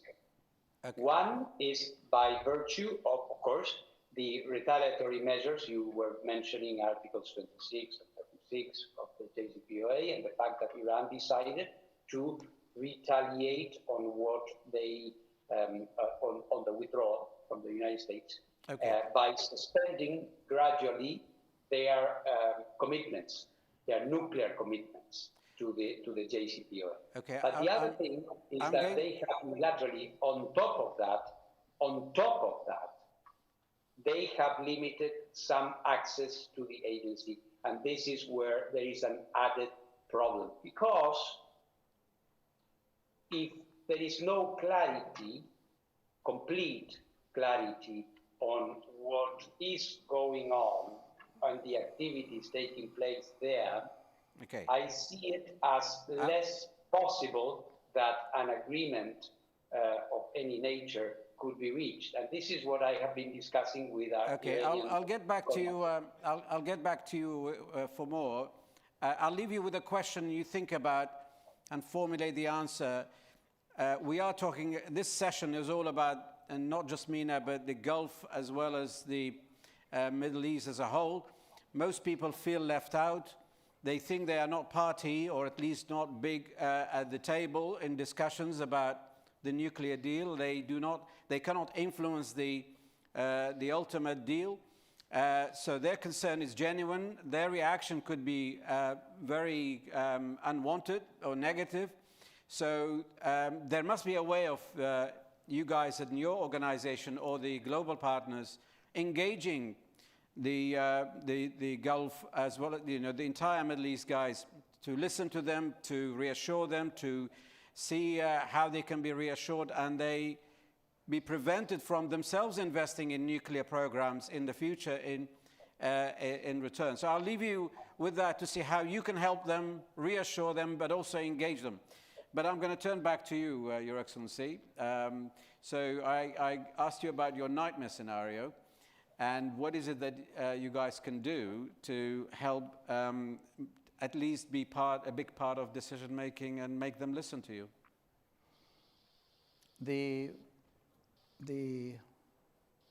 You see, the dangers of the current situation, I think, are twofold.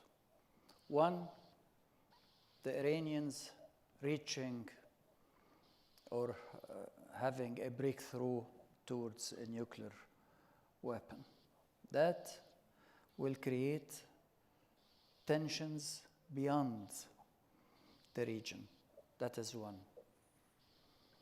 The second issue is Iran being aborted by an attack, because an attack would again harm the whole region, because it would create certain tensions within, that certain forces within the region, the Iranians themselves, will react. So the best option from my point of view is to renew JCPOA, to reach a certain conclusion there, to have the patience to work for a settlement. And I would strongly advise the Iranians to moderate their positions vis-à-vis the region as well as vis-à-vis that nuclear issue. The region is subject to a number of pressures that are creating tensions beyond the comprehension of anybody. It is already subject to what had happened over the last 10 years. Someone today was calling it spring. It was, for the region, a disaster. So the advice is to keep working for a settlement, for settling that issue. Don't ever forget that you have certain strong players within the region that would find it the least to say negative if the Arab world is subject to two pressures, one from an Israeli nuclear weapon and one from an Iranian nuclear weapon, squeezing the region in between. But you have also Turkey. I want you to get to the nightmare scenario, because that is you're a good diplomat. You're a good diplomat. No. I told you. Imagine there would be an attack that would endanger the Hormuz passage, would endanger the Bab el-Mandab passage, as I stated earlier in my opening remarks, as well as the Suez Canal. No one wants war again in the Middle East. The Middle East is subject to, again, that session we attended, refugees and immigrants. Millions of people from within the region are compelled to leave their countries. We do not want this anymore. Well, there is, short of that major catastrophe, there is some other kind of scenarios that people describe as nightmare. First of all, I mentioned that Iran has got a nuclear program, has missiles, has its behavior in the region. There are many weak states in the region. There are some failed states in the region. To reverse the trend, it's going to become very difficult without dealing with Iran first, dealing with Israel first, dealing with everyone. And when you see that the United States, that was in a position of leadership, is focused more on the JCPOA, and JCPOA is detached from the other issues to do with Iran. So that means carry on, continuation, whether Iran becomes nuclear or not, the behavior, the dynamics, the balance of power in the region, the order, will still be in such a turmoil. And in your organization, you know better than everybody else, there are many conflicts in the region that are really difficult to tackle. So that is a nightmare scenario where can actually the Arab world, let's call it, because we don't like, you and I don't like the word Arab countries or Arab state, but Arab world as being this entire area, can they take matters into their hands and provide some leadership and deal with Iran? Some of them are negotiating, but actually the negotiation is to prevent attack rather than deal with the root cause. Can they deal with it themselves without the United States? You see, that is the crux of the matter, because there are those within the Arab world who are calling for engage the Iranians and directly speak to them. The issue is the lack of trust, and that issue of trust emanates from the behavior. The Iranian state is behaving over the last 40 years in a manner that is threatening the stability of certain Arab countries. And I do not want to repeat what had been said so long over the last 4 or 5 years, that some Iranian officials are claiming to have control over the decision in 4 Arab capitals. So how to create that kind of trust, confidence in the behavior, to allow opening of discussions? That is not existent right now. It is not. As well as even those outside forces, the great powers who are making, putting plans or proposals, while they are quarreling with each other in other areas. The atmosphere globally is not conducive to discussions. The only opening, I think, is the renewal of the agreements. That would give us a kind of spare time, 15 years, to reflect and to build that structure of cooperation as required by the title of our panel. Thank you. It's very clear. I'm glad that you're focused on making this work for the time being, at least. I'm going to leave you with a question before I go to Mr. Grossi, but the question again... It is obvious that you are interested in questions all the time. No, I'm listening as well. Okay. But I want you to be direct in answering them rather than answering your own questions. So essentially, Israel is not an elephant in the room, is now an open discussion. They have managed successfully through Abraham Accord to engage different Arab countries, different Gulf countries, and they are going deeper in terms of having investment, socio-political engagement. They are even going down to level of people to people. Now, your country of origin had long relation with Israel, but never really went down to people. It was more like security, as well as Jordan. But this is like a time things are changing, and this current US administration is continuing with this and supportive. Your task is difficult because you and I in the generation... That is the wrong reading of I'd the like you to situation. correct that for me will. when I give you the chance to, but I want to leave you with this issue of what is your general feel about Israeli engagement with the different Arab countries while others are opposing it. I go back to Mr. Grossi. I hope you remember the question. I'm not going to repeat it, but just one word, in the word that how can you help and engage the people in the area to reassure them and make them feel ownership of the process? Well, I think the only logical way is to talk to them and to come to them. This is exactly what I'm doing.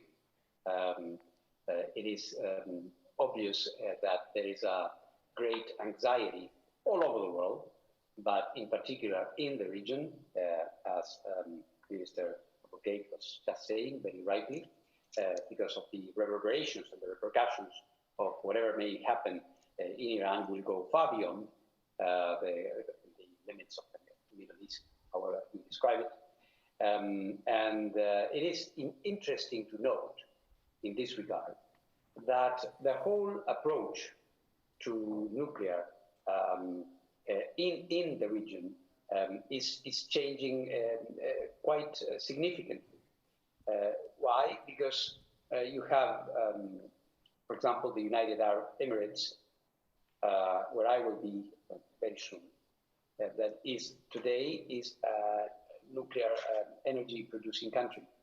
It's a country that has 4 nuclear power reactors. Egypt, where I am also going to be in a few days, is a country that very soon will have also 3 or 4 nuclear power reactors. Saudi Arabia, a country that has had political statements, quite clear political statements, vis-a-vis the potential degradation of the situation in Iran and the possibility of nuclear weapons being developed there, is also a country that is actively considering a nuclear power program, which means a lot of nuclear material in the area, sensitive installations there that are going to be inspected by the IAEA. So there is an added dimension here which involves not only the geostrategic dimension, which is quite obvious and has been there for a long time for all these countries, but also now a different one in the sense that they become nuclear power players in their own right, which means a completely different approach to nuclear diplomacy writ large. So it requires from me as Director General an ever closer relationship and dialogue with them.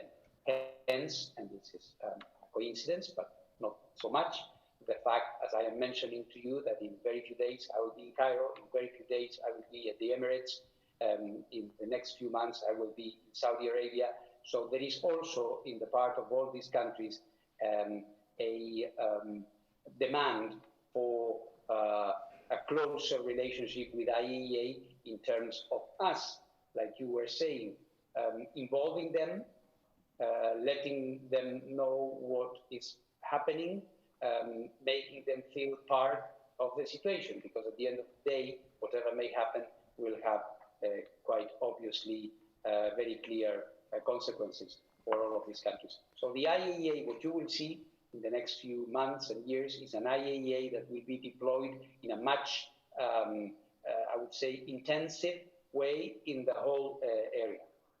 Thank you, thank you. Well, I very much hope this happens, because last time your agency and the global powers were heavily criticized for not doing just that. Now, I'm going to give you a lion's share of the time to address all the questions. Let's start with Israel. I have got another question, because that's my job, by the way, to ask you questions. On the Israeli one, give me your comments. I tell you, General John Allen today, in another panel, strongly stated that the Abraham Accords saved the situation in the region because the Israelis had all the intentions under Netanyahu to annex the occupied territories. So the accords stopped that from happening. That is one aspect of the story. But the more important aspect of the story is that we still have the Palestinian question unsettled, and the conflict between Palestinians and Israelis preceded us half an hour ago. The Palestinian foreign minister stating that the problem continues. So the accords didn't help in settling the Palestinian. It settled only certain aspects of the relations between Israel and some Arab countries. It didn't introduce a dramatic change in the situation. The situation still remains as is: an Israeli occupation, settlement activity, usurpation of territory, and hopefully, we would defend the concept of the two states, because in the absence of the two states settlement or solution, there will be an area between the River Jordan and the Mediterranean, Israel, Palestine, settled by currently 14 to 15 million people. In 2050, they will not be 15, they will be 22 million, 12 million Palestinians, and only 8 Israelis. And then it will be an apartheid state, and the world, I do not expect the world accepting anymore the apartheid regime. So it will be one state,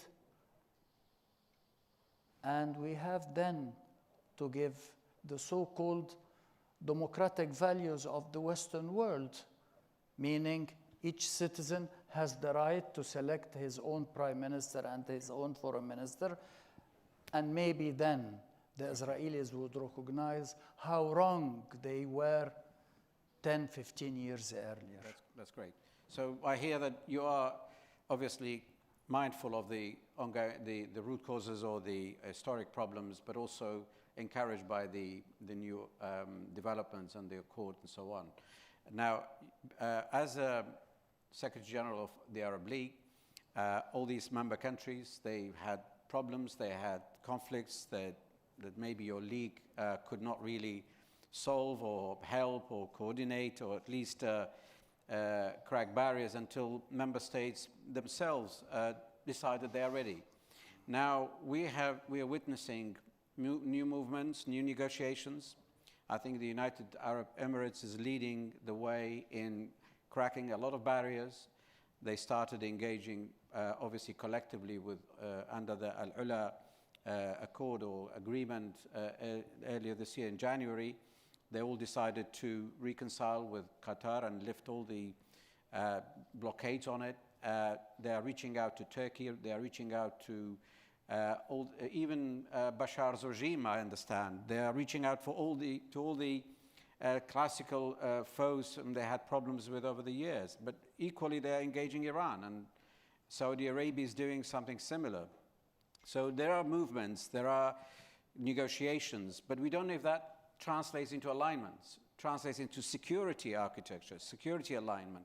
Is this actually designed to be adding to resilience against Iran, or in the face of Iran, or is this actually, it will have economic depth, it will have more like greater leadership towards reconstructing, rebuilding this whole area? So you tell us where you stand, what you encourage, but also what you understand from it, not just as an analyst, because that's really your job, is being policymaker and influencing policies in these countries.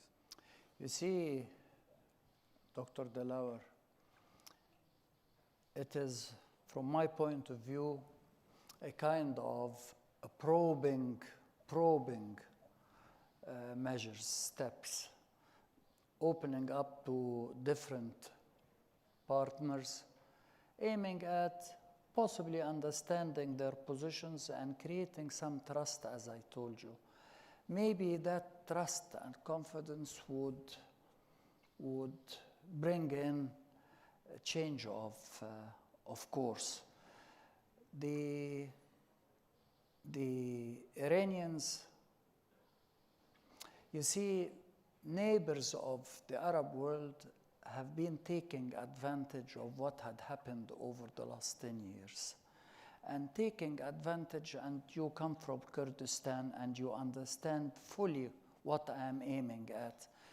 They are encroaching on Arab territory and on Arab states' territory, on the Arab world. So the probe now is there a way to find settlements and resolutions for our differences? Why are you encroaching on our territory? Is it in defense of your own interest? How do you characterize your interests? What is your interest, Turkey or Iran? So these probes, I think, might help or might prove a point that we need further to build trust. That is the way I see it. Okay, Mr. Grossi, I'll give you the last couple of minutes to give us your thoughts, advise. You were a foreign minister of an important country, you're a diplomat, you're an expert on the Middle East. Tell us what you see and what will be your word of advice before we conclude. Very simple. I think that when it comes to the JCPOA, the clock is ticking. There's not much time. The situation as is will not be prolonged for too long. Iran is moving ahead with its nuclear program, as I told the foreign minister. That is all fine, but this needs to be inspected. And they should not be limiting the access of the international inspectors. At the same time, JCPOA, if the parties to the agreement so wish, is something that can be restored. The IAEA is ready to play its part. My impression is that time is running and there is not much of it. So on the last issue you mentioned, time is running. Is this actually what everybody else shares in Vienna? Do they really play time or kick the can down the road, or are they actually feeling the sense of urgency and to get on with it before it's too late? Well, it's a good question for them. What I can tell you, my opinion is based in what I inspect and what I see. And what I see is that in Iran, we are seeing enrichment at 60%. This is unprecedented. This has never happened in a non-nuclear weapon state. This is tantalizingly close to weapon grade level. So it's not to be banalized. So we need to stabilize the situation. Without the JCPOA, and I would, I would join Secretary General in his assessment that JCPOA may not be perhaps the ideal situation, but it will provide a degree of predictability. It will provide a degree of stability. At the moment, we are lacking this, and as I said in the beginning, there are also additional layers of uncertainty there. So I hope that our Iranian counterparts will engage with me in the beginning, and for starters, more than they are doing at the moment. I think that is not impossible. It is actually a necessity. I would even say starting for them. And then we will see. I think at the moment, there is neither optimism nor pessimism. There is concern. Excellent. Thank you very much. I'll give you the last word for the last minute. What is the question? Very good one. Formulate one. Last words for this audience. None? Last words. Conclusion, something like that.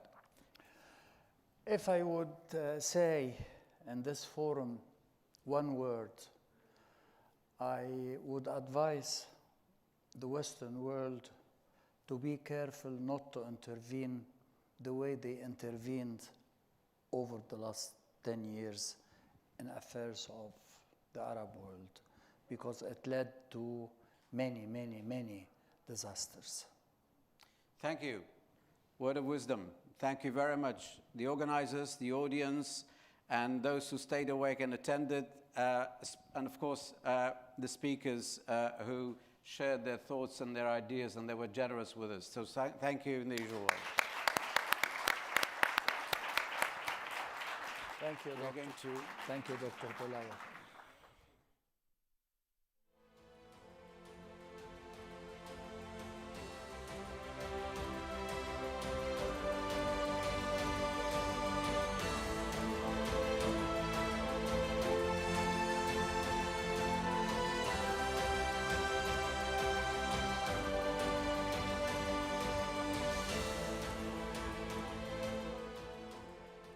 Ladies and gentlemen, let us remind you that next session will start at 5:30 in this room. Thank you.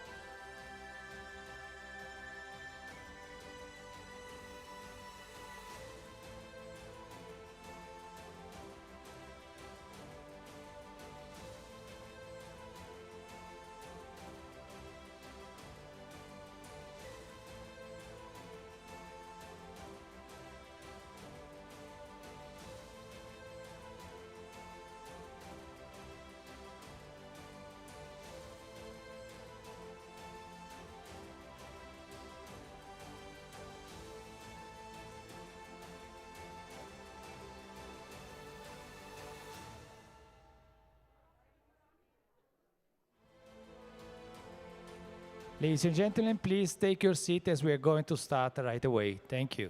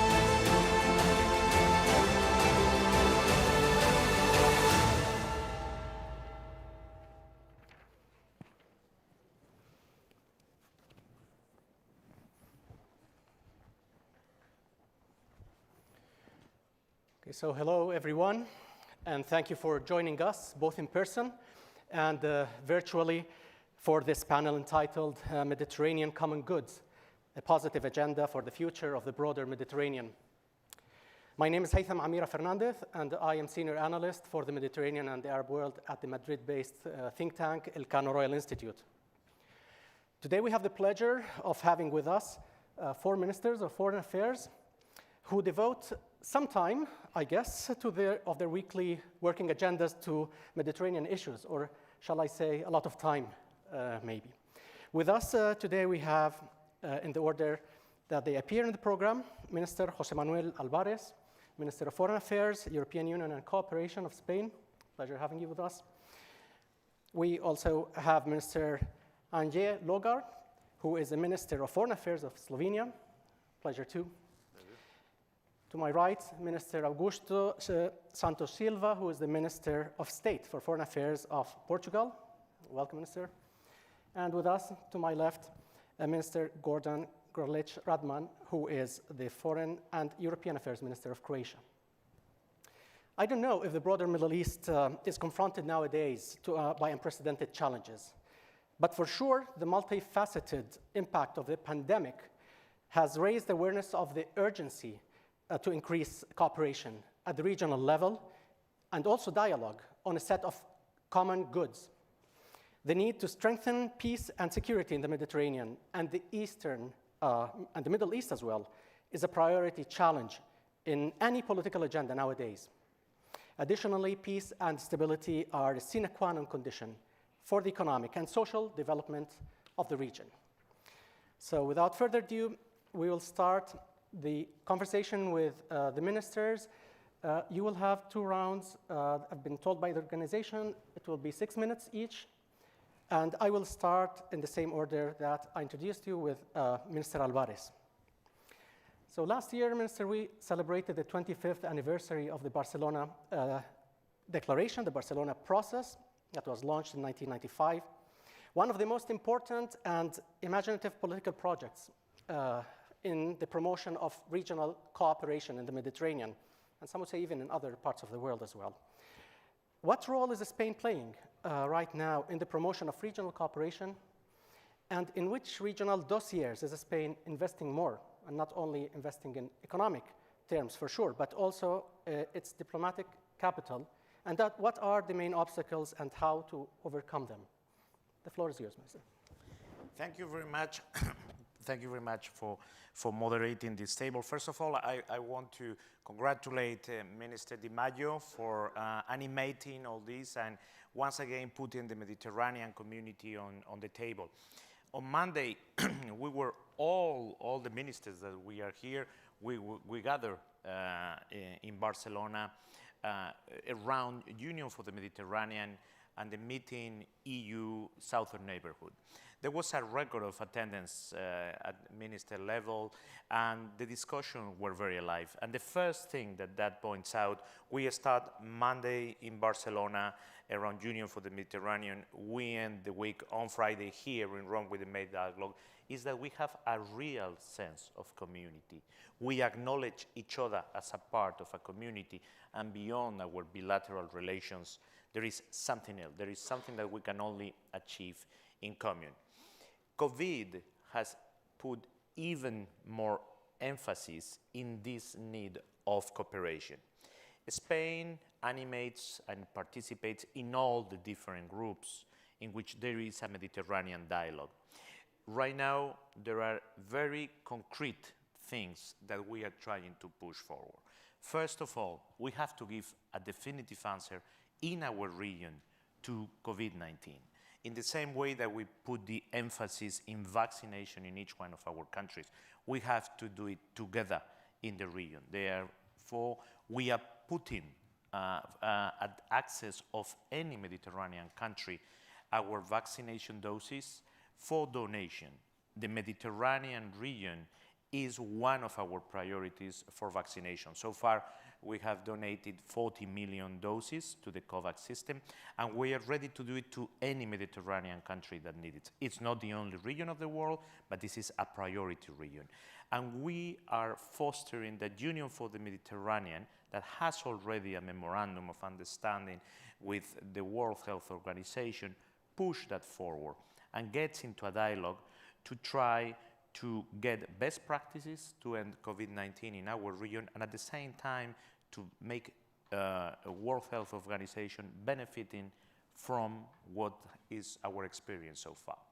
The second one, climate change. As it is today, the Mediterranean is not sustainable. It's not sustainable economically, socially, but it's not sustainable from a point of view of climate change. Our region is growing its temperature 20% faster than any other region in the planet. We cannot continue like that. And what happens every summer? We see fires everywhere. We've seen it in Turkey, we've seen it in Spain, in Algeria, in Greece during this summer. So we are trying to put together a common mechanism in which we can put our civil service capacities, and this mechanism will be triggered automatically each time that one of us need it, and our national civil service capacity is overflowed. And we don't have to be phoning each other quickly and urgently. And the third one is there are many Mediterranean initiatives in which we are, like Monday Barcelona, today here in Rome. There are a lot of ideas, a lot of energies, and a lot of impetus. Let's try to bring all that together. So we are proposing next year to do an international conference in Madrid where all the different bodies that are reflecting and thinking about the Mediterranean come together and create a network that could be directed by Union for the Mediterranean. And instead of talking each one of us on our side, we continue doing it, but at the same time, we put it together to create a great synergy. there is, and this is very well choose, the idea of common goods in the Mediterranean. There is no future for the Mediterranean region if it's not a common future. Thank you, Mr. Now we move to Mr. Logar. So now, considering the priorities of EU external action set out by the current Slovenian presidency of the Council of the EU, how could the strategic autonomy of the Union play a role in promotion of security and prosperity in the Mediterranean region? Well, I think the answer is that without it, it cannot. So it's one of the main, let's say, turns in the foreign and security policy of European Union is focusing on the African continent. And there are many regions, reasons for that. First of all, it's a continent that has, let's say, a natural alliance to the European continent, being in a positive development and as well in a possibility of negative development. We are one of the biggest donor of development aid.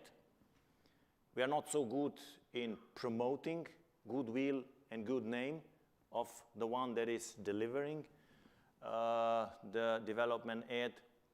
And as well, at the same time, whenever there's a question of migration, we are the first destination of the migrants towards the European continent. And if we look, let's say, foreseen evolvement, climate change, and as well birth rate in the African continent, the population until 2050 might double, with a scarcity of basic means that this will trigger an immense migratory move towards the European Union, unsustainable one. And one would then say we have a couple of years or decade in order to find a policy that would in a way correspond to the challenges we all know we have ahead. And if you compare policy or European strategy in dealing with the region, you will see a substantial focus of High Representative and a Foreign Service of European Union to the region, and as well an extensive engagement of us foreign ministers in upgrading the relations with the countries of MENA and as well the countries of other African countries. During Slovenian EU presidency, we held ministerial on EU-African Union relations, which proved that much has to be done as well in the future. And one of the priority of next presidency, French presidency, is organizing the summit on European Union, African Union, with the view to discuss strategical importance of bilateral exchange of the two continents and all the challenges that lies ahead for the European Union and for the countries of African Union. And Mr. Alvarez already mentioned one issue which is now very important one. It's the distribution of vaccines to the region. We keep repeating that until everyone is safe, nobody is safe. But if we look how far we are with deeds, according to those words, we are lagging behind. We said until the end of the year, in the end of this year, we will distribute 200 million doses to African continent. Now we are around 90 million altogether. We said until the June next year, 2022, we will deliver 500 million doses to the African continent. But now we hear, for example, that China will deliver 1 billion doses into the region. And definitely, we shall speed up our efforts in that sense, according to capabilities we have. And we should use every possibility, every production line of vaccine as well, to have in mind that we shall deliver as well to the vicinity of European Union in order to make our vicinity healthier and to be able to confine this outburst of the COVID that is ahead of us. And from Slovenian point of view, we are refocusing back on the Mediterranean region. This was as well one of the reasons of our orientation towards the Mediterranean countries. We succeeded to persuade our partners from the Mediterranean region to enlarge from Med7 to EU Med9. I'm very grateful for the both ministers here for their approval of this initiative. And you can see that we are a well-functioning group of ministers. I mean, we've been together for 6 days, from Sunday to today, and still we can discuss normally, peacefully, in a friendship manner, with more or less the same orientation towards the countries of the MENA region. As friends do. Thank you very much.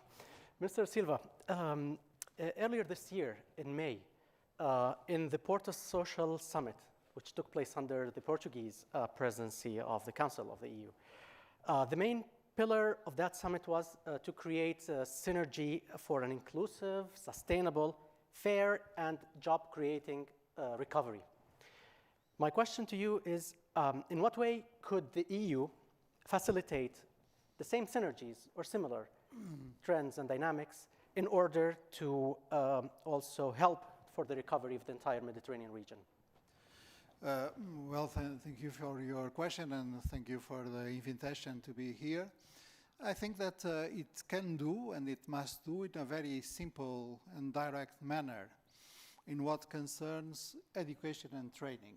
Education and training is one of the 3 pillars defined during the Porto Social Summit as commitments of all the European member states in order to fulfill some targets from now on until 2030. Education and training means also a great opportunity for more cooperation and better cooperation between the 2 shores of the Mediterranean. You can think of mobility, mobility of students, mobility of teachers, mobility of researchers, but also mobility of workers, legally organized, respecting the rights of people, and in order to reinforce the capacities of all the countries in terms of their human capital. So I see there a very important and a very promising area for better cooperation between the 2 shores of the Mediterranean, between the European Union and the MENA region. And this also allows us to work together in a better way in terms of one of the greatest challenges we face, the digital transition.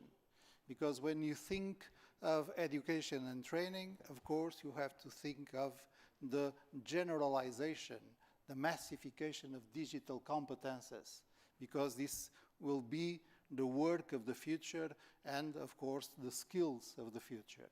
So helping our friends from the southern Mediterranean countries in reskilling and upskilling their populations is, I would say, a need for us, a moral duty for us, but also an economic opportunity, because if you qualify the workforce of the countries to which you have close economic relationships, you improve the conditions of this economic relationship, meaning investment and trade.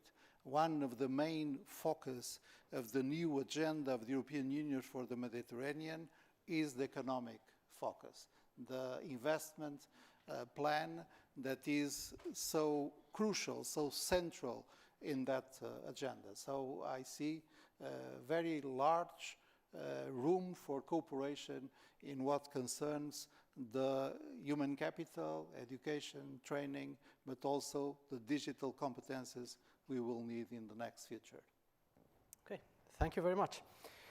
Mr. Radman, now considering the key position that Croatia holds in the development of a European strategy for the Western Balkans, which role could and should the Balkans play in fostering security and prosperity in the greater Mediterranean region? Thank you very much, first of all, for this very important question. And I see also the very important and pertinent idea to bring us here together from our dear Minister Luigi Di Maio. I'm really grateful to you, Luigi, for your kind hospitality and for generous idea to organize such a conference that I think that we need it very, very, very much. And also it is a good opportunity to have us here, 5. And we are almost 1 week together. First of all, thank you very much, Jose Manuel, Spanish minister, who just brought us to first of all with your airplane to Riga, because we are 1 week we spent in such a different conference, taking part in different conferences. First of all in Barcelona with our south and neighborhood ministers, because it's not only Europe, so we have neighbors, and we have to strengthen our relations with our southern neighbors. And of course, in Riga was the NATO conference, in Stockholm, OSCE, quite a bigger conference with 57 member states. Yes, the Western Balkans, it's in Croatia's immediate neighborhood. We are really interested in bringing the countries to the European Union, to NATO. Several countries are already in NATO. You know, our destiny. We are shared common history in the former Yugoslavia, between Croatia and Slovenia, proclaimed their independence, and we fulfilled our foreign policy goals, namely NATO membership, EU membership, and we would like also to share our expertise also with the Western Balkans. Who more than we, Croatia, because it's really in our immediate neighborhood, wants to have these countries in the European Union. And of course, the enlargement policy is a key, remains key, but we need a stronger political approach to the region. And at the Foreign Affairs Council, we try to have regularly discussions on this very important topic, to show more interest and readiness to assist and to help, because the countries of the Western Balkans are pro-European oriented countries like Croatia is, but of course they have to fulfill all necessary criteria to do this, but it is not easy. Different countries have also different approaches, and you know, the legacy of war, we should first of all should learn from past and looking towards future. Some countries should face the past, and the necessary reconciliations is needed. We support dialogue between Pristina and Kosovo. Kosovo is also a country which Croatia recognized, among the first country Croatia was to recognize independence and sovereignty of Kosovo. And when it comes to North Macedonia and Albania, we also supported their accession negotiations. During EU presidency last year, we organized Western Balkan Summit and provided with a Zagreb Declaration, which we are very, very proud that Zagreb Declaration said that the Western Balkan countries need a European perspective. Of course, they are also Bosnia and Herzegovina. Bosnia and Herzegovina, which is more vulnerable, and Bosnia and Herzegovina needs more tensions when it comes to European path. It's a multi-ethnic country, and it's necessary to recognize three constitution people, namely Bosniaks, Serbs, and Croats. It's based on the Dayton-Paris Agreement, 1995. Now the leaders of Bosnia and Herzegovina should change this electoral law just to ensure constituency and legitimate political representation in a collective body like a presidency and House of People. We tried to, during our presidency, we tried also to keep the Europe together, because our slogan was a strong Europe in a world of challenges, but we never meant that the biggest challenge will be a coronavirus pandemic crisis, COVID-19. Our last extraordinary Foreign Affairs Council happened in Zagreb on 6th March, and later on we were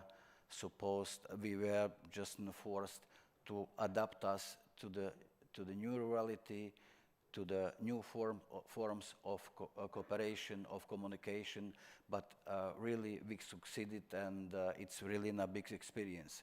What we needed then at that time, it's a solidarity and to work together. It was a good test for us, how we can just face this situation, which created and caused a big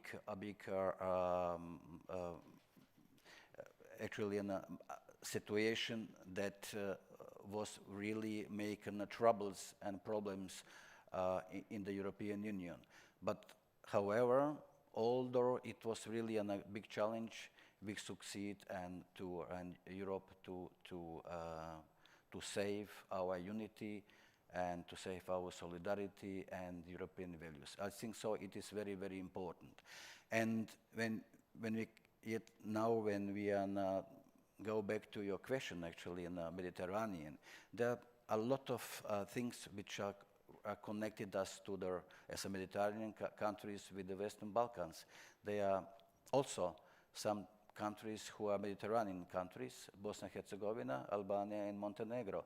Of course, we have also similar social, political, historical heritage, and we have to find a common ground for cooperation, because all the countries of the Western Balkans are surrounded by the member states of EU and NATO, and they are also included in the whole the format of cooperation. So I think so that Croatia, as a country which share external common border with Bosnia and Herzegovina, more than 1,000 kilometers, is really interested in having these countries in the European Union. Okay. And all the countries of the European Union support, of course, this approach. Thank you.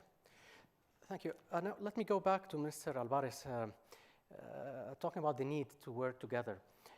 Considering the latest developments in the field of energy cooperation and also in the field of management of migration flows, what priorities should, in your opinion, a structured cooperation have between the two shores of the Mediterranean to address these dossiers? What's very interesting about these two dossiers, energy and migration, is that they are the current proof that we cannot live back to back on both sides of the Mediterranean region. That the synergies that we create are not only mutually beneficial for both of us, the north part of the Mediterranean and the south part, but they are absolutely necessary. If you take energy, you have the resources in one side and the capabilities for managing and channeling the resources on the other, and the need to get them. So let's go back to the title of the panel, common goods. This, if we make a common good out of this, we will get the best of our cooperation. If not, it will be always a source of discussion. So looking forward, because of the sustainability of the region from an environmental point of view, in which we will have to push farther and farther to clean energies, to renewable energies, because the need, and we see it in Spain today with the gas that comes from Algeria, the natural resources in one side and the demand in the other, and the rising price in the whole world. And because we have to face the degradation of the Mediterranean Sea and the increase of the temperatures in the whole region, for all those reasons, we need to create a common understanding of how we approach the energetic situation. Exactly the same thing in migration.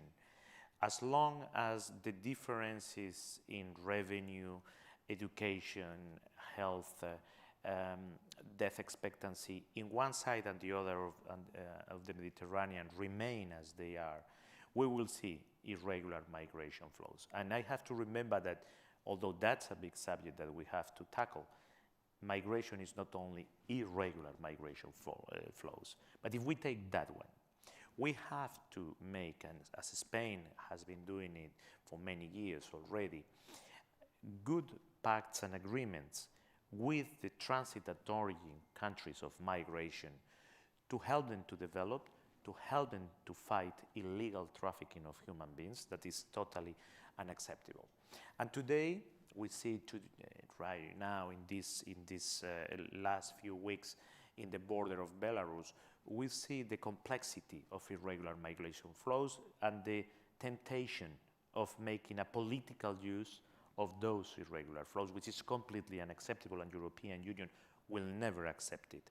And this is something that could happen also tomorrow in the southern border of the European Union if we do not create this good engagement and this positive engagement. And at the end, both of them will help to solve some of the conflicts that we see today in the region. We are used to manage those conflicts.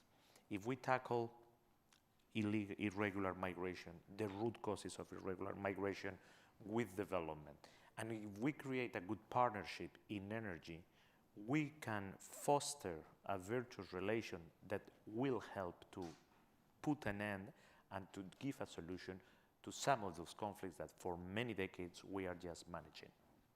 Thank you. Thank you, Minister. Let me go back also to Mr. Logar. So as demonstrated in the latest EU Foreign Affairs Council of Development Ministers, Slovenia has been playing a key role in implementing a coherent EU water development or diplomacy, EU water diplomacy.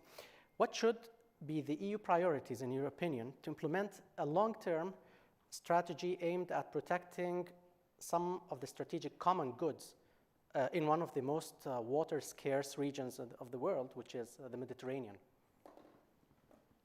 Well, Slovenia is one of the rare, if not only, country that has a right to clean drinking water in the constitution. So it's a constitutional right protected by the highest legislative act in the country. I guess we are lucky that we can afford this, to have a new constitution. There are many countries in the world, especially in the African continent, that has not the luxury of doing that. And this is one of the questions for keeping the development potential of the region, of the continent, and as well to find the project that will help to develop the region in the sense that the living condition will sustain the pressure of the natural growth and as well the economical growth of the countries. Well, if we look this in a perspective of recent Glasgow COP26 meeting, where there was an alarming voices regarding the global change, and as Minister Di Maio already expressed in his inaugurational speech today about the continent of Africa is warming up 20% higher than other region. It's 5 minutes before 12 in order to act. And how to act? It's combine all the policies we have. And I think Mr. Alvarez made a very good point of connecting migration and energy. I think the energy is the issue of African continent. And it is the issue how to use all means and resources we have in order to retain and enable a normal living condition in the African continent. If you look the summertime this year, José Manuel will be able to tell you that the prices of energy soared in Madrid because of the very hot summer and everybody used the air conditions. Now transpose this in the African region, which is even more difficult issue. We have a technology and we have, let's say, science that is able to developing new way of promoting the green energy, whether it's hydrogen, green hydrogen. There are many projects of European Investment Bank, and a lot of funds are available for the project that would enable produce or to build an African continent as an energy hub for European Union or for European continent. And if you speak with, for example, with our Greek friend, they already sees this, and they're investing heavily in connecting themselves to the grid in the northern African region for the solar plant. Egypt just built the biggest solar power plant in the continent, overcome the Moroccan one. And this is one of these strategic questions of European Union that is calling now, heavy investment now, in order to gain or regain strategic autonomy, what we are not having now, being too dependent on a gas from some other region. So ahead of us, it's a very delicate period where we will be able, with different projects together, invest in the region that will pay off in decades or 2 or 3 to come. But without this, we will have such a severe problem if we do not act now, that talks then regarding the strategy and, let's say, strategic sovereignty will be just, let's say, empty phrases. Thank you. Thank you for also reminding us of the need for the long-term vision, which is part of what this whole conference is about. Minister Silva, so during the Portuguese presidency of the Council, the EU presented the new agenda for the Mediterranean. Almost 1 year later, how do you assess the implementation of this new agenda? And how could its priorities help in the creation of a long-lasting, values-based political and economic cooperation in the Mediterranean? Well, I will start by the good news. First good news, the existence of the agenda as a new strategy of the European Union towards the North African area, towards its southern neighborhood. This new agenda was presented by the High Representative and the Commission and endorsed with conclusions of the Council. So it is our common strategy towards the MENA region. Second good news, the agenda is very clear in its focus and in its institutional background. First of all, the importance of holding regular ministerial meetings between the European Union and its southern partners. We had the third one last Monday in Barcelona with a high level of attendance both of European and African and Middle East countries. So it is very important to improve the institutional platforms by which we can develop a regular positive dialogue between the two shores of the Mediterranean. Third good news, the emphasis that we put in the new agenda in investment, in the economic relations. Because there is an obvious complementarity between the two shores in terms of economy and energy. We have the capital, we have the technology. Our friends from North Africa have the most valuable factor, human capital, workforce, youngsters, human resources, and they also have incredible natural resources.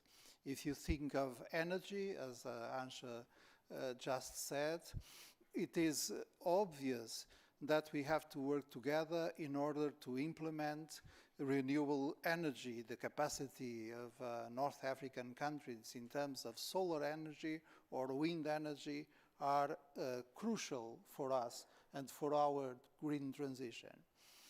This for the good news. We have already also our financial instrument, the Global Europe program. Not so good news. The rhythm of this, we had to be more rapid than we are being, because we live all together around the Mediterranean in some need of addressing the challenge of the economic recovery, need to address the challenge of the COVID and the combat against COVID, and needs to address this major challenge that is the future of millions and millions of youngsters that we need to train, to educate, and to which we need to provide jobs. So we have the instruments, we have the structure, we have the emphasis. It's time to deliver. Thank you. And we are quite a bit late in delivering. Okay, thank you. And you also raised the issue of placing people at the heart of responding to the needs and challenges. Minister Radman, the COVID-19 pandemic has demonstrated the fragilities of national borders, especially in the face of transnational threats, both man-made and non-man-made transnational threats. What conclusions should we draw from this in terms of regional cooperation? And what consequences could such cooperation have on the stability of the Mediterranean region? Thank you very much. So once again, I would like to emphasize how important was to show solidarity, because it was not expected, so such a challenge, and that upended our lives, changed our lives, and made or put a great pressure not only on health system, and of course to find innovative way, and when it comes to border, to cross-border dimensions of this epidemic, prompt us to find really a cutting-edge solution to overcome and to function actually because every country is differ in a health system and with some with approach how to deal with, and so ever growing, of course, security challenges as well. In the past year, also the pandemic costs Croatia 1/5 of the state budget, but however, we have demonstrated ability to cope with the less economic and social cost, and our national Recovery and Resilience Plan till 2030 contains ambitious but achievable reform and investments goals, the implementation of which is, of course, crucial for Croatia's faster recovery. And the health and safety for our citizens also depend greatly on the situation in other countries, especially our neighbors like in the Western Balkans. Of course, as a neighboring member state, Croatia has strategic interest in the strengthening overall resilience of the Western Balkans region, and of course, as I mentioned also in the first question, you put it in progression along the EU. Of course, once again, the pandemic crisis served as an opportunity to show unity and solidarity. It is really important, as Anja also mentioned. So far, in spring 2021, we provided first bilateral donation to the countries of the Western Balkans. So far, we have allocated more than 1.8 million vaccine doses worldwide. Croatia also donated 1.33 million doses of vaccine to the COVAX mechanism, and we remain committed to donating vaccine surpluses with particular focus on our neighbors. But when it comes to what is actually the conclusions, lesson learned, it's very important to know that actually that to boost region economic growth and to accelerate its convergence with the EU in this region. This includes, of course, much needed reforms in key areas such as the rule of law, judiciary, fight against corruption and organized crime, and of course democratic institutions. Of course, that we are ready to assist these countries of the Western Balkans region, both bilaterally and through existing regional fora. In that sense, also knowledge sharing, both regional and internal sectoral, especially in the area of scientific research and health sector, is crucial for a more coherent response and anticipation of all the adverse consequences arising for this or any similar crisis. Of course, a regional organization play their part as a bridge between the regional and national policy levels, including fostering and the international cooperation.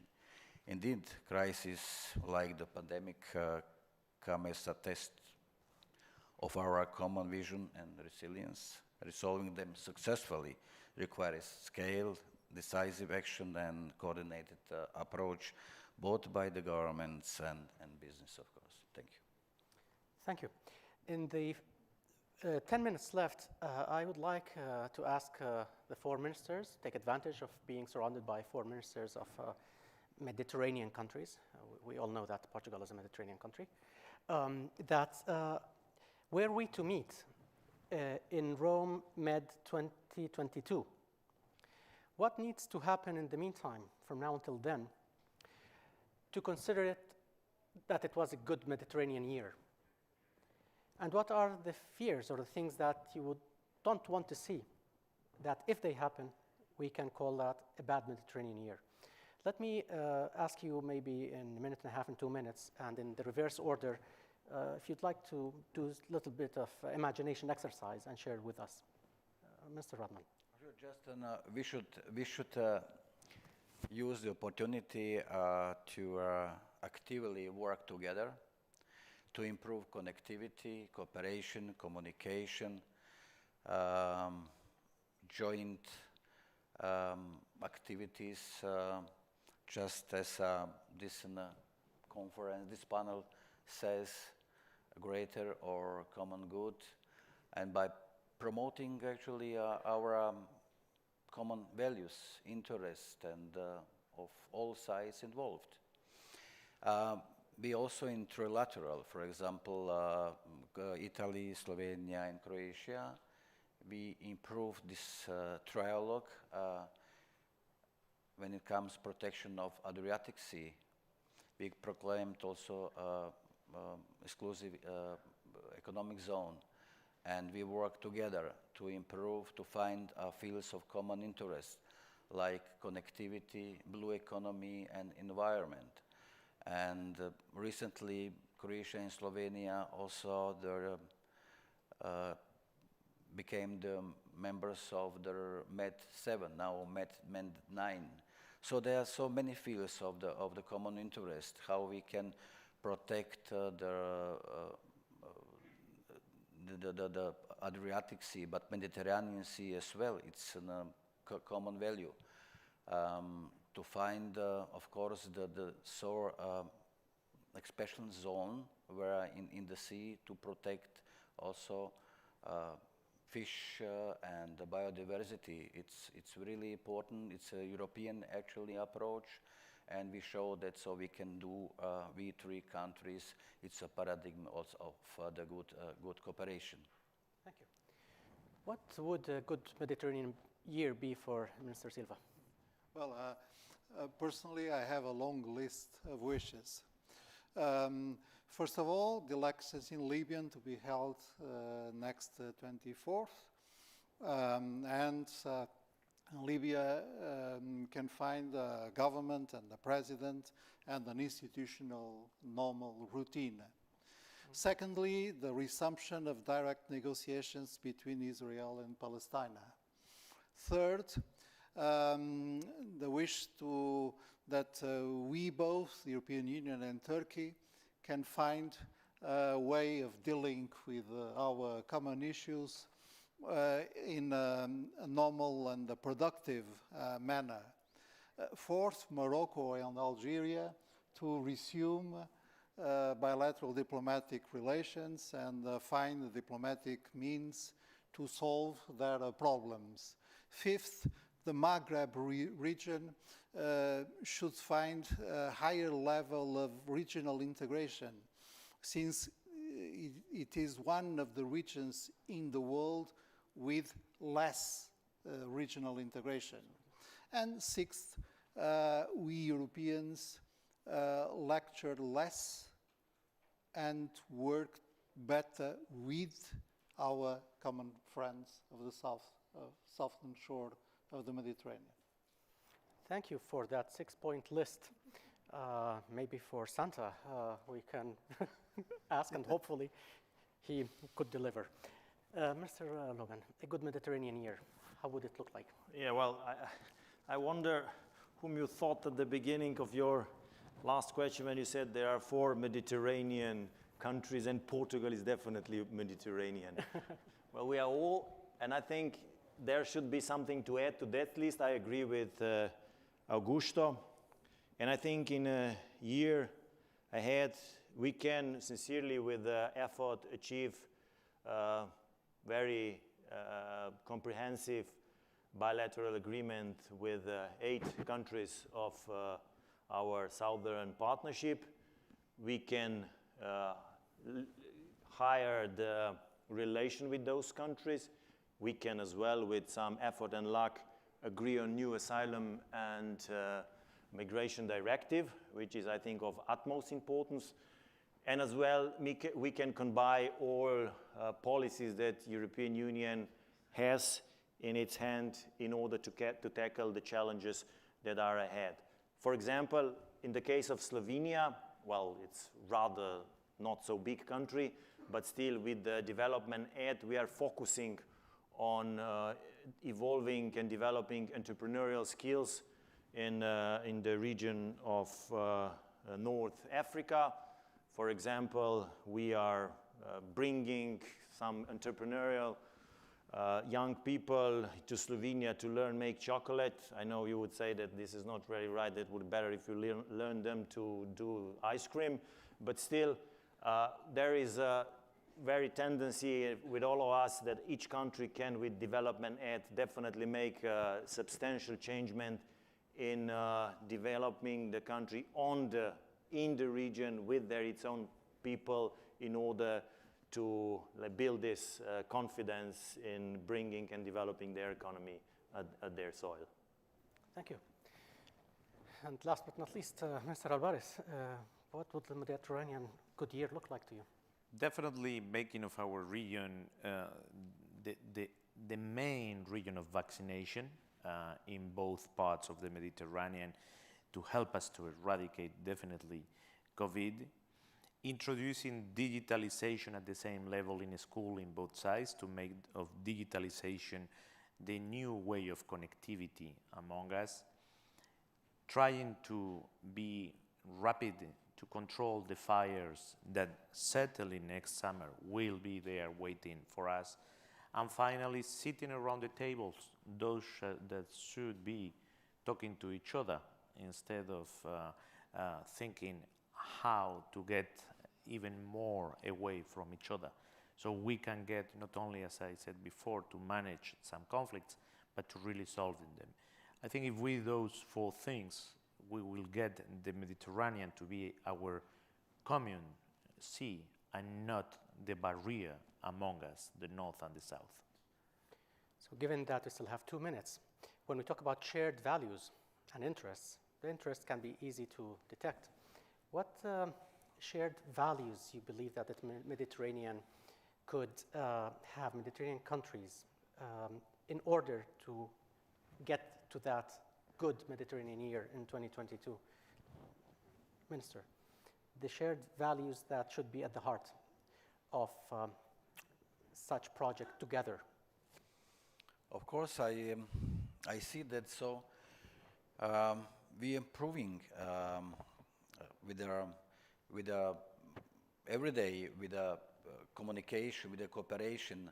We discover the fields of common interest, and to bring also the southern neighborhood, bring closely to the European Union.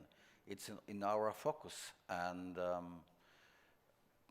for example, there are also many issues, topics of common interest that so we can face and deal together, like illegal migration, like the building a better traffic infrastructure, as I mentioned, connectivity, and of course the democracy, the human rights, rule of law. Again, there are so many important issues to where we see a common platform, common ground.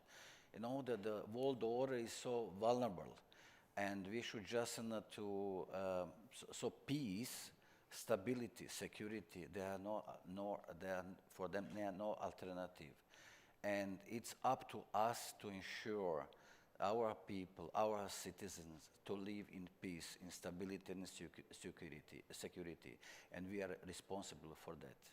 Thank you. Some shared values that we can build on? Well, since all of us in the Mediterranean, we are sons of Athens, Alexandria, and Rome, I would say respect for human dignity and the sense of citizenship. Thank you. To the point. Well, you can deepen the division, or you can try to solve the problem. So I find it's shared value or mutual interest that we both see the mutual interest that we progress towards better future. And if we all have this in mind, it might not be the same speed, but the direction is the same. Thank you. It could be that accepting our common diversity, and even more, accepting that our diversity is actually the strength of the Mediterranean, and looking for progress. And progress today has only one name: fair economic recovery.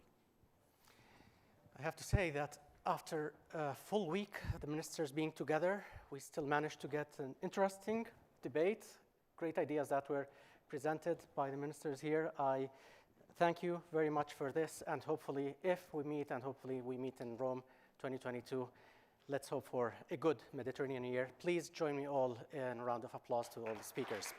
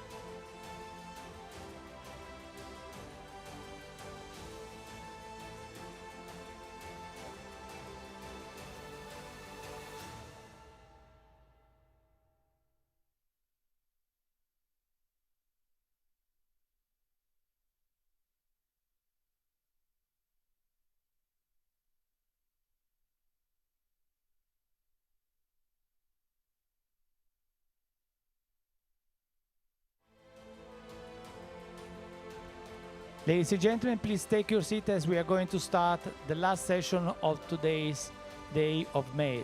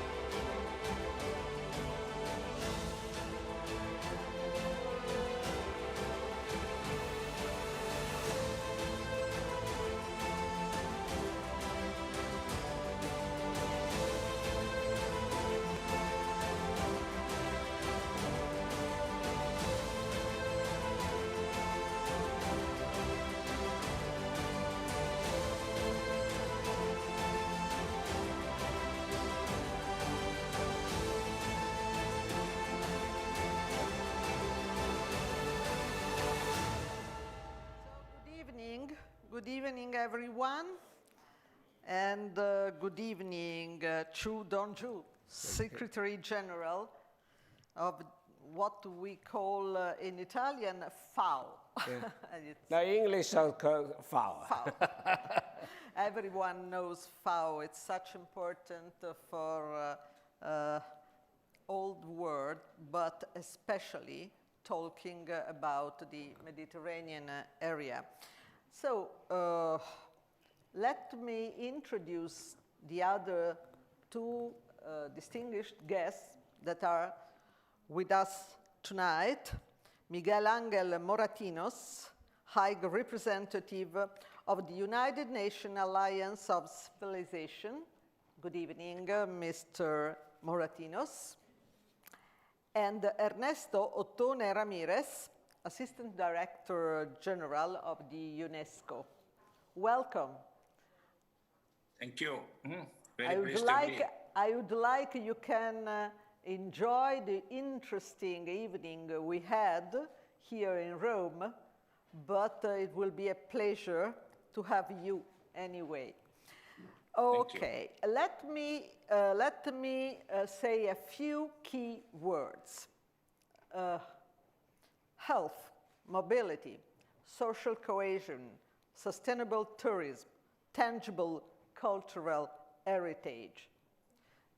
These key words are the topic on which we'll concentrate in today's panel entitled Education, Culture and Tradition, Common Goods for an Inclusive Recovery. Education is something that is very important to me as a journalist and as a member of the Superior Council of Education of the Minister of Education in Italy. And we already listened to the Minister of State for Foreign Affairs of Portugal, Mr. Silva, who talked about education as the bridge, the link for all the Mediterranean area. So let me start with you, Mr. Donju.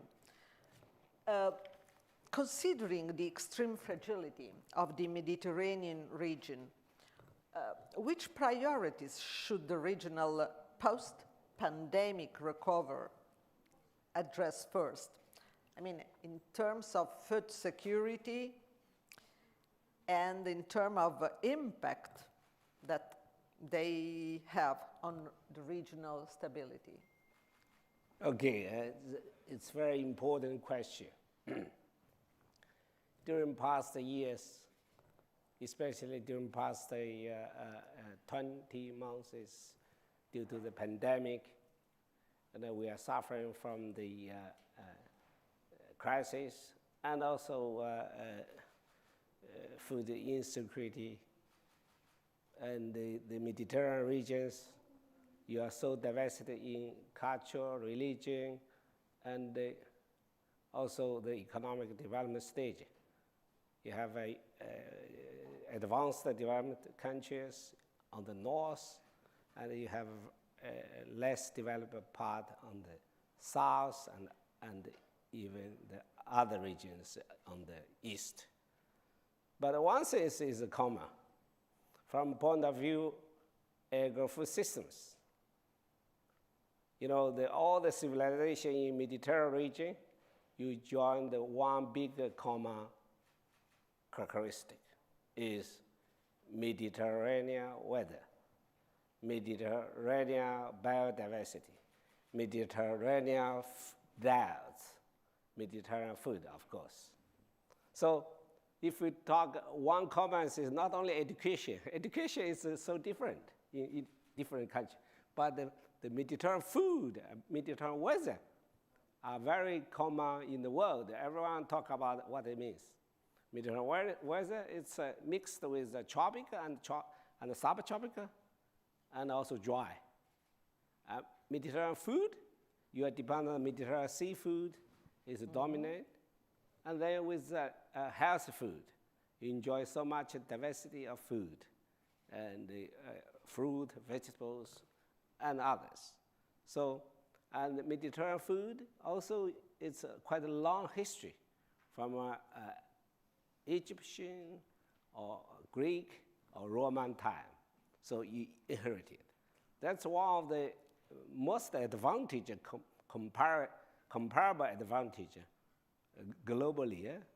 Look at the issue. So post-pandemic, how to recover? You have to use this comparable advantage to unleash the potential. How to unleash the potential? That's a real common goods, common agenda to work with. And that's I appreciate the Italian government and take the G20 presidency, look at the issues related to food security. And for the region, and we are not only need the energetic food, and also we need those healthy food. That is your comparable competitiveness for all the members of this region. So how to transform agro-food system in this region to be more competitive, that's a big issue. Big issues indeed. Well, I'm going to Ernesto Tone Ramirez, the Assistant Director General of UNESCO. I know Mr. Ramirez should leave by 7, but I assure that by 7 we'll end our debate. And I was stressing the importance of bridge among the countries of the Mediterranean area, also considering both the critical consequences of climate change and the widespread political instability was already mentioned in the previous debate. So my question, Mr. Ramirez, is which are the main challenges for the protection of cultural heritage in the region, and what role international organization as UNESCO playing in the region? Okay, first of all, thank you for the invitation. As you know, well, you've been talking about it, the COVID-19 pandemic has directly exposed the shared vulnerability of countries in facing emergency situations. Moreover, global challenges such as growing inequalities, enhanced mobility and forced displacement of individuals, conflicts, the accelerated technological transition, and climate change, as you mentioned, have pushed countries to adapt their public policies to better fulfill their role in ensuring the provision of global public goods. At a time when the challenges we are facing are increasingly global in scale, it is clear that we need culture more than ever to sustain the fabric of our societies. Culture should be understood as an asset for social cohesion and stability that can reduce communities' vulnerability to external shocks, enhancing people resilience, and that's the word that we have been hearing the most in the last 1.5 years, rather than be perceived as a threat or a source of division. We need more than ever to build on the power of culture to unite people and to strengthen moral solidarity and international cultural cooperation. The nexus between culture and sustainable development has gained clear recognition for its role in supporting continuity, participation, employment, and also well-being, while also effectively generating social development and economic growth. This momentum was further strengthened by global policy process led, supported by UNESCO, towards a stronger commitment to culture-led multilateral dialogue. The unprecedented inclusion of culture in the G20 under the presidency of Italy marked a major step forward. This dynamic is also supported at regional level, and the Mediterranean region, through key initiative, provides a powerful example of steadfast commitment and political will.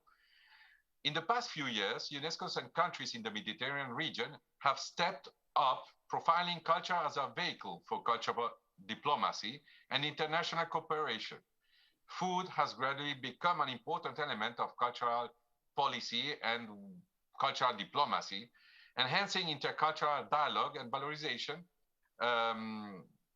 national and local practices related to cultural, natural, and living heritage for sustainability at the local level.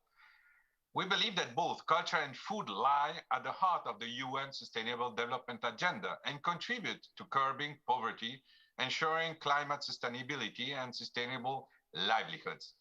It was mentioned, the Mediterranean diet is an example of how culture contributes to the livelihoods of population and communities, protecting but also preserving cultural and biological diversity, while at the same time bolstering dialogue, creativity, hospitality, and what we call sustainable tourism.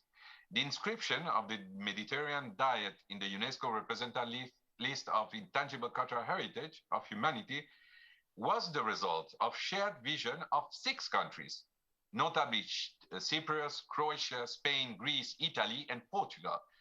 And it was the moment to leverage food for intercultural dialogue. So equally, the knowledge, know-how, and practices related to the production and consumption of couscous have also been inscribed last year in 2020 on this list. And you had Algeria, Mauritania, Morocco, and Tunisia that share the same cultural tradition. These initiatives are triggering effective synergy across several policy areas, such as, and you mentioned, education, decent work, social inclusion, facilitating multi-stakeholder partnership across the public and also the private sector, and integrating civil society. So the long-lasting and deep interdependence between Mediterranean countries has prompted Mediterranean countries to forge common responses and creative solutions to transnational phenomena affecting the region. However, climate change remains the defining challenge of our time, and the role of culture in climate action is still underestimated and underutilized. So UNESCO has been stepping up its effort, bringing together experts, international partners, and civil society to explore effective steps to enhance the role of culture and natural heritage for climate adaptation and mitigation. We could speak the whole night on this issue, but we really believe that culture is both a driver and an enabler of sustainable development. It expands opportunities and pathways across all public policy areas. We hope that this dialogues initiative will nurture a global reflection on culture as a universal public good, promoting universal access through enhanced cultural cooperation and more robust policy. And only to finish, looking forward, this reflection will pave the way towards the UNESCO World Conference on Culture Policy, Mondiacult 2022, that will be hosted by the government of Mexico in September next year. So this conference will provide new impetus for the global policy dialogue on culture for people-centered development models. Thank you.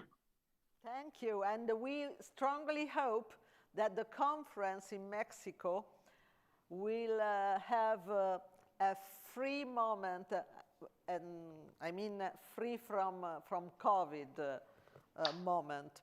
But as we have listened, both our hosts stressed the link between food, culture, cultural heritage, education.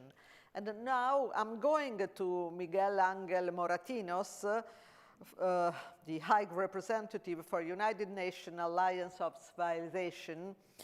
And now I'm going to ask something about education, because we can't consider education not a crucial link, a bridge, building a new agenda based on common goods. Education is a key word, isn't it, Mr. Moratinos? Yes, thank you. Thank you very much for inviting me to participate again in this Roma Med dialogue. I've been there 2 years ago in person. I'm missing not to be with you and enjoying the warm hospitality of our Italian friends. And thank you to Minister Di Maio and Italian Institute of International Political Studies to convene this meeting. And most of all, because you continue to include the cultural and spiritual and tradition element in the international agenda. That are absolutely essential. I think my colleague from UNESCO has referred to that, but I want to underline the importance of having this cultural and spiritual, religious, traditional element in order to understand the complexity of today's society. So before I'm going to answer your concrete question, education, I thought it's going to be a second question, but I don't know if it is the time will allow us to do so. Let me concentrate on what I consider has been, the conclusion of this terrific pandemic that we are suffering of COVID-19. And what is going on in our society, in the Mediterranean societies? COVID-19 only exacerbates what already was present in this society. There was present among ourselves in the Mediterranean this sense of discrimination, xenophobia, exclusion, rejection, identities not well understood. And then with COVID-19, after a very short period of what we can call declaratory solidarity, you remember everybody going to the balconies and making clapping in order to protect the nurses. Then immediately we went for this kind of disruption of a social fabric. We started to, here in the United States, we see how Black Lives Matter started. Then later on, there was an anti-Asian, movement against the Asian communities. Then even there was anti-Semitism because people have the theory, conspiracy theory about the Jews being behind the virus. So we were confronting this, let's say, exclusive society putting break and distancing, not only social distancing for health, religion, but putting social distancing because we were different. We are not accepting, to live together. So what are the conclusions of COVID-19? The first one is that we are one humanity. And that's the theme of this panel of Common Good fits very well. And everybody understands that COVID has no border, has no frontier, has no any element. We are all affected by that. So we are common humanity, we have to address that. And second, as you mentioned in your key words, you say about the social cohesion. Mm-hmm. Well, I think what COVID-19 has demonstrated, we need to really rebuild a social contract. And this social contract have to be based not only in economic, social, and development. You have to introduce in this social contract the elements of multiculturalism, of cultural diversity, of respecting, the religion, faith of everybody, and trying to maintain these common values that will agree all of us to live together. So that is what is really at stake in this Mediterranean common ground. I think Secretary General Guterres of the United Nations have already started the common agenda, our common agenda. In this common agenda, he has calling for a social contract. Well, my dear friend, we have to start to work on that and introducing that this cultural diversity. Of course, we have to fight against climate change. Of course, we have to gather all of us, to protect the planet. But at the end of the day, we also have to really maintain this diversity. Pope Francis now in Cyprus yesterday create a very clear support of the word diversity, of behavior of diversity. It's an enrichment of all of us. And so we have to work for that. So why not, my dear friend, to really, as the representative director general of FAO has said, we have this common ground in the Mediterranean about biodiversity, okay? Why you don't create a new concept that is called diversity? Why you don't put up on the agenda the need to respect the cultural diversity for all humankind, and particularly in the Mediterranean. So if I have more time, I can reflect about youth education because I have we have a few minutes, and education is certainly a key point of this debate. So please go ahead. I'm curious. So I go to education. Well, and I'm going to concentrate on Mediterranean because we are in the Mediterranean dialogue. So I've been working for Mediterranean strategy so many years. So I was pleased to listen to the minister, my compatriots from the Iberian Peninsula and other ministers. But I think we are now at a crucial moment in the Mediterranean. There are three options. There is one option that will clash ourselves, the south and the north. Nobody wants that. There is a second option that unfortunately is taking certain shape. It is let's live side by side. We coexist. We don't have the same objective, the same horizon, the same project, or we try to live together. That is, I think, what the minister and everybody and myself want to do. How we are going to live together? We have to create a momentum and a critical mass of thought about what is our common values.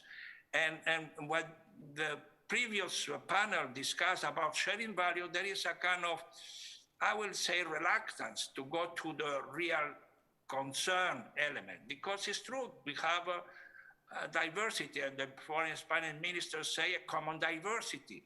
That is what we have. And how we are going to do so? Through education.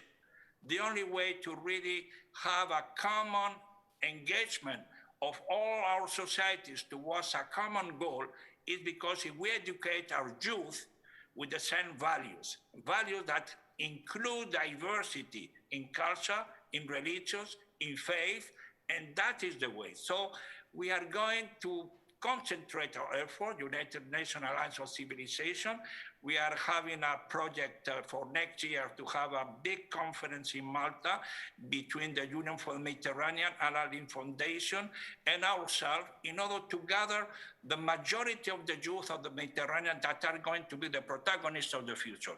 If we have these youth believe in a common Mediterranean thinking, a common Mediterranean behavior, a common Mediterranean values, we will succeed. If not, we will continue to have European strategy, North African strategy, conflict here and there will be not a common. So the time has come for a common strategy, not only the Europeans that we come and we dictate and we decide that will be good for you. No, that time is over. We have to go together. And how we are going to do so? Through education. And how?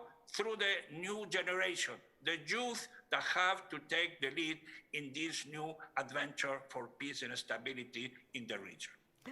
Thank you, Mr. Moratinos.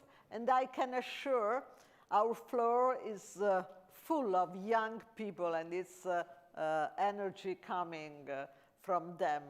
So you have listened, Mr. Moratinos. I know that your first interest is talking about the role of an organization like FAO can play from the problem of agriculture, of course, to the problem of fishery. But if you want to add a few words and comment to what Mr. Moratinos says, you are free. Okay, thank you. You know, I really enjoy what they are talking about, the common agenda and a common prosperity of Mediterranean Sea. You know, Mediterranean should become the prosperity sea. And prosperity sea started with understanding different culture and religions. I really enjoy what he proposed. You need one strategic framework for Mediterranean, more inclusive and more understanding. Because look, our ancestors 2,000 years ago, even 4,000 years ago, you share the more common agenda than now. Because I'm from China, I look at your long history here, this Mediterranean history. I visited most of the country around the Mediterranean Sea during past years. So education, and I think a common strategic framework. Third, I think you need to really have a shared development objectives. Otherwise, you are divided by geopolitically, by different religion, different culture. And the Mediterranean Sea will be only the sea in nature. But what we expect, Mediterranean Sea should be shared with the common prosperity. The Sea of Prosperity, said Secretary General Chu Dongju. And we are at the end of our panel, and I would like to ask to Ernesto Tone Ramirez to add his final comment to this evening. Well, thank you. I cannot be more in agreement with what have said Miguel Angel and Mr. Chu. If we don't integrate youth in the discussion, if we don't integrate civil society that are on the ground, that are right now living what is this pandemic, and we don't include this discussion in our meetings, in our policy making levels, we will lose the opportunity that we have right now. And I cannot be more in accordance. What is important is to understand that education and culture are together. We cannot separate them. And today, when we see the most difficult time in the countries where there is explosion of disruption of social cohesion, is when those two elements has not been integrated in the way that they should have been. And when you see what is happening right now all around the world, it means that somehow we are not listening what is happening with our environment, with our societies, and somehow it's the moment after this pandemic that we are living it right now to find new ways of doing things, to build better, as it's said by Secretary General of the UN, but also to build in another way. And that's what I can take of what I heard today with the foreign ministers and in this meeting. So I have hope that we're gonna change the way that we are trying to build our new world. So thank you so much for the invitation for the Foreign Affairs. It has been a pleasure. It's been a pleasure for us. Thank you very much, Mr. Ramirez. Thank you, Mr. Moratinos. Thank you, Secretary General Donju. And thank you, everyone, for being with us and listening till now. Good night. Thank you.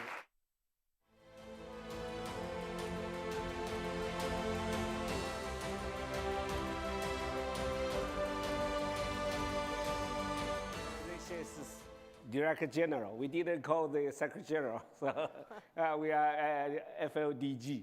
So, DG. So otherwise they will say, you're right, you're right. Thank you. And, thank you. It's my pleasure.